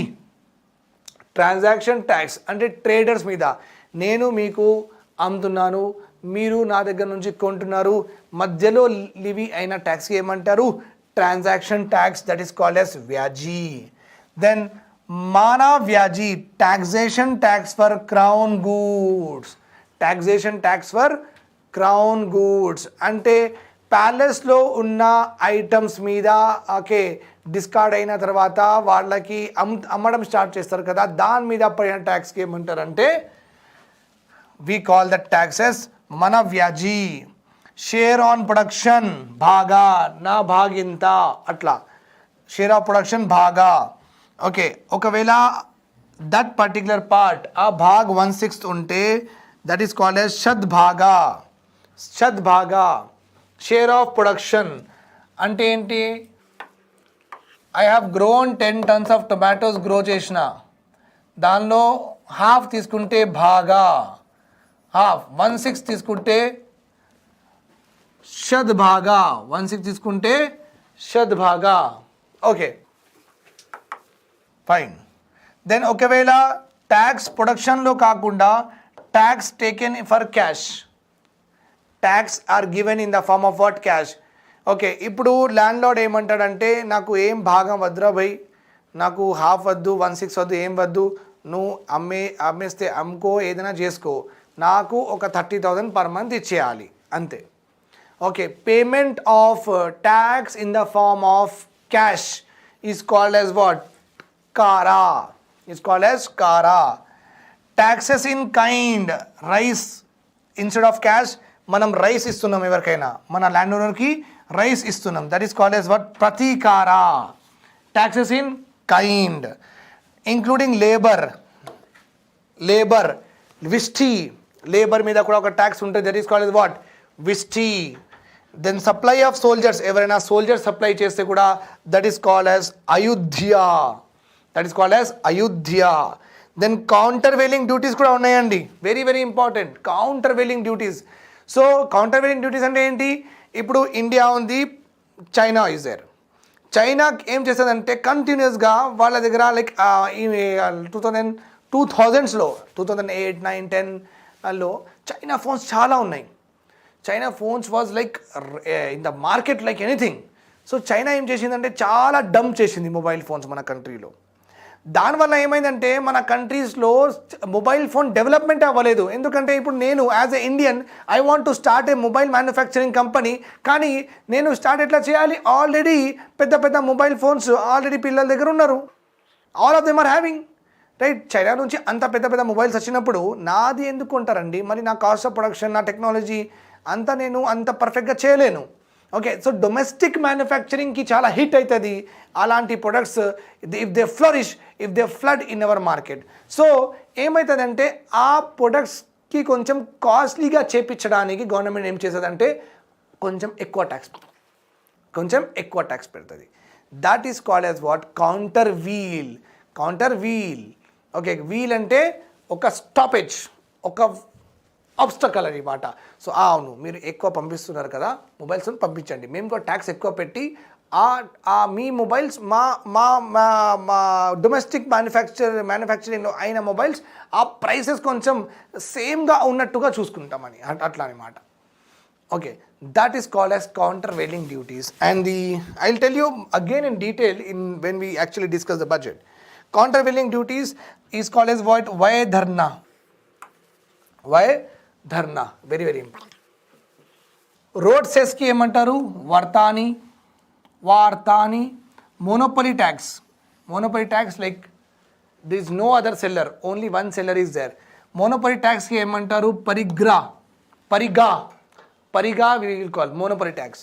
Royalty tax, McDonald's, KFC వాళ్ళు pay చేసిన ట్యాక్స్కి ఏమంటారు?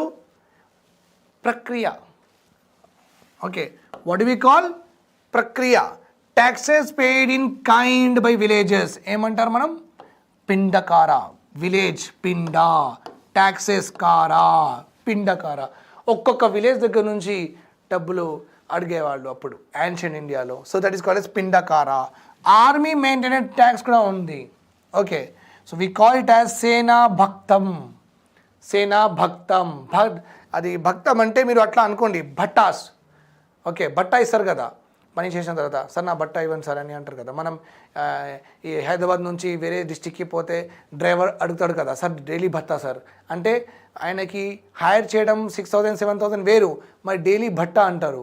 Okay, that is called as what? అలా అనుకోండి మీరు. Army maintenance tax, సేనా భక్తం. Surcharge, already మనం పెద్ద డిస్కషన్ చేసినాం దీని మీద. Surcharge is called as పర్స్వామ్.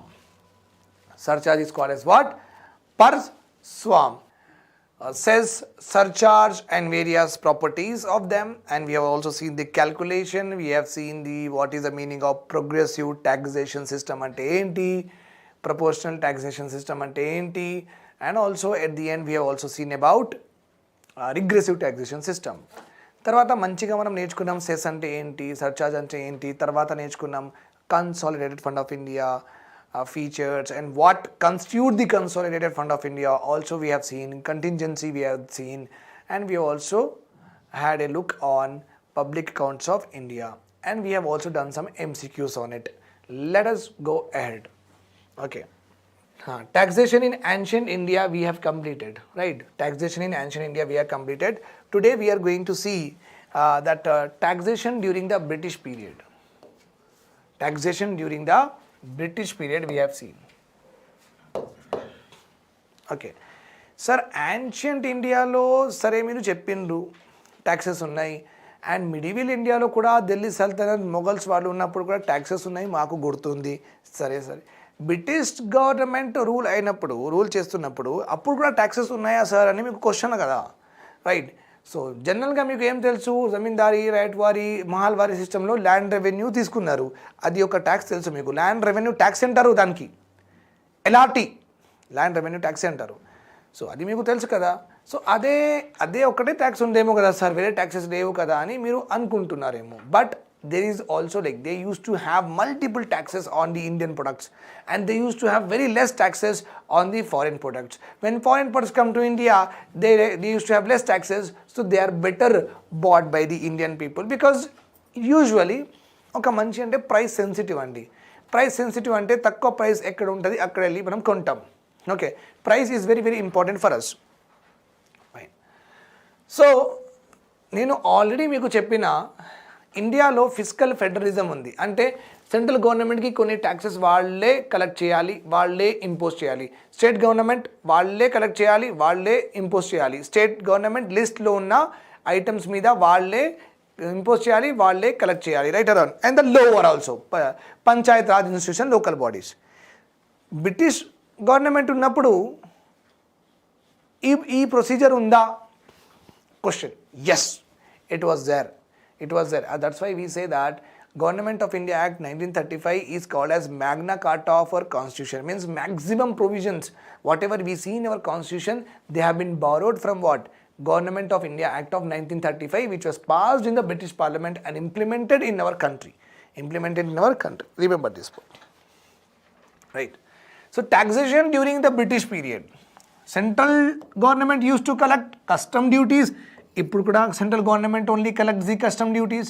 Central government will collect and impose income tax. ఇప్పుడు కూడా same. Corporation tax same. Central excise same. ఇది ఒకప్పుడు, ఇప్పుడు లేదు. ఇది salt duty central government. Salt duty central government. Now we are having what? Provincial tax revenue. అంటే state governments అప్పుడు ఎలాంటి ట్యాక్సెస్ కలెక్ట్ చేశారు, ఇంపోజ్ చేశారు? Land revenue. ఇప్పుడు కూడా state government can collect the land revenue. State exercises same to same. Stamp duty again same state can do that. Registration very good. So you can see the taxation system we are having now. The taxation system we are having now, it's not a high fi ఒక సడన్గా ఇట్లా వచ్చేసింది అట్లా కాదు. Okay, so over a period of time it has been evolved, and we have taken good bad of everything, and we have tried to make a very perfect taxation policy, taxation system. Okay, fine. So mali sir, central government taxes, central government collecting taxes in the same way state government collecting taxes. ఇప్పుడు కూడా central government collecting taxes, state government is also collecting taxes. కానీ మీరు ఇంకొక విషయం చెప్పారు sir. అది ఏం చెప్పారంటే సెంట్రల్ గవర్నమెంట్ కలెక్ట్ చేసిన ట్యాక్సెస్లో కొంచెం percentage okay as decided by the finance commission state గవర్నమెంట్కి కూడా ఇస్తారని చెప్పారు మీరు. ఓకే సార్, చెప్పినా నేను. That is right. Okay, I have told you. So అప్పుడు కూడా బ్రిటిష్ పీరియడ్లో సెంట్రల్ గవర్నమెంట్ స్టేట్ గవర్నమెంట్కి ప్రొవిన్షియల్ గవర్నమెంట్కి డబ్బులు ఇస్తుందా సార్ అని మీ క్వశ్చన్ యాక్చువల్లీ. ఎస్, డెవల్యూషన్ అప్పుడు కూడా yes.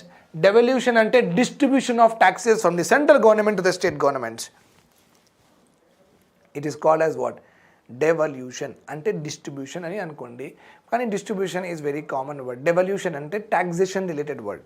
So if you're using devolution నాకు ప్రాపర్గా అర్థమైపోతుంది. Okay, you're talking about taxes. If you're using distribution, చలో వీళ్ళకి ఎకనామిక్స్ రాదు, వీళ్ళు మంచిగా చదవలేదని అర్థం. Okay, so remember this point here. Devolution అప్పుడు కూడా ఉండింది, డెవల్యూషన్ ఇప్పుడు కూడా ఉండింది. Central government separate taxes collect చేసింది, అప్పుడు state government separate taxes collect చేసింది. ఇప్పుడు కూడా state government separate taxes collect చేస్తుంది, central government separate taxes collect చేస్తుంది. So there is no change at all. ఎక్కువ తక్కువ అవ్వచ్చు, కానీ procedure and the method of collection and imposition has remained same. ఇంకా custom act already I have told you that. ఇంకొకటి చెప్పినాను నేను మీకు in our taxation discussion. One more I have told you, no tax could be levied, no tax could be imposed, no tax could be collected until and unless it is passed by the act of law, until and unless it is passed by the parliament or assembly. No tax could be collected by government from us. అప్పుడు కూడా సేమ్గా ఉండింది. Because of that they also got lot of acts. Custom డ్యూటీకి ఒక act ఉంది, tariff act ఉంది, customs act ఉంది, see custom act ఉంది. So వాళ్ళు కూడా ఒక యాక్ట్ చేసి కలెక్ట్ చేసుకున్నారు, మనం కూడా ఒక యాక్ట్ చేసి కలెక్ట్ చేసుకుంటున్నాం. ఓకే అండి, ఎక్సైజ్ డ్యూటీ మా దగ్గర కూడా యాక్ట్స్ ఉన్నాయి.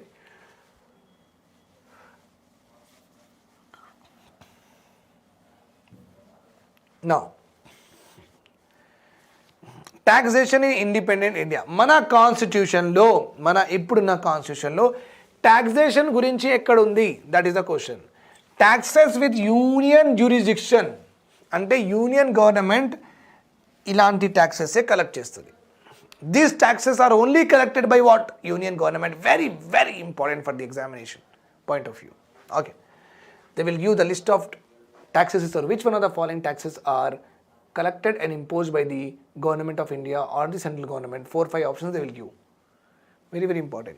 Central government, what taxes central government can collect? All of them are mentioned in where? Mentioned in list 1. Right or wrong? Yes sir. Yes sir, you are right. We also know that. Okay, so central government collect చేసిన taxes, all the taxes, whatever the taxes, whatever the taxes or what taxes could be collected by the union government or the central government is present in list 1. Okay, fine. Remember this point here, very very important students. Central government can collect taxes on income apart from agriculture income. అంటే ఇక్కడ ఒక twist ఉంది. Agriculture state subject కాబట్టి agriculture నుంచి మీకు profit అయితే అలాంటి income మీద ట్యాక్స్ మేము కలెక్ట్ చేయం, స్టేట్ గవర్నమెంట్ వాళ్ళు చేసుకోవచ్చు. అంటే ఏంటంటే మన కాన్స్టిట్యూషన్ ఏం చెప్పిందంటే అగ్రికల్చర్ ఇన్కమ్ మీద కూడా, అగ్రికల్చర్ నుంచి వచ్చిన ప్రాఫిట్స్ మీద కూడా ట్యాక్స్ చేయొచ్చా సార్ అంబేద్కర్ సార్ అని అడిగిండ్రు. అంబేద్కర్ సార్ ఏమన్నారంటే చేయొచ్చు. అగ్రికల్చర్ చాలా మంచిగా డెవలప్ అయిపోతే అందరిది ఫార్మర్స్కి చాలా డబ్బులు వచ్చినప్పుడు వాళ్ళు కూడా పర్ ఇయర్ వాళ్ళకి 6-7 lakhs శాలరీస్ వస్తున్నప్పుడు, ఇన్కమ్ వస్తున్నప్పుడు, ప్రాఫిట్ వస్తున్నప్పుడు వాళ్ళు ఎందుకు పే చేయొద్దు డబ్బులు ట్యాక్స్? వాళ్ళు కూడా ట్యాక్స్ పే చేయాలి కదా. కానీ మనం కలెక్ట్ చేయట్లేదు ఎందుకు? అగ్రికల్చర్లో అంత ప్రాఫిట్స్ లేవు. గవర్నమెంట్ సమ్హౌ అది మన ఫుడ్ సెక్యూరిటీ కోసం అందరికీ ఫుడ్ దొరకడానికి గవర్నమెంట్ చాలా వాళ్ళకి హెల్ప్ చేసి అగ్రికల్చర్ సెక్టర్కి గవర్నమెంట్ మెయింటైన్ చేస్తుందన్నమాట. Okay, but in constitution it is not written anywhere that agriculture నుంచి వచ్చిన ప్రాఫిట్లో ట్యాక్స్ వేయద్దు అని రాయలేదు ఇక్కడ. అంటే ఫ్యూచర్లో this could come as a topic also that large farmers, పెద్ద ఫార్మర్స్ వాళ్ళకు వస్తున్నాయి కదా డబ్బులు, వాళ్ళకైనా ట్యాక్స్ చేద్దాం అన్నమాట. So remember this point, central government can collect taxes only on incomes, any other incomes but not on agriculture income. Okay, first one. అందుకే government of India collects income tax. అందుకే government of India collect what? Corporation tax. Corporation tax is nothing but on the profits of company. Telugu వన్లో profit అయితే వాళ్ళు డబ్బులు కట్టాలి గవర్నమెంట్కి. So that income వాళ్ళకి income ఎట్లా వస్తుంది? తెలుగు వన్ ఛానల్కి ఇన్కమ్ ఎలా వస్తుంది? ప్రాఫిట్స్తో. సో ప్రాఫిట్ మీద పడిన ట్యాక్స్కి ఏమంటారు? Corporate tax. Because Telugu one is a corporate office, corporate company అనమాట. So let us see where are we, right? We are actually here, my dear students. So yesterday I have told you what is the meaning of tax revenues. I have told you that the meaning of direct tax revenue, and I have told you the meaning of indirect tax revenue, right? Now let us go one by one. First of all, manam direct taxes of union నేర్చుకుందామండి. Direct taxes of union నేర్చుకుందాం. Fine. Direct taxes of union. Union government బ్రాడ్గా చూసుకుంటే మనం 3 important areas మీద tax impose చేస్తుంది. Union government ఒక బ్రాడ్గా చూసుకుంటే 3 important areas మీద ట్యాక్స్ ఇంపోజ్ చేస్తుంది. The first one is income మీద, డబ్బుల మీద. ఓకే, అంటే ప్రాఫిట్ మీద, డబ్బులు సంపాదన మీద.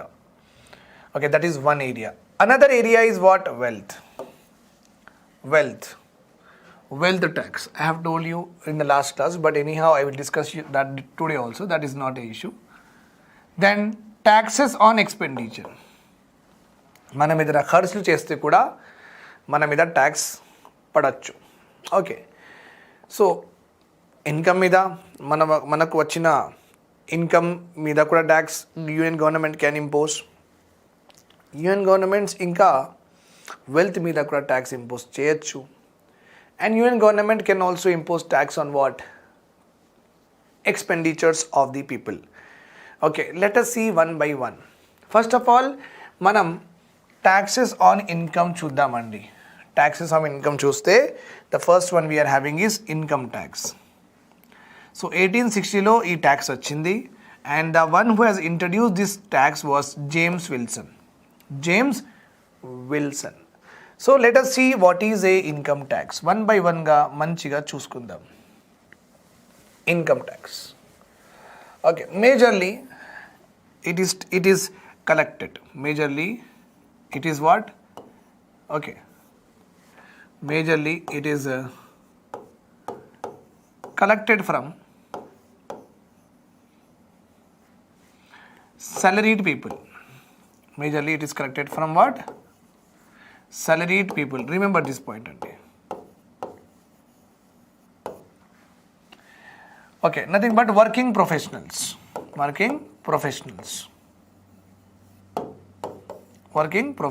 Remember this point.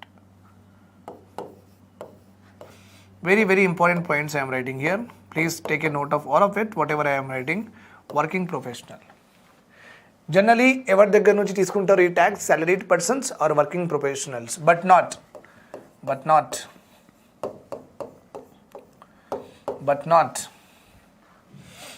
on unorganized, on the income earned by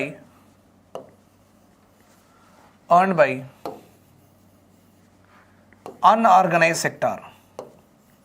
Income earned by unorganized sector population.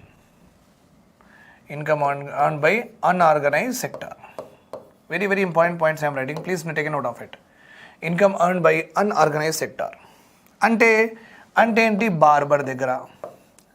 Barber మన కటింగ్ చేసి, మన హెయిర్ కట్ చేసి డబ్బులు తీసుకుంటాడు.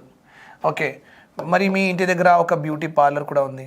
You also have a beauty parlour is also there, right or wrong? You are also having a beauty parlour. మళ్ళీ మీ ఇంటి దగ్గర ఒక మెకానిక్ కూడా ఉంటాడు. Okay, mechanic. మళ్ళీ మీ ల్యాండ్ లార్డ్, మీరు ల్యాండ్ ఓనర్, మీరు రెంటెడ్గా ఉంటున్నారు.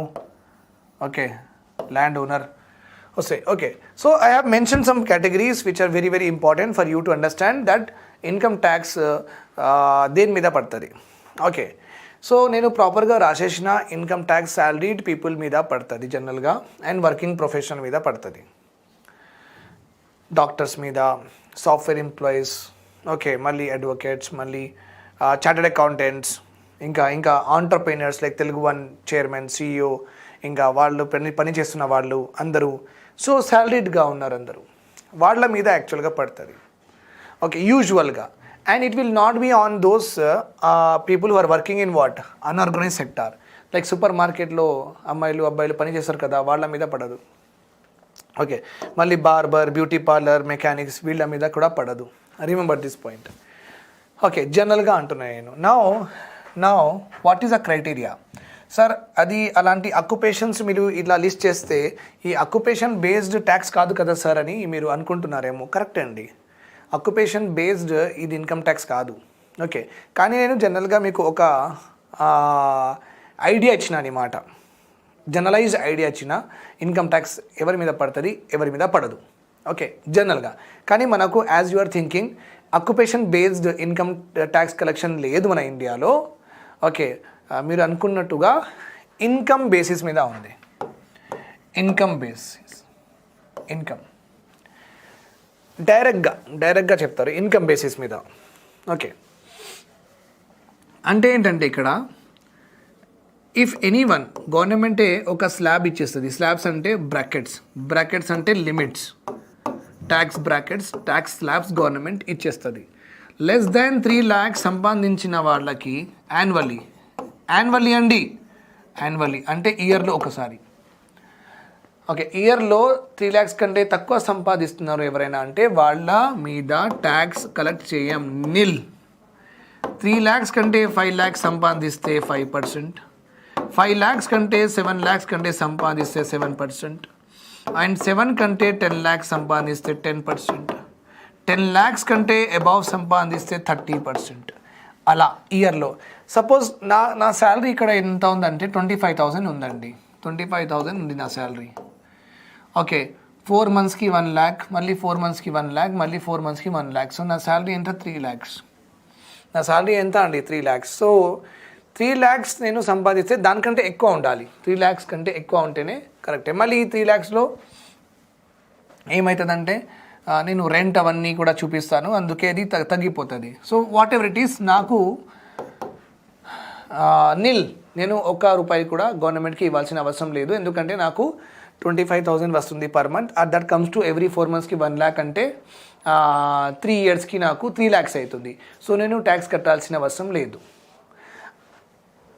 నేను ఒక తెలుగు వన్ ఛానల్లో కూడా పని చేస్తే పర్వాలేదు, లేకపోతే ఒక మూవీలో పని చేస్తే కూడా పర్వాలేదు, లేకపోతే ఒక కోచింగ్ ఇన్స్టిట్యూట్లో పాటలు చెప్పుకుంటే కూడా పర్వాలేదు, లేకపోతే నేను ఒక సూపర్ మార్కెట్లో మేనేజర్ లాగా పని చేస్తే కూడా పర్వాలేదు, లేకపోతే ఐ విల్ బీ లైక్ ఒక ఏమంటే హోటల్లో వెయిటర్ లాగా పని చేస్తే కూడా డస్ నాట్ మ్యాటర్ అని మాట. Does not matter. ఓకే, లేకపోతే నేను ఒక జూనియర్ ఆర్టిస్ట్ లాగా ఒక రోల్ చేస్తున్నా, జూనియర్ ఆర్టిస్ట్ లాగా I'm doing something like junior artist లాగా చేస్తున్నా, then also does not matter. Understood? Then also does not matter. Fine. So here you can understand what I'm trying to say. నేను ఎక్కడైనా పని చేస్తే పర్వాలేదండి, కానీ నా శాలరీ మాత్రం less than 3 lakhs or equal to 3 lakhs ఉండాలండి, అంతే. నా మీద ట్యాక్స్ పడదు. దానికంటే ఎక్కువ ఉంటే నా మీద ట్యాక్స్ పడడం స్టార్ట్ అవుతుంది. అందుకే మీరు అనుకున్నట్లుగా ఇది అక్యుపేషన్ బేస్డ్ కాదు ట్యాక్స్, ఇది ఇన్కమ్ బేస్డ్ ట్యాక్స్. నేను అది ఎందుకు చెప్పినా మీకు, సార్ మరి అది లేదంటే అనవసరంగా ఎందుకు చెప్పిన సార్ నాకు అని మీకు క్వశ్చన్ ఉంటుంది. ద ప్రాబ్లమ్ హియర్ ఈ, సపోజ్ నేను తెలుగు వన్ ఛానల్లో పని చేస్తున్నా అనుకోండి. యాజ్ ఎ ఫ్యాకల్టీగా పని చేస్తున్నా. నేను సార్కి ఏమన్నా అంటే నాకు క్యాష్ ఇచ్చేయండి, శాలరీలో క్యాష్ ఇచ్చేయండి అని చెప్పిన. సార్ నాకు క్యాష్ ఇచ్చేసిండ్రు. క్యాష్ ఇచ్చేస్తే నేను ఎవ్రీ మంత్ క్యాష్గానే తీసుకుంటున్నాను. సో క్యాష్ తీసుకుంటే నా బ్యాంక్ అకౌంట్లో కనిపించదు కదా, because it is a cash.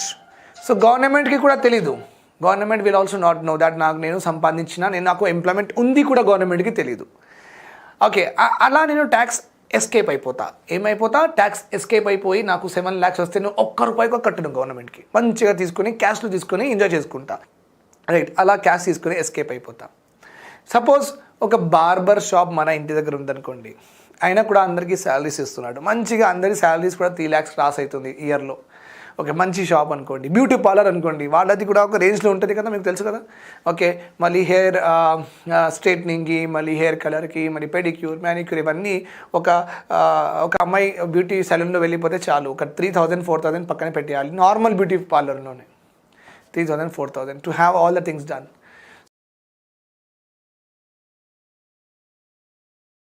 Can understand that వాళ్ళు ఎవ్రీడే ఎంత కస్టమర్స్ చేస్తారు, వాళ్ళకి ఎంత డబ్బులు వస్తాయి. రైట్, సపోజ్ వాళ్ళు డబ్బులు చేత్తో పే చేస్తున్నారు. మళ్ళీ ఎందుకంటే మళ్ళీ వాళ్ళు ఒక బార్బర్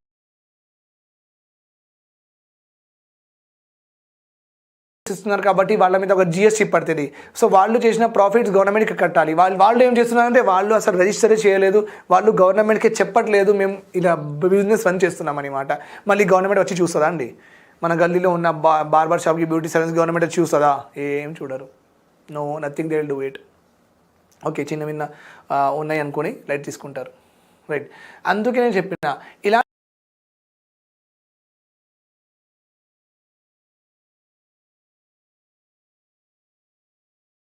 ఏమంటారంటే అన్ఆర్గనైజ్ సెక్టార్స్ అంటే సెక్టార్స్. ఇలాంటి సెక్టార్స్ యాక్చువల్గా ఒక యాక్ట్లో రిజిస్టర్ లేవు, అంటే they did not register themself in any act.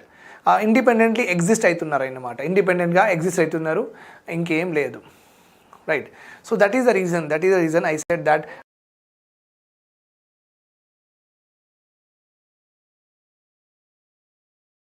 Unorganised sector దగ్గర నుంచి యాక్చువల్లీ జనరల్గా కలెక్ట్ అవ్వరు. ఓకే, చేయరు, వాళ్ళు చేయలేరు అలా అనుకోండి. సో జనరల్లీ శాలరీడ్ లాగా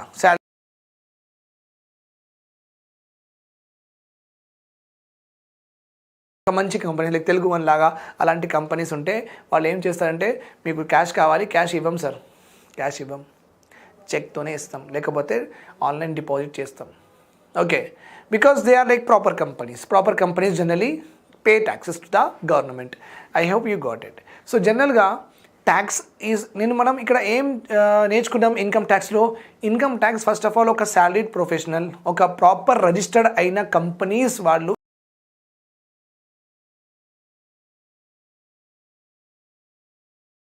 పే చేసుకుంటారు, అండ్ దానిలో పని చేసిన వాళ్ళు ఎక్కువ పే చేసుకుంటారు. గవర్నమెంట్ ఆఫీసర్స్ పే చేసుకుంటారు, గవర్నమెంట్ సర్వెంట్స్ కూడా పే చేస్తారు.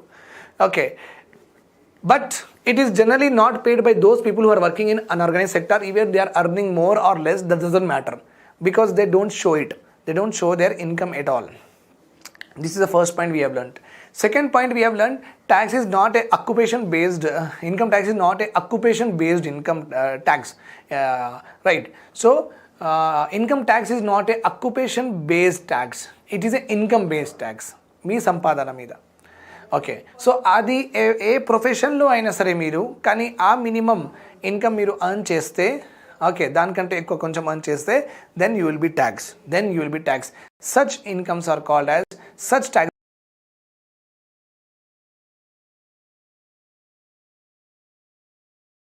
which are levied, such taxation systems which are levied on the income of an individual irrespective of their occupation. Such taxes are called as income tax. Such taxes are called as what? Income tax. Please remember this point.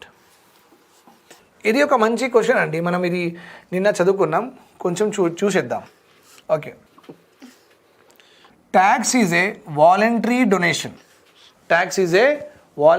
Donation made by the citizen of the country to the government. Very very important point, very twisting point అండి.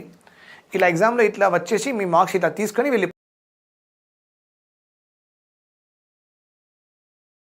కానీ ఏమైంది, మీరు వచ్చి చూసుకుంటారు, అరే నేను మంచిగా చేసినారా, మరి టాక్సేషన్ మీద క్వశ్చన్ వచ్చింది, నేను ఇట్లా చేసేసిన, ఎంత ఈజీగా వచ్చిందిరా అని అనుకుంటారు.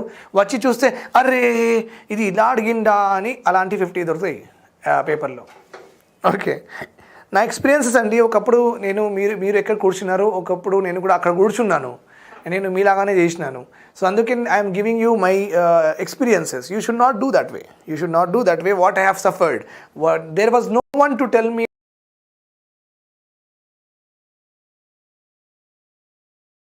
In a very jovial manner. నాకు ఎవరు ఇవన్నీ చెప్పలేదు. ఓకే, సో ఇలా చూసుకోవాలి, క్వశ్చన్స్ ఇట్లా చూసుకోవాలి, ఈ ట్విస్టింగ్ వర్డ్ ఉంది, ఇక్కడ మీకు ప్రాబ్లం అవుతుంది, ఇక్కడ చేంజ్ చేస్తారు. So remember this point, you concentrate on such words అని అలా చెప్పు ఉంటే నేను ఇక్కడ ఉండేవాడిని కాదు, మీరు ఏమనుకుంటున్నారు అక్కడ ఉండేవాడిని. ఓకే, మీ డ్రీమ్కి నా డ్రీమ్ ఒకప్పుడు. Okay, so that is the reason. Fine. So tax is a voluntary. Sir correct కదా సార్, వాలంటరీ ఉంది కదా సార్, మీరే చెప్పిండ్రు వాలంటరీ అని. వాలంటరీ. ఓకే, నేను ట్యాక్స్ వాలంటరీ అని చెప్పలేదు, ట్యాక్స్ ఈజ్ ఏ ఎన్ఫోర్స్ అన్నాను నేను. What I have told, tax is a enforce. That to I have told you that tax is a enforce contribution చెప్పిన నేను మీకు. Tax is a enforce contribution. మళ్ళీ ఇక్కడ ఏం రాసి ఉంది సార్, డొనేషన్ రాసి ఉంది. మళ్ళీ వాలంటరీ కాదు, ఇన్వాలంటరీ. మనకు ఇష్టం లేదండి ట్యాక్స్ పే చేయడం. నా 5 lakhs రూపీస్ నేను అర్న్ చేసిన గవర్నమెంట్కి ఎందుకు కట్టాలి నేను? గవర్నమెంట్ నాకు కట్టుమని చెప్తుంది, మళ్ళీ ఏదో క్రిమినల్ అఫెన్స్ ఉంది అని చెప్తుంది, మళ్ళీ వాళ్ళు వచ్చి మనకు ఎక్కువ ట్యాక్స్ వేసేస్తారు, పెనల్టీస్ వేసేస్తారని ఆ భయపడి నేను కట్టుతున్నాను. కానీ నాకు ఇంట్రెస్ట్ లేదు. Right or wrong? Common sense or not? Yes, అందుకే నేను వాలంటరీగా పే చేయట్లేదు, ఇన్వాలంటరీగా పే చేస్తున్నాను. ఇంకా that is nothing but donation కాదు అది. గవర్నమెంట్ ఏం చెప్తుంది, ఏదో మీరు నాకు భిక్ష ఏమి ఇవ్వట్లేదని చెప్తుంది గవర్నమెంట్. ఇది మీ కాంట్రిబ్యూషన్. ఒక సిటిజన్ లాగా as you are using government resources, national resources, మీకు ఒక బాధ్యత ఉంది టువర్డ్ ది సొసైటీ. ఆ సొసైటీ బాధ్యత మీరు పూర్తి చేయాలి. అందుకే చాలామంది మీ బ్రదర్స్, మీ సిస్టర్స్ పూర్ కూడా ఉన్నారు. వాళ్ళ కోసం కూడా మీరు కొంచెం ఎక్కువ డబ్బులు వచ్చినప్పుడు ట్యాక్స్ కట్టాలి. ఆ ట్యాక్స్ వాళ్ళకి మేము Aasara pension scheme, fee reimbursement scheme ఇవన్నీ స్టార్ట్ చేసి వాళ్ళకు కూడా డెవలప్ చేస్తాం మీలాగా. ఓకే అండి, అలా గవర్నమెంట్. సో గవర్నమెంట్ ఏం చెప్తుంది, ఇది ఒక కాంట్రిబ్యూషన్, డొనేషన్ కాదు.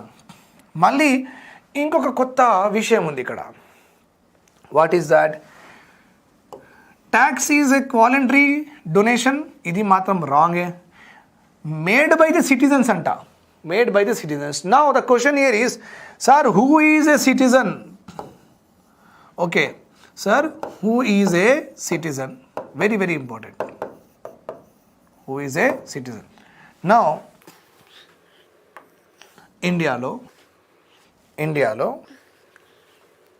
ఇండియన్స్ ఉన్నారు. ఇండియన్స్ ఎవరు? ఇండియన్ గవర్నమెంట్ పాస్పోర్ట్ ఎవరికి ఇస్తుంది, పాస్పోర్ట్ ఎలిజిబిలిటీ ఎవరికి ఉంటుంది, వాళ్ళకే ఇండియన్స్ అంటారు. ఇండియన్స్. సిటిజన్స్ అంటే ఏంటి? సిటిజన్ అంటే the people who are eligible to get a passport of Indian government. Eligible మీ దగ్గర లేదనుకోండి, కానీ మీరు అప్లై చేసి ఇస్తారు కదా, అందుకే మీరు ఎలిజిబుల్గా ఉన్నారు. You are eligible person. So the people who are eligible to get a passport of Indian government, they are called as citizens. అదే జాక్వెలిన్ ఫెర్నాండెస్ అనుకోండి. జాక్వెలిన్ ఫెర్నాండెస్ ఆమె ఇండియన్ సిటిజన్ కాదు. ఆమె ఇక్కడ వచ్చి పని చేస్తుంది. జస్ట్ లైక్ ప్రియాంక చోప్రా యుఎస్కి వెళ్ళి ఆమె అక్కడ పని చేస్తుంది. ఎట్లా ఆమె కూడా జాక్వెలిన్ ఫెర్నాండెస్ మన ఇండియాలో వచ్చి పని చేస్తుంది ఆమె. సో ఆమెకి ఇండియన్ సిటిజన్షిప్ ఉందా? లేదండి, లేదు. ఆమెకు శ్రీలంకన్ సిటిజన్షిప్ ఉంది. Because she belongs to Sri Lanka. So మీరు అనుకోండి, ఇక్కడ మన ఇండియాలో ఇండియన్స్ కూడా ఉన్నారు, ఇంకా ఫారినర్స్ కూడా పని చేస్తున్నారు. ఓకే, ఇండియన్స్కి ఏమంటారు? సిటిజన్స్. మళ్ళీ జాక్వెలిన్కి ఏమంటారు? ఫారినరే అంటాం. We'll never call her as Indian. Common sense. And Priyanka Chopra కూడా అక్కడ వెళ్తే కూడా మనం ప్రియాంక చోప్రాకి ఇండియన్ చెప్తాను, అమెరికన్ చెప్పట్లే కదా. Right? Are you getting my point? Yes. నా the question here is, Indian అంటే షుజాత్ సార్ ఇక్కడే ఉన్నారు అని మళ్ళీ నాకు జాక్వెలిన్ కంపారిజన్ ఏంటి సార్ అని మీరు అనుకుంటున్నారేమో. సార్ నేను తీసేస్తాలే అని. ఓకే, మన అల్లు అర్జున్ గారు ఇక్కడ ఉన్నారు. Allu Arjun is there. మరి Jacqueline is there. Allu Arjun మన Indian citizen, Jacqueline Sri Lankan citizen. కానీ ఇద్దరు ఉంటున్నారు ఎక్కడ? ఇండియాలో ఉంటున్నారు. అల్లు అర్జున్ డబ్బులు సంపాదిస్తే అది 10 lakhs అబౌవ్ డెఫినెట్గా కామన్ సెన్స్గా అయిపోతుంది. 10 lakhs అబౌవ్ అంటే పైన ఉంటే ఆయన ఎంత కట్టాలి? 30% కట్టాలి. జాక్వెలిన్ ఫెర్నాండెస్ కూడా ఇండియాలో ఒక మూవీలో పని చేసింది. ఆమెకి 1 crore 2 crore రెమ్యునరేషన్, ఆమెకి శాలరీస్ ఇచ్చారు. సో ఆమె 1 crore సంపాదిస్తే కూడా ఆమెది ఇన్కమ్ కూడా 10 lakhs దాటిందా లేదా? 1 crore సంపాదిస్తే 10 lakhs దాటిందే కదా. 10 lakhs కంటే అబౌవ్ ఉంది ఆమె శాలరీ కూడా. సో ఆమె మీద కూడా ఇన్కమ్ ట్యాక్స్ పడుతుందండి. On her also income tax will be levied. అంటే ఇండియన్ అయినా సరే, ఫారినర్ అయినా సరే, ఇండియాలో వాళ్ళు డబ్బులు సంపాదించిన తర్వాత ఆ ఇన్కమ్ లెవెల్లో ఒకవేళ ఇన్కమ్ బ్రాకెట్లో ఒకవేళ వాళ్ళు వస్తే వాళ్ళు కూడా కట్టాలి. They also have to pay irrespective of whether you are Indian or whether you are a foreigner. It means the moment you reside on the soil of India, the moment you live on the soil of India and you earn the income more than the prescribed limit, then you will be taxed. Okay, so ikkada em rashi undi mana question lo, made by the citizen. Inka wrong ani mata. Absolutely wrong. This is what absolutely wrong. Remember this point. Tax is a voluntary donation కాదు.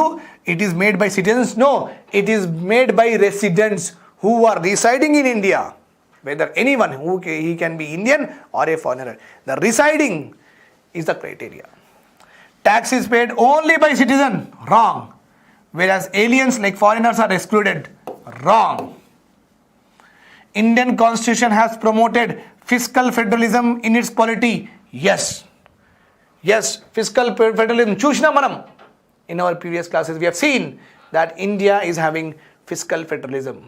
Constitution has given union government should collect these taxes, state government should collect these taxes, Panchayat Raj should collect these taxes. So in the constitution it is written that who should collect what kind of taxes. So there is a proper division of taxation powers are there between what? Union and state. Union and state. That's why the statement 3 is absolutely correct, which says what? Indian constitution has promoted fiscal federalism in its polity. So we are asked a question here, choose the incorrect statement. Choose the incorrect statement. Okay, so one is incorrect. This is also incorrect. So our answer is what? A. Our answer is what? A. 1 and 2. 1 and 2. Okay, right. Right, my dear students, very right. Okay, detail, I am going to things because this is a very important chapter not only for the parents, for the group 2, group 1, SSC, exam raskondi, UPSC nunchi Pune varaku exam raskondi. Meeku taxation is a very important aspect. I don't want any of you to miss any point. So we have clearly seen what is a income tax. What is the income tax? We have clearly seen. Now let us see what is the meaning of a corporate tax. Ante edana any companies. The companies registered under Companies Act and the companies registered under Companies Act of 2015. Okay. Examples of that company are what? Godrej undi mana daggara. Remember or not?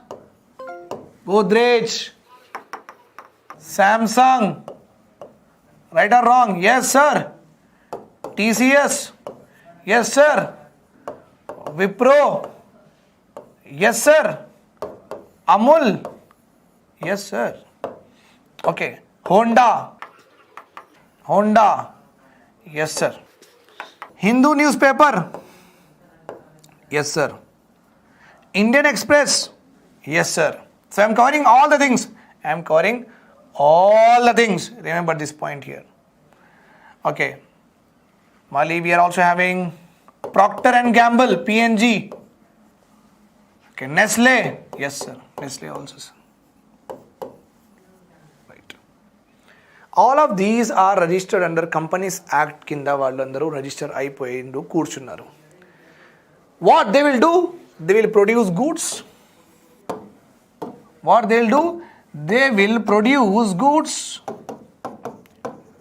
like Procter and Gamble, Head and Shoulders, Nestle, chocolates, Godrej, fans, Samsung, TV, TCS and Wipro are producing information technology, Amul milk, Amul curd, Amul ghee, Honda is related to automobile, car and all, Hindu paper is related to newspaper, etc. Printing of newspaper. వీళ్ళందరూ వాళ్ళ goods market చేస్తారు. Nothing but they will sell their goods and they will earn what? Profits. They will earn what? Profits. ఈ profits మీద పడిన tax కి ఏమంటారు? Corporate tax. Understood my point here? The profit మీద పడిన ట్యాక్స్ కి ఏమంటారు? Corporate tax. So now let us go ahead in our syllabus.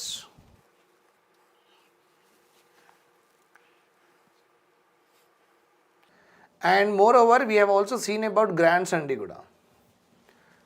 Okay, grants, vote of credit, exceptional grants, all these we have already learnt in our last class. Fine. So demand from grants, and we have also seen this also we have seen. Actually I have to go this way. Right, expenditure budget we have done yesterday. So charge expenditure and voted expenditures. This is where we have stopped our discussion in our last class. Okay, now budget highlights. The last document of the budget is what? Related to budget highlights.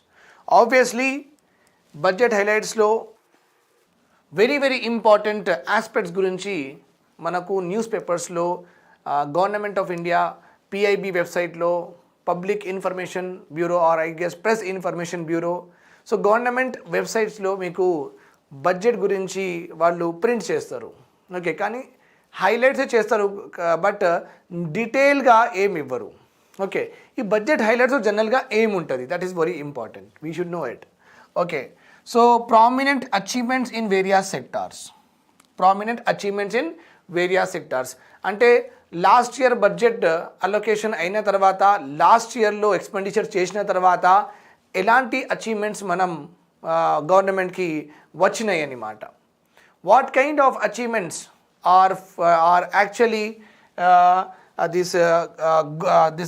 the government has got from their previous budget. Okay, and summarizes the budget. Summary kuda untadi.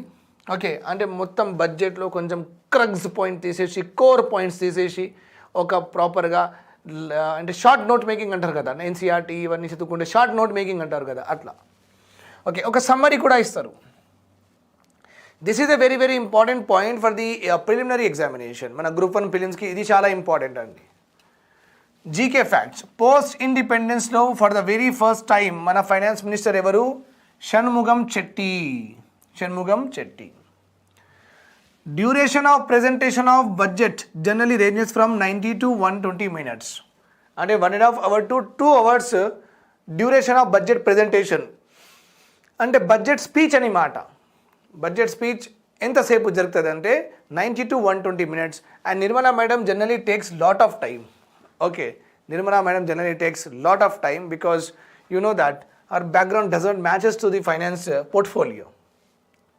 Okay మళ్ళీ budget is a French word ఇది కూడా చాలా important very important. Budget is a French word which means bougette. Sir, what is the meaning of bogot? Bogot means in French a leather briefcase. Bogot means in French a leather briefcase. Pranab ముఖర్జీని చూపించిన మీకు Congress government ఉన్నప్పుడు budget Chidambaram గారైనా సరే ప్రణబ్ ముఖర్జీ అయినా సరే గారైనా సరే వాళ్ళు బడ్జెట్ డాక్యుమెంట్స్ ఒక లెదర్ బ్రీఫ్ కేస్లో తీసుకుని వచ్చేవాళ్ళు. But after the NDA BJP government came Nirmala madam used to carry what the budget documents in a cloth and that is called as bahi khata. Khata means budget. Hindi, khata ante Hindi. Okay. Then Nirmala Sitharaman opted for a traditional bahi khata to carry the budget documents. Okay, the budget మొత్తం prepare అయిపోతే ఆ మొత్తం department of economic division department of economic affairs ఆ finance ministry లోపల department ఉంది కదా అండి. నేను మన లెక్చర్ స్టార్ట్ అవుతున్నప్పుడు బిఫోరే చెప్పించిన మీకు right. So I have told you that at the start of our lecture discussion on budget I have told you that the budget making is done by the department of economic affairs అని చెప్పిన మీకు right fine. So అది budget మొత్తం prepare అయిన తర్వాత అందరూ హల్వా తింటారు. Halwa ceremony okay అందరికీ పంచడం జరుగుతుంది. తర్వాత very important point prime minister Indira Gandhi okay who presented the budget in the year 1972-71. So she was the only woman prime minister and she was the first woman finance minister also. She was the only woman prime minister of our country. Ante malli no one is there, ever leru mundu enka also prime ministers leru, women prime ministers we don't have. That's why she was the only prime minister, woman prime minister of the country. That is one point. Second point is she was being a prime minister, she also presented the budget. Means she also worked as a finance minister during her prime ministerialship. Prime minister ఉన్నప్పుడే madam గారు finance minister కూడా లాగా పనిచేసిండు అంటే portfolio ఆమె దగ్గర పెట్టుకున్నారు. Okay Fine. So this is very, very important. The Prime Minister, who among the following Prime Ministers has served as Finance Minister, or you can say that who among the following Prime Minister has presented the budget? మళ్ళీ అందులో women అంటే specification అవసరం లేదు, specify చేయరు వాళ్ళు, డైరెక్ట్గా ఇందిరాగాంధీ అని కూడా రాసిస్తారు. So you should not get confuse. Indira Gandhi being a prime minister, she worked as a finance minister and presented the budget in the year 1970-71. ఇంకొకటి ఏంటంటే, how many such prime ministers are there? How many such prime ministers are there? Okay, అలా ఎన్ని prime ministers ఉన్నాయి? Okay, how many such prime ministers are there who presented the budget? వాళ్ళు కూడా budget present చేశారు. Prime minister లాగా కూడా పని చేసిండ్రు, ఇంకా బడ్జెట్ కూడా ప్రజెంట్ చేసిండ్రు.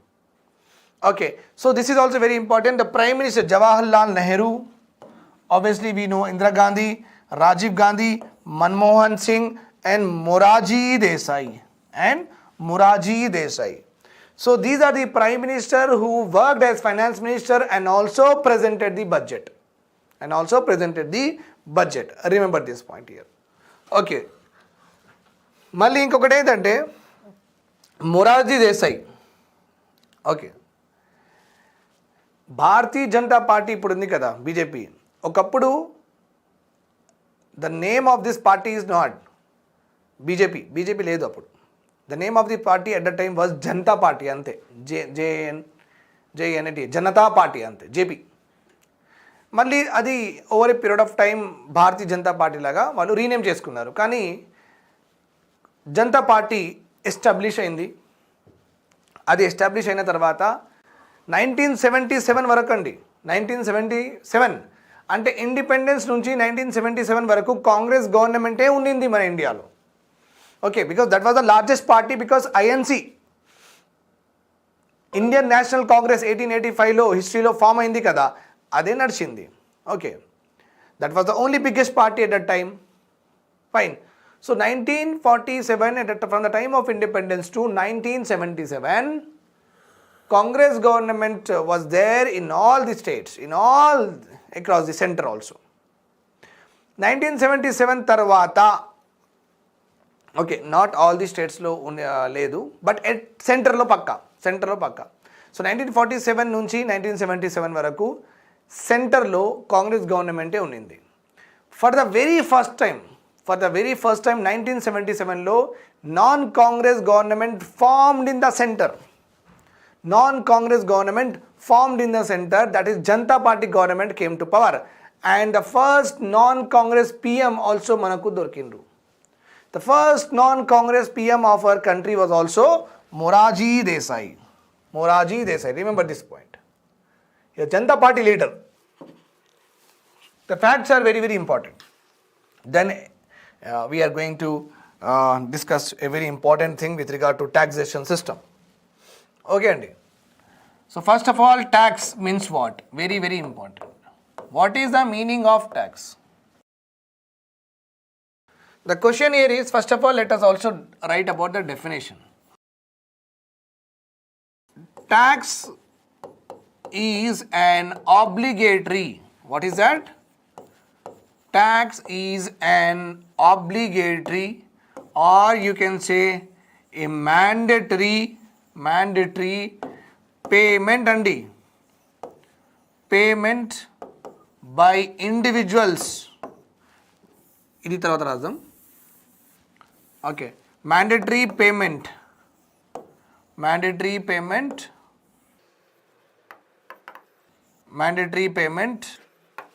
to the government. Understood? To the government అండి. Mandatory payment to the government. Tax is an obligatory or mandatory payment to the government. Okay. Another important point, tax should not be considered as a donation to the government. Remember this point.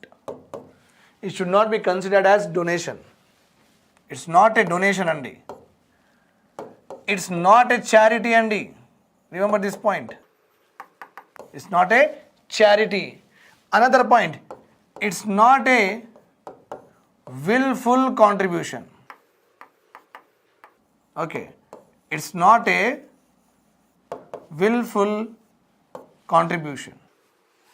Okay, అంటే మనం ఇష్టంగా pay చేయట్లేదు, government అడుగుతుంది కాబట్టి మనం pay చేస్తాం. That's why it's not a wilful contribution. So tax is an obligatory, compulsory pay చేయాలండి. ఎవరికి? To the government. ఇది డొనేషన్ కాదు, ఇది ఒక మీరు చారిటీ ఇవ్వట్లేదు, ఇది మీరు ఇష్టంగా ఇవ్వట్లేదు కూడా. So it's not a wilful contribution. Okay, it means what? Tax is a enforced contribution. Tax is a enforced contribution. Tax is a enforced contribution. అంటే మన మీద ఎన్ఫోర్స్ అయింది, మన మీద ఇంపోజ్ అయింది, అందుకే మనం పే చేస్తున్నాం. Tax is a enforced contribution. Okay, so we have understood the nature of tax. Now the question here is, tax ఎవరి మీద లివీ చేస్తారు? లివీ అంటే imposition. Remember this point. Levy is nothing but what? Imposed or imposition. Ever mida. Very, very important. Remember this point. Tax is imposed not only on individuals. Individuals ante you and me. Mana mida kuda padtadi. Tax is imposed also on what? Businesses. Okay, companies, corporates, factories, any business unit ani chepkochu. Any business unit ani chepkochu. Remember this point. Okay, so tax is levied on individual also, tax is levied on any business unit. Tax is levied on any business unit. So this is very important to write your introduction in your mains examination andi. Taxes గురించి మీకు question వస్తే what you have to start, how you have to start అంటే ఇలా start చేయాలి. The term tax refers to an obligatory or a compulsory payment made by the individuals or citizens to the government. Made by the citizens or individuals. It's not a donation, it's not a donation comma, charity comma. Okay, it's not a willful contribution, but it is a enforced contribution. But it is a enforced contribution. Okay, the taxes in the country are levied not only on individual but also any of the business unit such as factories, companies. Ala manam introduction rayali. Then he may ask ఏదైనా question అయినా సరే అండి, introduction మాత్రం రాసేయాలి. This is the introduction.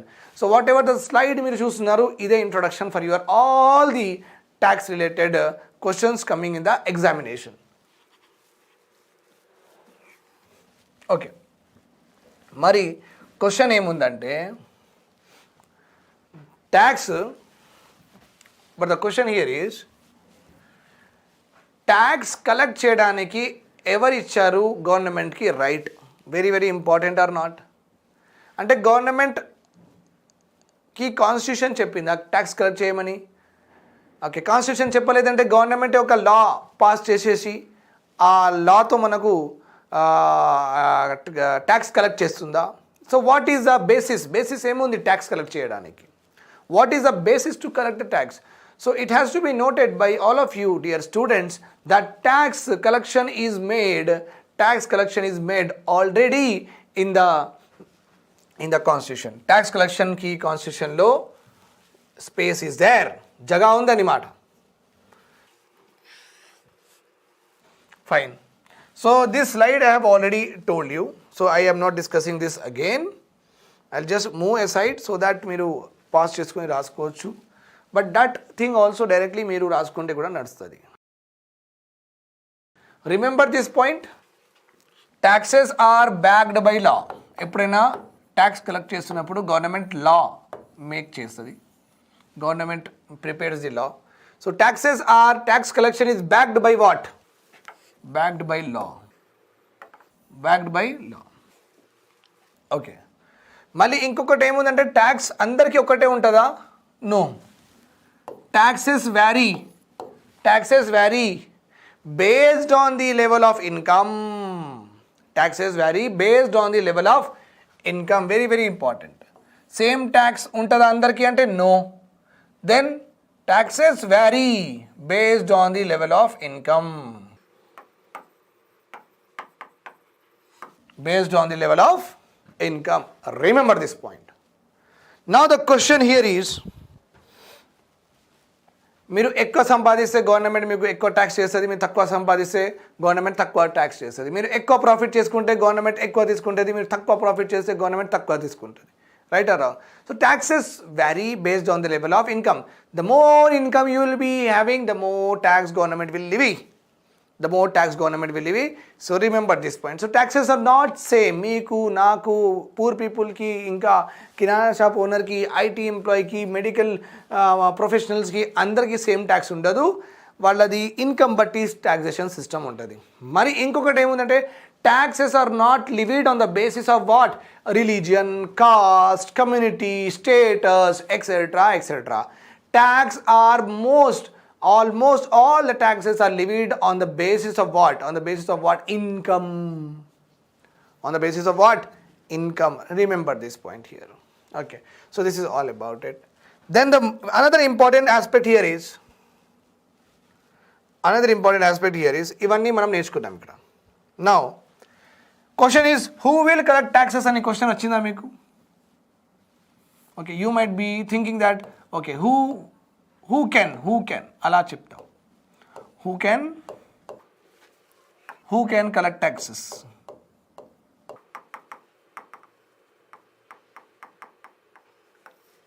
Who can collect taxes?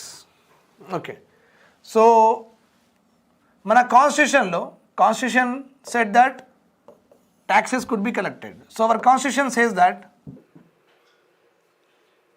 okay, now our constitution says that central government can collect taxes అని చెప్పింది మన constitution. Central government can collect taxes. Then state and union territories, they can also collect taxes. They can also collect taxes. Not only them. Okay, with the introduction of Panchayat Raj and municipalities, even the local governments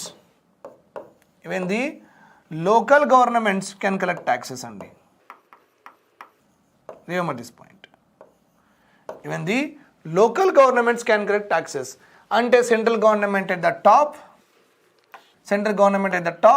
and state government at the middle, and you can see the local government. Okay, ఒకవేళ ఒక కంట్రీలో ఇలాంటి system ఉందనుకోండి.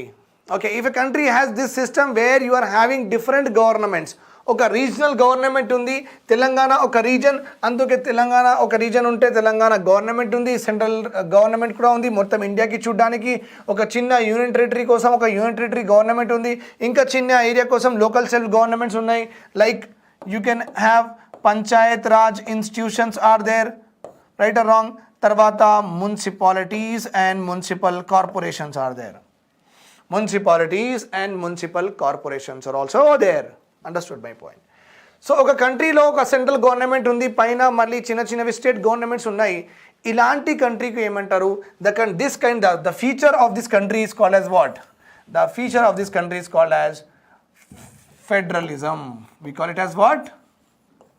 Federal structure అంటారు. ఏమంటారు? Federal structure. Federal structure. Remember this point.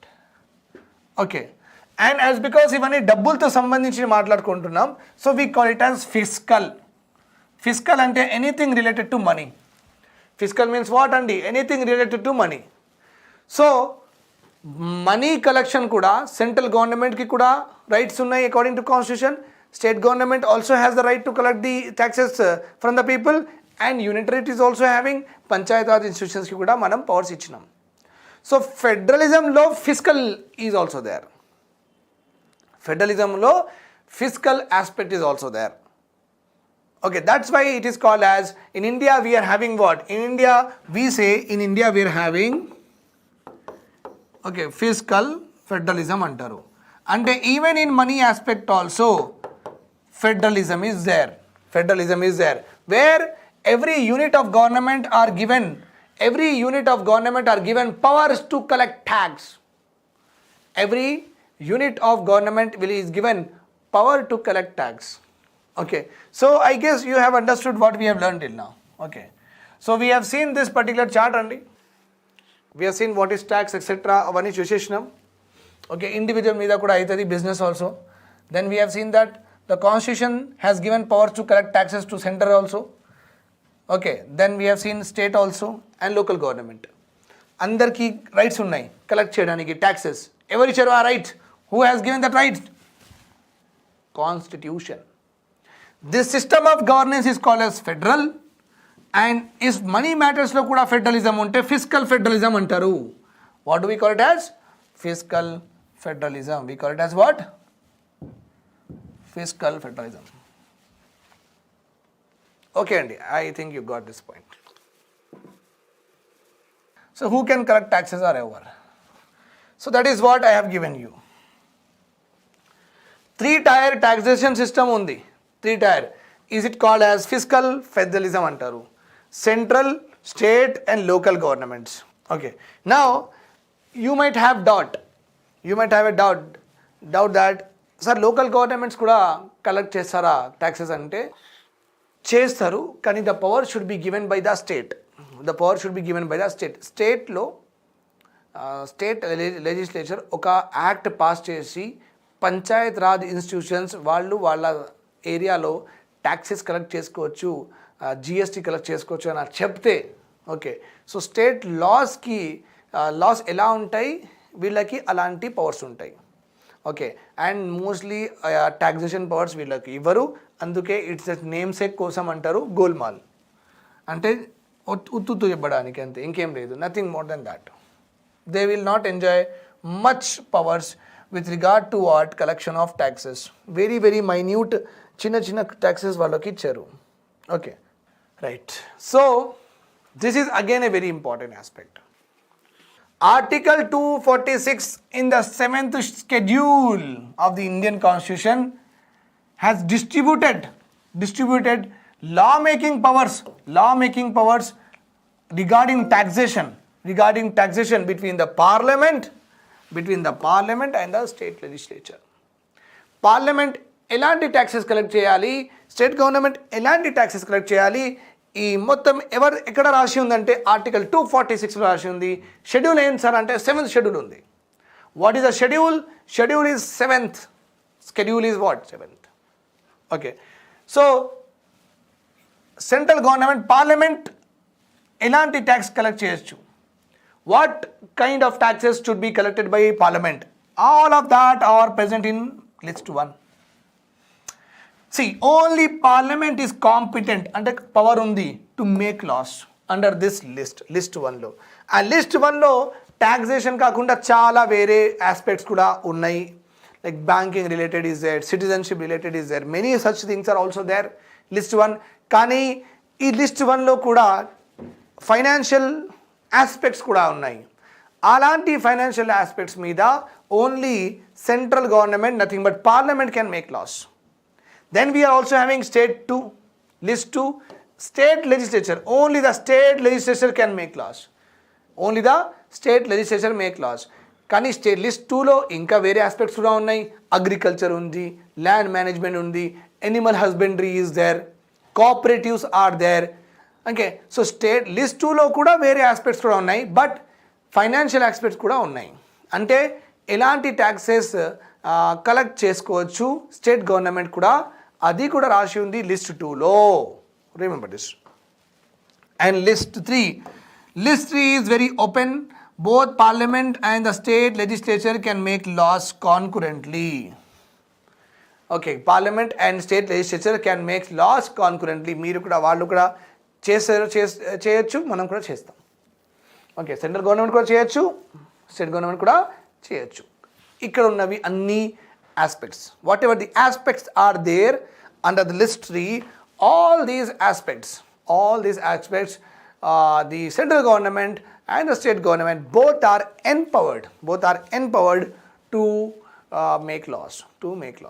We have discussed about fiscal federalism and have told you that central government, state government, local governments, all the governments can impose taxes provided Article 246 7th schedule has given the list of items where Central government can only impose, state government can only impose on that items, and local government can only impose on that items. So one cannot encroach the domain of others. Means state government is in list 2, cannot make laws in the list 1. List 1, central government is there, central government can make laws on the taxes or on the money related matters in the list 1 only, but cannot encroach the items, the subjects, the matters, the money related things mentioned in the list 2. Mentioned in the list 2. Okay. So usually I'm very energetic sometimes. Okay. Fine. So now very important, a highly important topic here. So I was talking about accounts,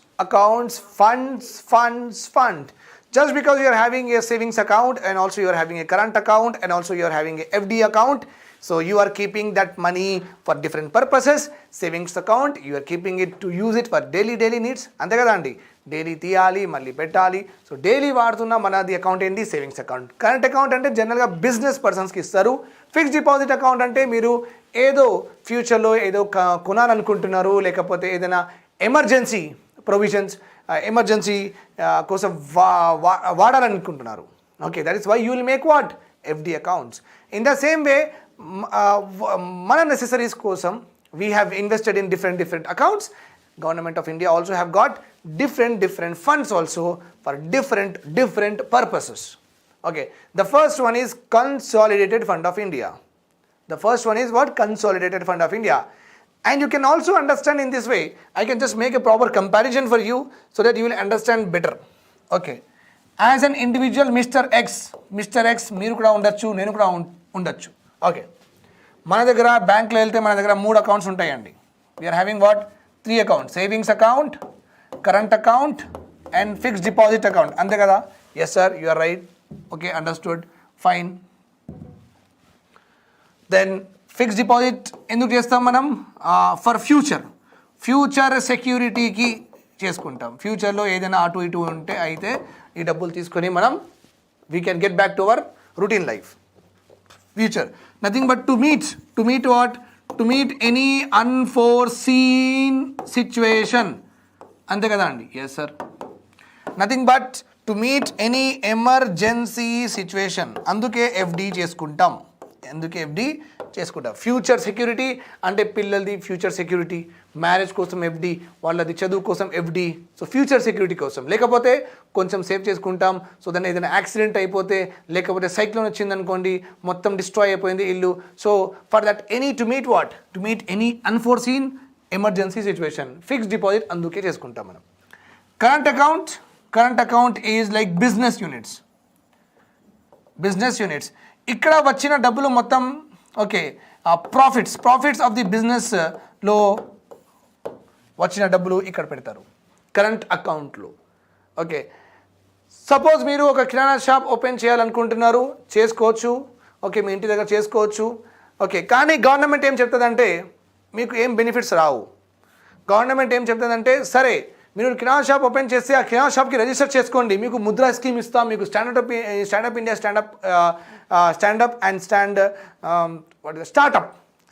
startup India స్కీమ్లో మీకు enrol చేసుకోండి. Pradhan Mantri employment generation Yojana కూడా ఉంది, దానిలో enrol చేసుకోండి. So మీకు డబ్బులు వస్తాయి, ఫైనాన్షియల్ అసిస్టెన్స్. సో కిరాణా షాప్ జనరల్గా మీరు ఇంటి దగ్గర ఓపెన్ చేసుకోవచ్చు, కానీ గవర్నమెంట్ దగ్గర నుంచి బెనిఫిట్స్ రావు. గవర్నమెంట్ దగ్గర నుంచి బెనిఫిట్స్ ఎప్పుడు వస్తాయి?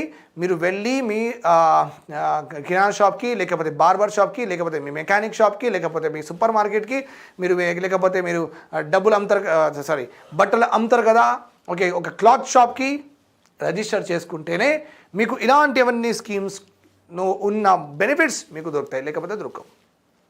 రైట్. సో మీరు బ్యాంక్కి వెళ్తారు, ఎస్బీఐ బ్యాంక్కి వెళ్తారు, సార్ నాకు ఒక కిరాణా షాప్కి ఒక అకౌంట్ ఓపెన్ చేయడానికి సార్ అని అడుగుతారు. మీరు you last to the SBI, you last to Andhra bank, నాకు ఒక బిజినెస్ ఉంది, ఒక బిజినెస్ ఓపెన్ చేసిన, నేను రిజిస్టర్ కూడా చేసిన, చూడండి ఇది ఒక రిజిస్ట్రేషన్ సర్టిఫికేట్ ఉంది, ఒక ఆధార్ కార్డు ఉంది నా దగ్గర, అవన్నీ చూపిస్తే ఆయన మీకు సేవింగ్స్ అకౌంట్స్ ఇవ్వడు, కరెంట్ అకౌంట్ ఇస్తాడు. ఏమిస్తాడు? Current account. The important aspect here is, saving అకౌంట్లో మినిమం 500,000 10,000 ఏదో ఒకటి పెట్టాలి. కరెంట్ అకౌంట్లో బికాస్ ఇది బిజినెస్ అకౌంట్, జీరో కూడా బ్యాలెన్స్ ఉంటే మీకు ఏం ప్రాబ్లం కాదు. జీరో బ్యాలెన్స్ ఉంటే కూడా డే టు డే 30 డేస్లో కొంచెం మెయింటైన్ చేసుకుంటే చాలు. Okay, but day to day you can go to zero, you can go to increase amount, there is no problem at all current అకౌంట్లో, రైట్. సో కరెంట్ అకౌంట్ మళ్ళీ open అయిన తర్వాత మీరు products అమ్మితేనే మీకు డబ్బులు వస్తాయి కదా. So source of money current account నుంచి ఎక్కడి నుంచి ఉన్నాయి? The source of money to the current account is from the profits that you earn from your business. బిజినెస్లో వచ్చిన ప్రాఫిట్స్ అవన్నీ కరెంట్ అకౌంట్లోనే వెళ్తాయి. Then savings account. Savings account generally savings account are nothing but you can also call it as what, salary account కూడా ఉంటుంది, salary accounts. Okay, employer account కూడా అంటారు, employer accounts. Salary డైరెక్ట్గా శాలరీ పడుతుంది. ఇక సేవింగ్స్ అకౌంట్ అంటే okay మీలాంటి వాళ్ళు నాలాంటి వాళ్ళు స్టూడెంట్స్లు ఎక్కడ పని చేయట్లేదు, బట్ ఓకే ఒక ఆర్గనైజేషన్కి అటాచ్గా లేదు, అసోసియేటెడ్గా లేదు, సో వాళ్ళకి అందరికీ ఏముంటుంది అంటే నార్మల్గా అందరికీ ఒక సేవింగ్స్ అకౌంట్ ఉంటుంది. ఓకే, సేవింగ్స్ అకౌంట్ ఉన్న వాళ్ళకి కరెంట్ అకౌంట్ కూడా ఉండొచ్చు, సేవింగ్స్ అకౌంట్ ఉన్న వాళ్ళకి ఒక శాలరీ అకౌంట్ కూడా ఉండొచ్చు, సేవింగ్స్ అకౌంట్ ఉన్న వాళ్ళకి ఎఫ్డి ఉండొచ్చు, ఒక మనిషికి 4 కూడా ఉండొచ్చు, ప్రాబ్లం లేదు. He can open anything, 4 accounts ఉండొచ్చు. ఓకే, ఫిక్స్డ్ డిపాజిట్ అకౌంట్ అంటే మీరు డబ్బులు ఇస్తే వాళ్ళు ఫిక్స్డ్ డిపాజిట్ అకౌంట్ ఓపెన్ చేస్తారు. కరెంట్ అకౌంట్ అంటే మీ దగ్గర బిజినెస్ ఉంటే అది కూడా ఇస్తారు మీకు. సేవింగ్స్ అకౌంట్ అంటే నార్మల్గా మీరు సేవింగ్ చేసుకోవడానికి ఒక అకౌంట్ అంతే. శాలరీ అకౌంట్ అంటే ఎంప్లాయర్ మీకు డబ్బులు ఇస్తారు కదా, ఆ డబ్బులు ఆ అకౌంట్లో పడతాయి, right. So in the same వే మీరు ఏమనుకోండి అంటే ఇప్పుడు ఫిక్స్డ్ డిపాజిట్ అంతే. Okay, fixed deposit means you have to understand that this is ఒక కంటింజెన్సీ ఫండ్ ఆఫ్ ఇండియా అనమాట. Contingency fund of India. What is this fund? Contingency fund of India. Contingency is nothing but emergency only. Contingency nothing but emergency only. Understood my point here? So మనకు FD ఎట్లా ఉంది future security కోసం, emergency కోసం, unforeseen situation కోసం, అట్లానే government of India దగ్గర కూడా సడన్గా మొత్తం డబ్బులు అయిపోతే okay they are left with only just like savings account మనది మొత్తం ఖాళీ అయిపోయింది, కరెంట్ అకౌంట్ కూడా మొత్తం ఖాళీ అయిపోయింది, శాలరీ అకౌంట్ కూడా మొత్తం ఖాళీ అయిపోయింది. ఇప్పుడు మన దగ్గర మిగిలిన అకౌంట్ ఏంది? Where we can use the money, FD కదా అండి. Yes, in the same way the government of India దగ్గర కన్సాలిడేటెడ్ ఫండ్ ఆఫ్ ఇండియాలో డబ్బులు అయిపోతే, పబ్లిక్ అకౌంట్స్ ఆఫ్ ఇండియాలో కూడా డబ్బులు అయిపోతే, then government of India will look towards what, contingency fund of India, emergency fund కోసం దానిలో యూజ్ చేసుకుంటారు. ఓకే, మళ్ళీ గవర్నమెంట్కి సేవింగ్స్ అకౌంట్ అంటే ఏంటి? గవర్నమెంట్కి సేవింగ్స్ అకౌంట్ అంటే consolidated fund of India. Consolidated fund of India. Current account అంటే గవర్నమెంట్కి డైలీ యూసేజ్కి public accounts of India.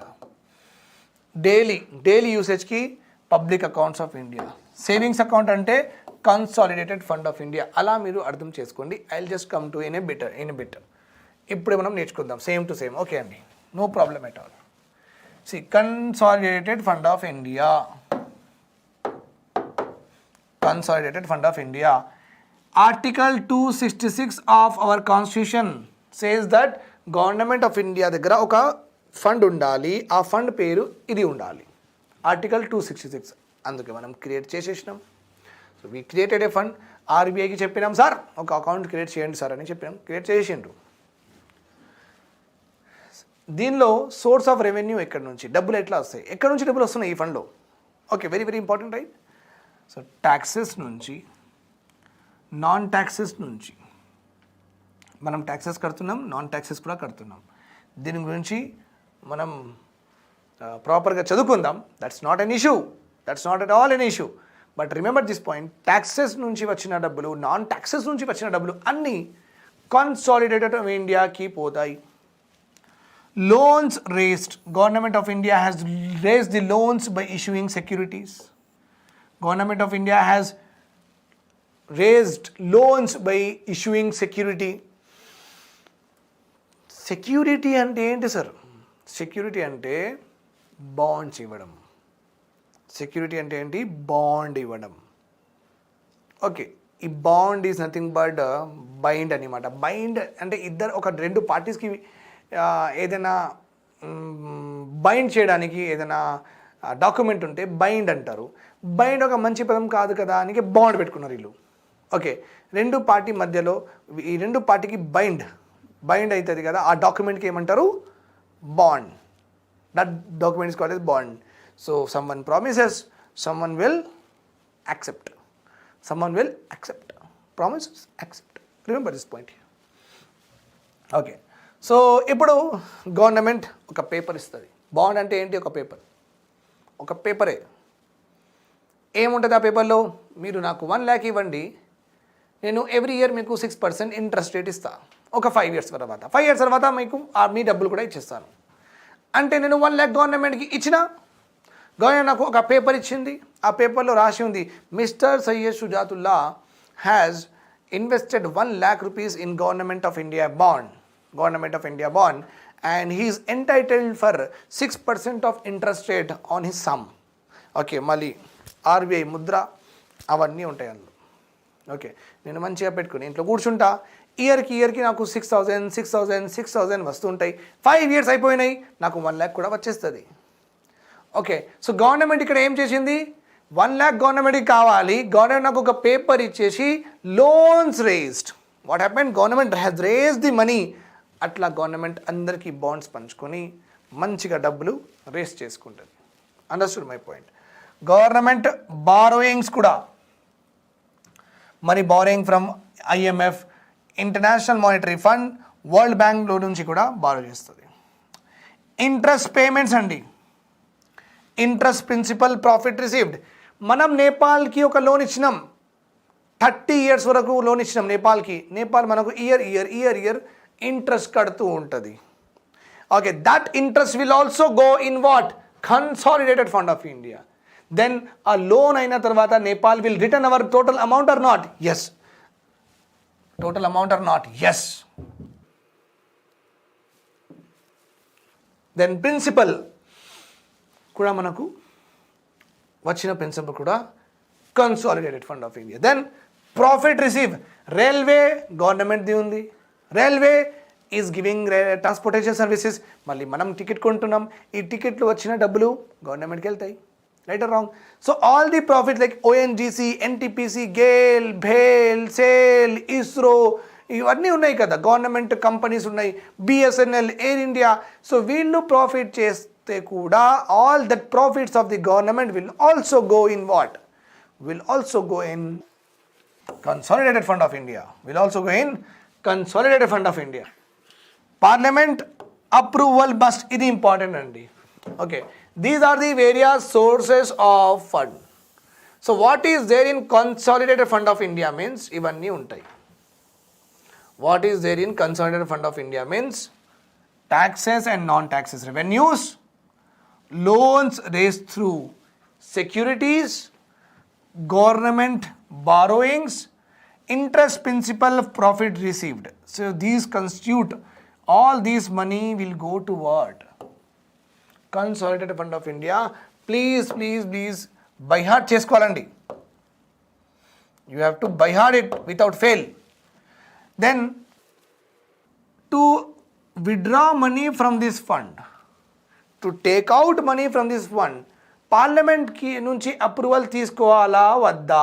Ruling party does it has to take permission from the parliament or not?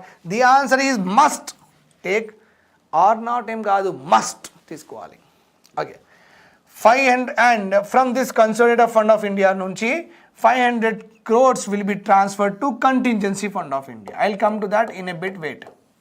So from ఇక్కడ వచ్చిన డబ్బుల నుంచి 500 crores will be transfer to this fund. Okay, ఒక్కసారి transfer అయిన తర్వాత కంటింజెన్సీ ఫండ్ ఆఫ్ ఇండియాకి 500 crores transfer చేసేసాను అనమాట. మళ్ళీ ట్రాన్స్ఫర్ చేయరు. ఆ కంటింజెన్సీ ఫండ్ ఆఫ్ ఇండియాలో 500 crores ఉంటాయి, ఇంకా ఎక్కువ ఉండదు. 500 crores only will be there in the contingency fund of India. మరి సపోజ్ కంటింజెన్సీ ఫండ్ ఆఫ్ ఇండియాలో ఆ 500 crores మనం యూజే చేయలేదు, means no need to worry, అలానే ఉంటుంది. మళ్ళీ నెక్స్ట్ బడ్జెట్లో మళ్ళీ పెట్టరు, మళ్ళీ ఇంకా ఇవ్వరు. 500 ఇలా ఈ 50,000 crores అవ్వదు. అది 500 crores లిమిట్, దానికంటే ఎక్కువ ఉండదు. Understood? So remember this point here. Then we are having contingency fund of India. Then we are having what? Contingency fund of India. Okay, Article 267 of the Constitution says to the government, create a contingency fund of India. Government created it. Contingency means the name itself shows you that if there is any crisis is there in the nation, such like coronavirus or a natural calamity like Hyderabad lo vachina cyclone Gulab, alanti calamities unte appudu use chestam ee fund. Okay, generally when there is a national crisis is there. Consolidated Fund of India ఎవరి దగ్గర ఉంటుందంటే ruling party. Nothing but it will be with the government. మరి contingency fund of India ఎవరి దగ్గర ఉంటుంది sir అంటే it will be there with the President of India. Understood? So contingency fund of India will be there with the President of India. Okay sir. So obviously whenever President of India takes out money from this fund, so he is not answerable to the parliament. Okay, ఆయన use చేసుకోవచ్చు కానీ parliament approval తీసుకోవాలి. ఎలాగైనా ఇచ్చేస్తారు, ముందైనా సరే తర్వాత అయినా సరే ఇచ్చేస్తారు. జనరలీ ఆయన ఎక్స్పెండిచర్ చేసిన తర్వాతనే అప్రూవ్ చేసేస్తారు. That's not a big issue. Okay, but for your examination purpose you have to remember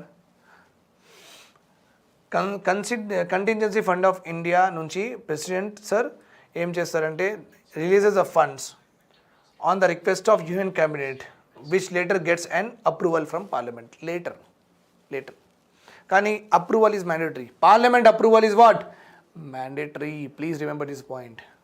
okay అండి. Then we are having the very important fund again, the public accounts of India. Very very important. Again, this particular public accounts of India, Article 266 లో రాసి ఉందండి. Article 266 1 అంటే Consolidated Fund of India, Article 266 అంటే Public Accounts of India. ఈ ఫండ్లో డబ్బులు ఎక్కడి నుంచి వస్తాయి? These funds do not belong to the government. It has to be finally paid back to the persons and authorities who deposited with them. Very very important. Parliament authorization is not required. Very Parliament authorization means ఏంటి? authorization అంటే parliament approval is required or not? No. For this fund parliament approval is not required, but for consolidated, but for contingency parliament approval is required. Remember this point here. Okay, so చూడండి ఇక్కడ provident fund అంటే PF అండి నాది. Okay, నేను retirement అయిన తర్వాత నాకు డబ్బులు వస్తాయి. Right or wrong? సో ఈ ఫండ్ గవర్నమెంట్ దగ్గర ఉంటుంది. గవర్నమెంట్ ఏదో ఒక రోజు అందరికి ఇచ్చేయాలి కదా రిటైర్మెంట్ అయినప్పుడు. అందుకే ఏమంటున్నారు ఇక్కడ, these fund do not belong to the government. కొన్ని ఇయర్స్ గవర్నమెంట్ దగ్గర ఉంటాయి, తర్వాత గవర్నమెంట్ ఏదో ఒక రోజు వాపస్ ఇచ్చేయాలి. It has to give it back.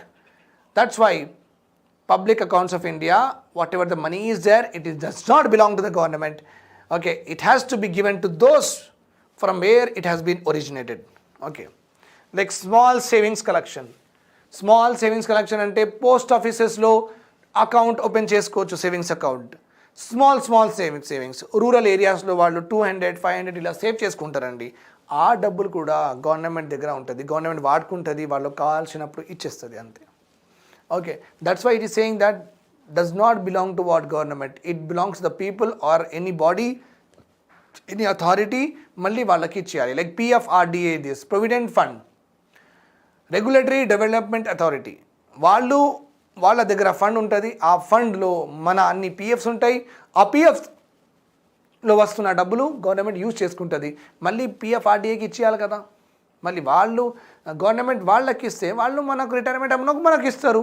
Right or wrong? This is important. Okay, Prarambhik Shiksha Kosh అంటే education cess. I will talk about cess. Please note down all of this whatever is return. Road development కోసం కూడా తీసుకుంటారు. National investment fund, national climatic contingency fund merge with national disaster response fund, national small savings fund.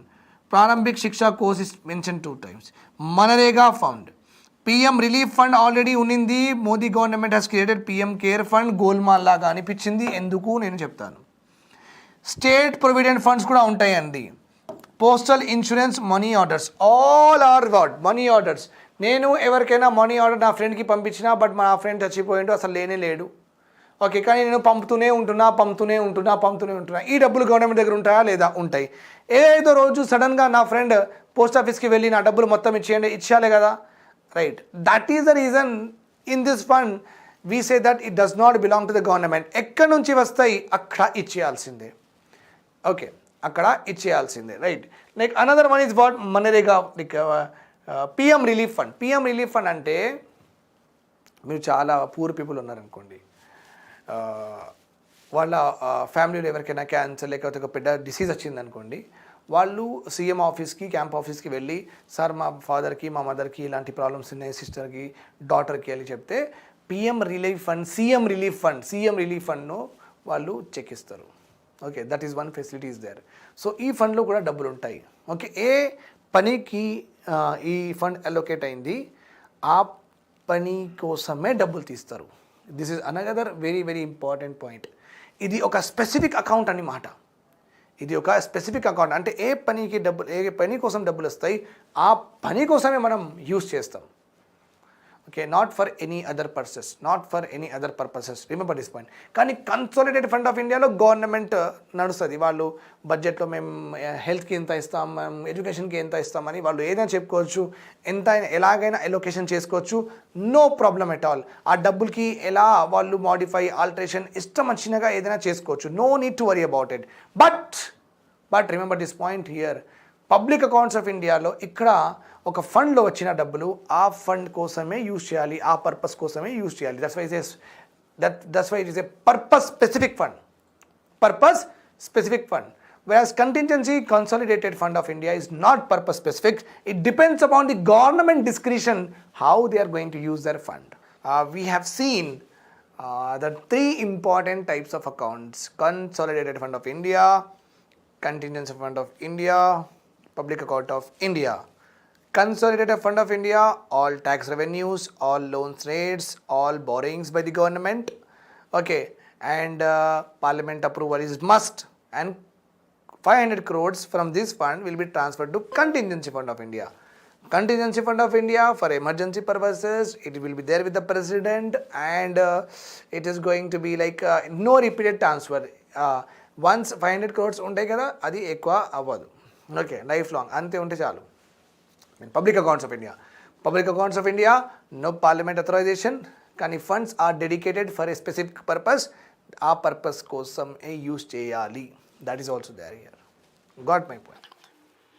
Now comparison చూసుకుందాం. very important అండి. Comparison of this particular fund is very important. Types of fund లో consolidated fund of India article 266, contingency 267, public account 266. Parliament approval yes, Parliament approval for consolidated fund of India, public accounts of India no. Scrutiny yes, అంటే parliament will స్క్రూటినైజర్స్ ఎక్కడ spend చేసిండ్రు government చెప్పండి. Contingency fund yes, public accounts of India depends on the nature of the fund, we'll come to that later.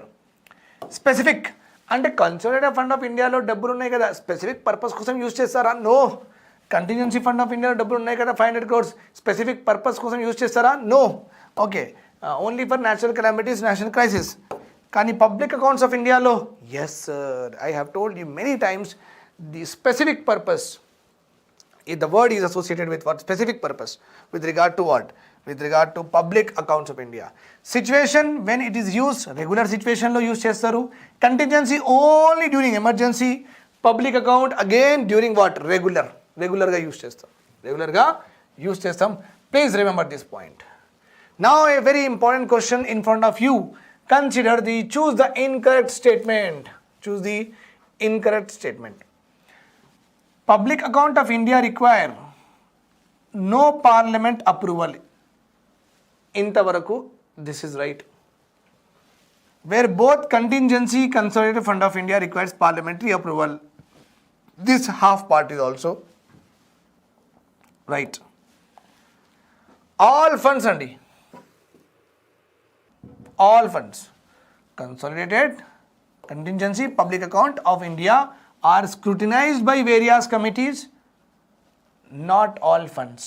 Public accounts of ఇండియాలో okay scrutiny కొన్నిట్లో ఉంది, కొన్నిట్లో లేదు. The major source of expenditure to the government is consolidated fund of India. Very true. ఎక్కువ డబ్బులు government 3 ఫండ్లో చూసుకుంటే ఎక్కువ డబ్బులు గవర్నమెంట్కి కన్సాలిడేటెడ్ ఫండ్ ఆఫ్ ఇండియాలోనే ఉంటాయి. That is a fact, that is a quantifiable fact. Remember this point. Okay, there is no provision of consolidated fund of India to the state governments except contingency and public account of India. So given our option, this is totally incorrect. Remember this point here. Central government unte consolidated fund of India, contingency fund of India, public accounts of India. In the same way state unte kuda consolidated fund of state, contingency fund of state, public accounts of state. Even union territories కూడా సేమ్గానే ఉంటాయి. ఈ 3 funds all the governments దగ్గర ఉంటాయండి. Okay, this is nothing called ఇలా ఉండవని లేదు, because state governments also collect tax. So వాళ్ళకు కూడా ఒక ఫండ్ చేయాల్సిందే, రైట్? సో ఇక్కడ fourth option is saying what? Fourth option is saying that there is no provision అంట. స్టేట్ గవర్నమెంట్కి ప్రొవిజన్ లేదంట కన్సాలిడేటెడ్ ఫండ్ ఆఫ్ ఇండియా పెట్టుకోవడానికి. కానీ అది తప్పు. That is a wrong statement, because state government also collect taxes. That's why they also need what? A fund to manage the taxes. That is also called as consolidated fund of state. Okay, so when compared to this is not that wrong, this is absolutely wrong. That's why this is our incorrect statement. This is our incorrect statement. Remember this point here. Then very important, which among the following are not the part of consolidated fund of India? Pause your video and answer this and come back again. Okay, which among the following are not the part of consolidated fund of India? Borrowings, yes sir. Revenues, tax revenues, non-tax revenues, yes sir. Disinvestment proceeds, sir, let us see sir. Interest received by the government, yes sir. So disinvestment is a wrong answer, my dear students, because disinvestments, if you are aware of this fact, I will show you, disinvestments are there in the public accounts of India. Lo disinvestment proceeds are there. Okay, this is called as disinvestment proceeds. Ikkada untai. Okay, all of that we have to learn, but right now just remember examples of public account of India. All of this will slowly learn, don't worry. So our answer here is 3. 3 is the wrong one. Not a part of consolidated fund of India, because these investments are a part of what I say is public accounts of India. Okay. Now I will tell you the story of it. Let us also see the story. Story చూసేద్దాం. BSNL, Air India, BHEL, SAIL, Railways, ONGC, NTPC. All of them are called as what? All of them are called as your, many are there like this, government companies. These are all what? Government companies. These are all called as central public sector enterprises అంటాం. మనం ఏమంటాం? Central public sector enterprises అంటాం.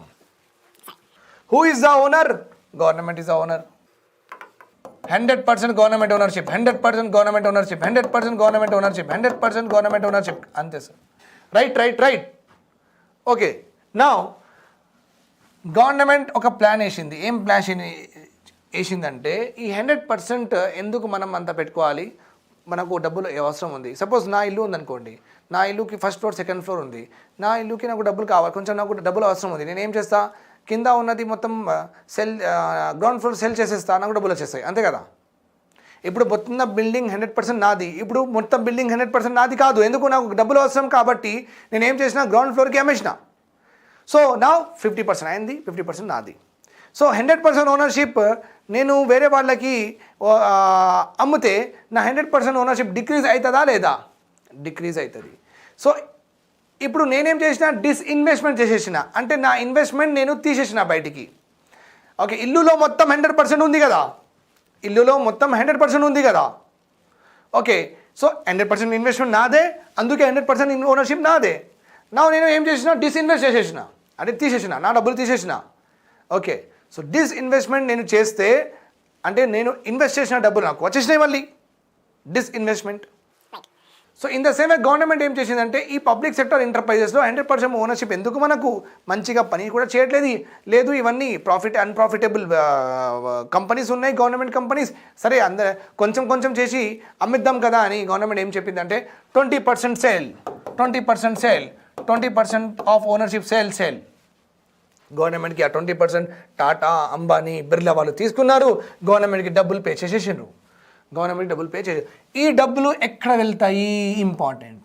This money will go where, whether it will go in consolidated fund of India, whether it will go in contingency fund of India, whether it will go in public accounts of India. Important or not? Yes. Important or not? Yes sir, very right. So here you have to understand that, okay, so this disinvestment, ఈ డబ్బులు వాళ్ళకి గవర్నమెంట్కి ఇచ్చింది కదా, by selling the ownership, all of this will go to what, public accounts of India. Sir public accounts of ఇండియాలో చాలా funds ఉన్నాయి, చాలా పర్పసెస్ ఉన్నాయి, చాలా ఎగ్జాంపుల్స్ ఉన్నాయి, ఎక్కడ పోతుంది సార్ అంటే all will go to national investment fund. All will go to what, ఇక్కడ 2005లో క్రియేట్ చేసినాం. సో డిస్ఇన్వెస్ట్మెంట్ చేసిన తర్వాత గవర్నమెంట్కి డబ్బులు వస్తాయి కదా, ఆ డబ్బులు మొత్తం that will go into this national investment fund. Remember this point here. Okay. That is why this is wrong. Remember this point here. Now let us go ahead in our discussions. Recently the government has launched the PM Care Fund. Which of the account it will be placed? PM Care Fund, PM Relief Fund, it should be placed under what, my dear students? Consider of India, there is no chance. Contingency, you know that, only president, no chance. Any of this account, very absurd statement. So what is the answer? 7. See, public account of India. So remember this point, ila elimination kuda chesukochu manam.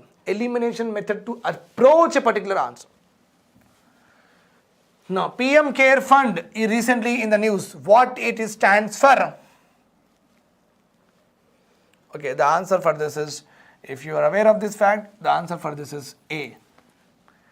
Prime Minister Citizens Assistance Emergency Relief Fund. Emergency Relief Fund. Okay, PM Care Fund. Okay, Andy. Now there are some important terminologies that we should know. What is the meaning of financial year? What is the meaning of assessment year? Okay, what is the meaning of advance year?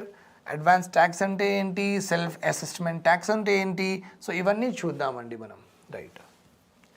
So financial year ante April 1st నుంచి March 31st వరకు మీరు ఎంత సంపాదిస్తారు, ఆ income, ఒకవేళ ఆ income government prescribe చేసిన income కంటే ఎక్కువ ఉంటే మీరు ట్యాక్స్ కట్టాలి.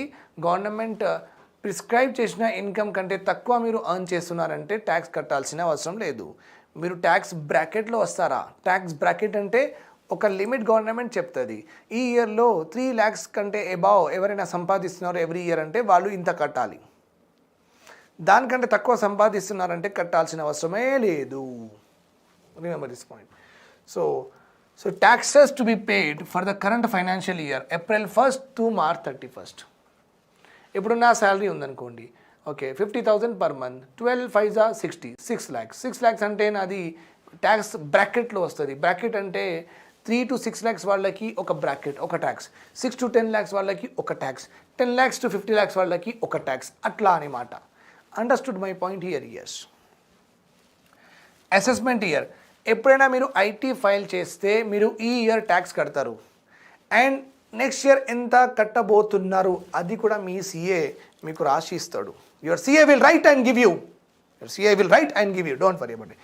It is an assessment of following financial year. Then we are having advance tax also. ఒకవేళ salary taxpayer నేను ఒక శాలరీ ట్యాక్స్ పేయర్, తెలుగు వాళ్ళు నాకు శాలరీ ఇస్తున్నారు, కానీ నా నా ఇల్లు చాలా పెద్దగా ఉంది కాబట్టి కింద కొన్ని షాప్స్ ఉన్నాయి, ఆ షాప్స్కి నేను రెంట్కి ఇచ్చిన. సో నాకు వేరే సోర్స్ నుంచి కూడా ఇన్కమ్ వస్తుంది కదా అండి. సపోజ్ ఆ సోర్స్ ఆఫ్ ఇన్కమ్ 10,000 రూపీస్ కూడా ఎక్కువ అంటే నేను ట్యాక్స్ పే చేయాలి. సపోజ్ నా దగ్గర 3 షాప్స్కి నేను రెంట్కి ఇచ్చిన, అందరూ 3,000 ఇస్తున్నారు. సో ఎంత మొత్తం? 9,000. 9,000 is like very very small. 9,000 is less than 10,000. అందుకే నేను ట్యాక్స్ కట్టాల్సిన అవసరం లేదు. So if a salaried person like me, if is having the other sources of income, వేరే దగ్గర నుంచి నాకు ఇంకా డబ్బులు వస్తున్నాయి అంటే ఆ డబ్బులు 10,000 కంటే ఎక్కువ ఉంటే నేను ట్యాక్స్ కట్టాలి. 10,000 కంటే తక్కువ అంటే ట్యాక్స్ కట్టాల్సిన అవసరమే లేదు. So it is very obvious that I will not pay. Self assessment tax అండి. మీరు చాలా మంచి వాళ్ళు, మీరు మహాత్మా గాంధీ ప్రిన్సిపల్స్ ఫాలో చేస్తారు. ఓకే, మీరు రాజా హరిశ్చంద్రగా ఎప్పుడు అబద్ధం చెప్పరు. మీలాంటి వాళ్ళ కోసం అండి సెల్ఫ్ అసెస్మెంట్ ట్యాక్స్. మీరు ఏం చేసిందంటే, మీరు అన్ని సోర్సెస్తో మీకు డబ్బులు వస్తాయి కదా, మొత్తం జమ చేసిన తర్వాత అరే నేను గవర్నమెంట్కి ఈ ట్యాక్స్ కట్టలేదురా భయ్ అని మీరే సెల్ఫ్ అసెస్మెంట్ చేసుకొని గవర్నమెంట్కి చెప్పి నేను ఇంత ట్యాక్స్ కట్టాలి, నేను తక్కువ కట్టినా అని చెప్తే మీకు ఏమంటారు? This is called as what? Self assessment tax అంటారు. It is also called as forgotten tax. మీరు మర్చిపోయినరు కట్టడం, తర్వాత కడుతున్నారు. ఓకే, నాకు ఇలాంటి మంచి ఉంటే ఎంత మంచిది కదా. ఓకే, ట్యాక్స్ కట్టడం ఉంటే నేను గజనీ అయిపోవాలి అండి. Okay fine. Forgotten tax, if you realize that if you are due, మీరు డ్యూగా ఉన్నప్పుడు is tax deduction at source, TDS. Tax deduction at source, TDDS. This is a tax that is deducted from your income at the source of that particular income, be it your employer on your salary. ఇప్పుడు నాకు తెలుగు వన్లో కూడా okay, when they are paying మీ salary, వాళ్ళు tax ఇక్కడే deduct చేసి pay చేసేస్తున్నారు. Okay, so tax deduction source దగ్గరే అవుతుంది. సో ఎక్కడ ఇన్కమ్ సోర్స్ ఉంది, వాళ్ళే నాకు ఒకవేళ ట్యాక్స్ డిడక్ట్ చేసి డబ్బులు ఇస్తే that is called as tax deduction at source. Okay, so ఇది కూడా ఇంపార్టెంట్. అంటే నాలాంటి వాళ్ళు మంచిగా డబ్బులు తీసుకొని అసలు గవర్నమెంట్కి మాకు డబ్బులే రాలేదని చెప్పొచ్చు కదా. అందుకే వీళ్ళ గవర్నమెంట్ ఏం చెప్పిందంటే ఓకే మీరు కట్ చేసుకోండి, ఒకవేళ వాళ్ళకి ఏదైనా ఎక్స్పెన్సెస్ ఉంటే వాళ్ళు ఎక్స్పెన్సెస్ ఫైల్ చేస్తారు, మేము రిటర్న్ చేసేస్తాం, అందులో ఏముందండి, కానీ ట్యాక్స్ మాత్రం కట్టేయండి. Okay, very important. That is called as TDX. Another one is total tax అండి. Total tax that you pay on your entire income received from all the sources. Entire income received from all the sources. ఇది TDS కంటే ఎక్కువ, already deduct అయిన tax కంటే ఎక్కువ కూడా ఉండొచ్చు, already deduct అయిన ట్యాక్స్ కంటే తక్కువ కూడా ఉండొచ్చు. So that is a very general thing. Total tax means from all sources, మీకు whatever the income, whatever the salaries, whatever the wages, whatever the money you are getting from all sources, ఆ మొత్తానికి ఒక జమ చేసేసి డబ్బులు pay చేయడం, tax pay చేయడం. Okay, remember this. నా ఎగ్జంప్షన్స్ ఆర్ డిడక్షన్స్ చాలా ఇంపార్టెంట్ కాన్సెప్ట్ అండి, వినండి. Exemptions okay, very very important concept. Suppose government ఏం చెప్పిద్దంటే, ఇప్పుడు నా దగ్గర 5 lakh రూపీస్ శాలరీ ఉందనుకోండి, పర్ ఇయర్ నాకు 5 lakh rupees salary. 5 lakh rupees salary అంటే గవర్నమెంట్ అంటే ఇది మళ్ళీ నాకు ఏ క్యాలిక్యులేషన్ రాదు, నేను 10 lakhsకి పెట్టుకుంటాను. 10 lakhs 10 lakhs శాలరీ అండి నాది. హౌ? పర్ యానం నా శాలరీ 10 lakhs.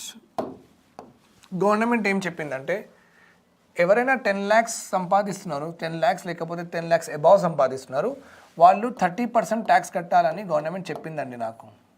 ఓకే, అంటే 10 lakhs ఆఫ్ 30% అంటే నేను 3 lakhs పే చేసేయాలి. I have to pay how much? 3 lakhs I have to pay to what? I have to pay to government. అంతే కదండి. According to government rule నేను pay చేయాలా వద్దా? Income tax act of 1961లో నేను pay చేయాలి. Right, understood. So government ఏం చెప్పిందంటే 10 lakhs లేకపోతే 10 lakhs అబౌవ్ ఉంటే 30% మీరు కట్టాలి. 30% కట్టాలంటే 10 lakhs ఆఫ్ 30% ఎంత? 3 lakhs. 3 lakhs I have to pay to the government. So what is left with me? Okay, left with me is how much? Left with me 10 lakhs minus 3 lakhs. So I am having only now 7 lakhs. Okay. Now government ఏం చెప్పిందంటే ఒకవేళ మీకు పిల్లలు ఉన్నారు, వాళ్ళకి మీరు education ఇస్తున్నారు.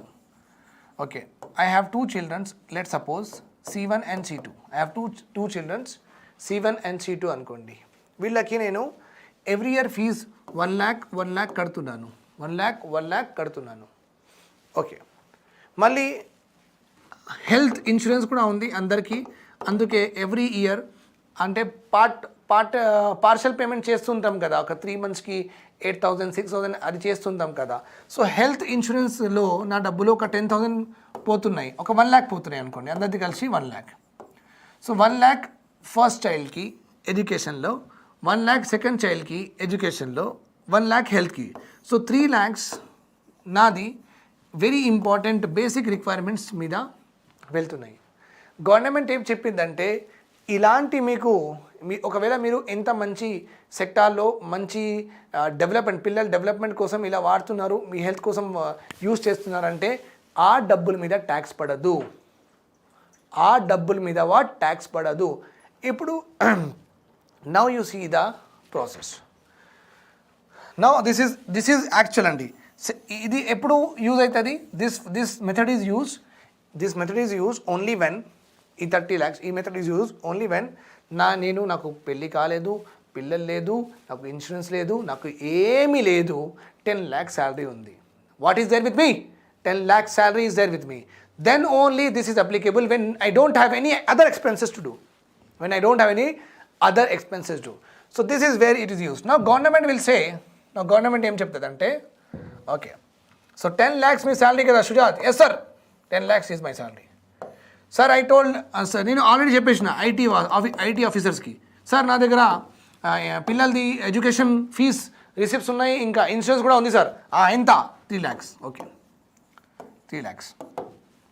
Okay, so government ఏం చెప్పిందంటే ఇది ఎగ్జంప్షన్ కేటగిరీలో ఉంది షుజాత్ అని చెప్పింది. అవునా సార్? ఎగ్జంప్షన్ కేటగిరీ అంటే ఏంటి సార్? అంటే ఈ కేటగిరీలో అంటే హెల్త్ కేటగిరీ, ఎడ్యుకేషన్ కేటగిరీ, ఇంకా మీరు ఇల్లు కొంటున్నారు ఈ కేటగిరీలో, హౌసింగ్ లోన్స్లో, ఒకవేళ మేము స్పెసిఫై చేసిన కేటగిరీలో మీరు ఇన్వెస్ట్ చేస్తే, మీరు డబ్బులు అక్కడ పెడితే, ఎక్స్పెండిచర్ చేస్తే ఆ డబ్బుల మీద ట్యాక్స్ పడదు అని చెప్పింది నాకు. అవునా సార్ అని చెప్పిన నేనేం మళ్ళీ ఇంటికి పోయినా మళ్ళీ చూసిన, okay, I have asked my wife that అన్ని రిసిప్ట్స్ కావాలి, ఎడ్యుకేషన్, పిల్లలది ఫీజ్ అవన్నీ కావాలి. సో మొత్తం ఎంత వచ్చింది? 3 lakhs. సో 10 lakhs మీద 30% పడాలి కదా ఇన్కమ్, ట్యాక్స్ పడదు. ఈ 3 lakhs తీసేయాలి. 10 - 3 lakhs చేస్తే 7 lakhs. 7 lakhs మీద 30% పడుతుంది. 7 lakhs మీద 30% పడుతుంది. Remember this point. నేను ఒక జనరల్ వేలో చెప్పిన, జనరల్గా ఎలా ఉంటుందంటే ప్రతి దానికి లిమిట్ ఉంటుంది. ఎడ్యుకేషన్ 50,000 కంటే ఎక్కువ 50,000 కంటే ఎక్కువ మీకు లిమిట్స్ ఇవ్వరు. అంటే మీరు ఎంత మంచి స్కూల్లో జాయిన్ చేస్తే కూడా 50,000 ఈజ్ ఫిక్స్డ్ అని చెప్పేస్తారు. మీన్స్ మీ శాలరీలో 50,000 ఎగ్జంప్టెడ్ కేటగిరీ. హెల్త్ కూడా you cannot take 50 crore rupees of health insurance తీసుకోలేరు మీరు. So that is also not there. సో నేను జనరల్గా చెప్పిన, నేను ఇట్లానే వర్క్ చేస్తుంది ప్రిన్సిపల్స్, బట్ మోర్ డీటెయిల్గా అవసరం కూడా లేదు. Bus remember this point. But it will not be 1 lakh అలా అంటే అందరూ 10 lakhs చూపించేస్తారు. సరే ఇవన్నీ మా పిల్లలకి 2 lakhs my niece only has 1 lakh. Okay, like she is 4 years old, she is going to a school international, 1.5 lakh we are paying per year. Okay, then nephew is also there, 1.5 lakh, 3 lakhs akkade. వాళ్ళ పిల్లలు పెద్ద అయిపోతే మళ్ళీ వాళ్ళ year fees 3 lakhs అట్లా అయిపోతుంది. So నేను 10 lakhsలో మొత్తం ఎక్స్పెండిచర్ అయిపోతున్నాయి అంటే నేను డబ్బులు ఏం కట్టాలి గవర్నమెంట్కి? గవర్నమెంట్కి డబ్బులు ఎట్లా వస్తాయి? How to government is going to spend on poor పాపులేషన్కి, ఫుడ్ సెక్యూరిటీకి, మరియు ఎడ్యుకేషన్కి? వాళ్ళ దగ్గర డబ్బులే రావు. అందుకే లిమిట్ పెట్టేస్తారు. మీరు ఏదైనా చేసుకోండి, ఎడ్యుకేషన్ మాత్రం 30,000 కంటే ఎక్కువ మేము కన్సిడర్ చేయం. అలా ఉంటుంది యాక్చువల్గా. లిమిట్స్ ఉంటాయి. Remember this point. What is there? Limits will be there. Okay, so this is called as exemptions category, deductions category అంటారండి. Education, insurance, travel allowances, okay, interest from the tax free bonds, okay, gold monetization scheme, ఇది కూడా ఇంపార్టెంటే. ఇప్పుడు government ఏం చెప్తుందంటే don't buy gold. మనం Saudi Dubai నుంచి చాలా గోల్డ్ ఇంపోర్ట్ చేసుకుంటున్నాం. బికాస్ ఇండియాలో గోల్డ్కి స్టేటస్, గోల్డ్ ఒక స్టేటస్ సింబల్ లాగా చూస్తారు. You will feel as a privilege person, as a special person if you are having what gold on your body.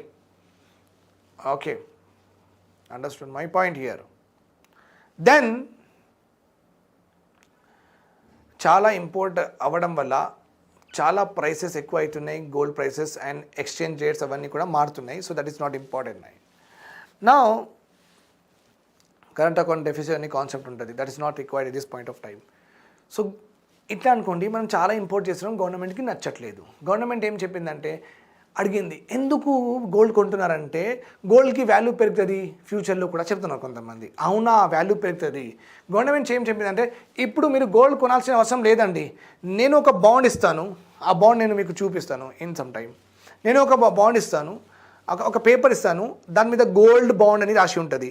ఆ బాండ్ పేపర్ తీసుకోండి, మీరు డబ్బులు ఇన్వెస్ట్ చేయండి. ఇది మీరు గోల్డ్లో invest చేసినట్లుగానే.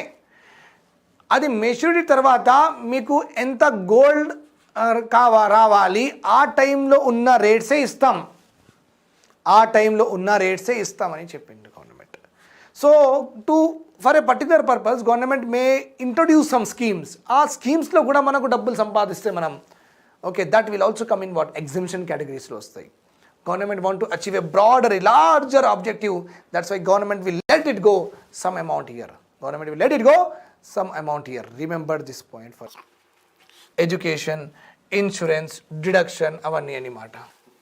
Okay, so thanks a lot for hearing to me. This is me Syed Shujatullah signing off. Do subscribe to the Telugu One channel.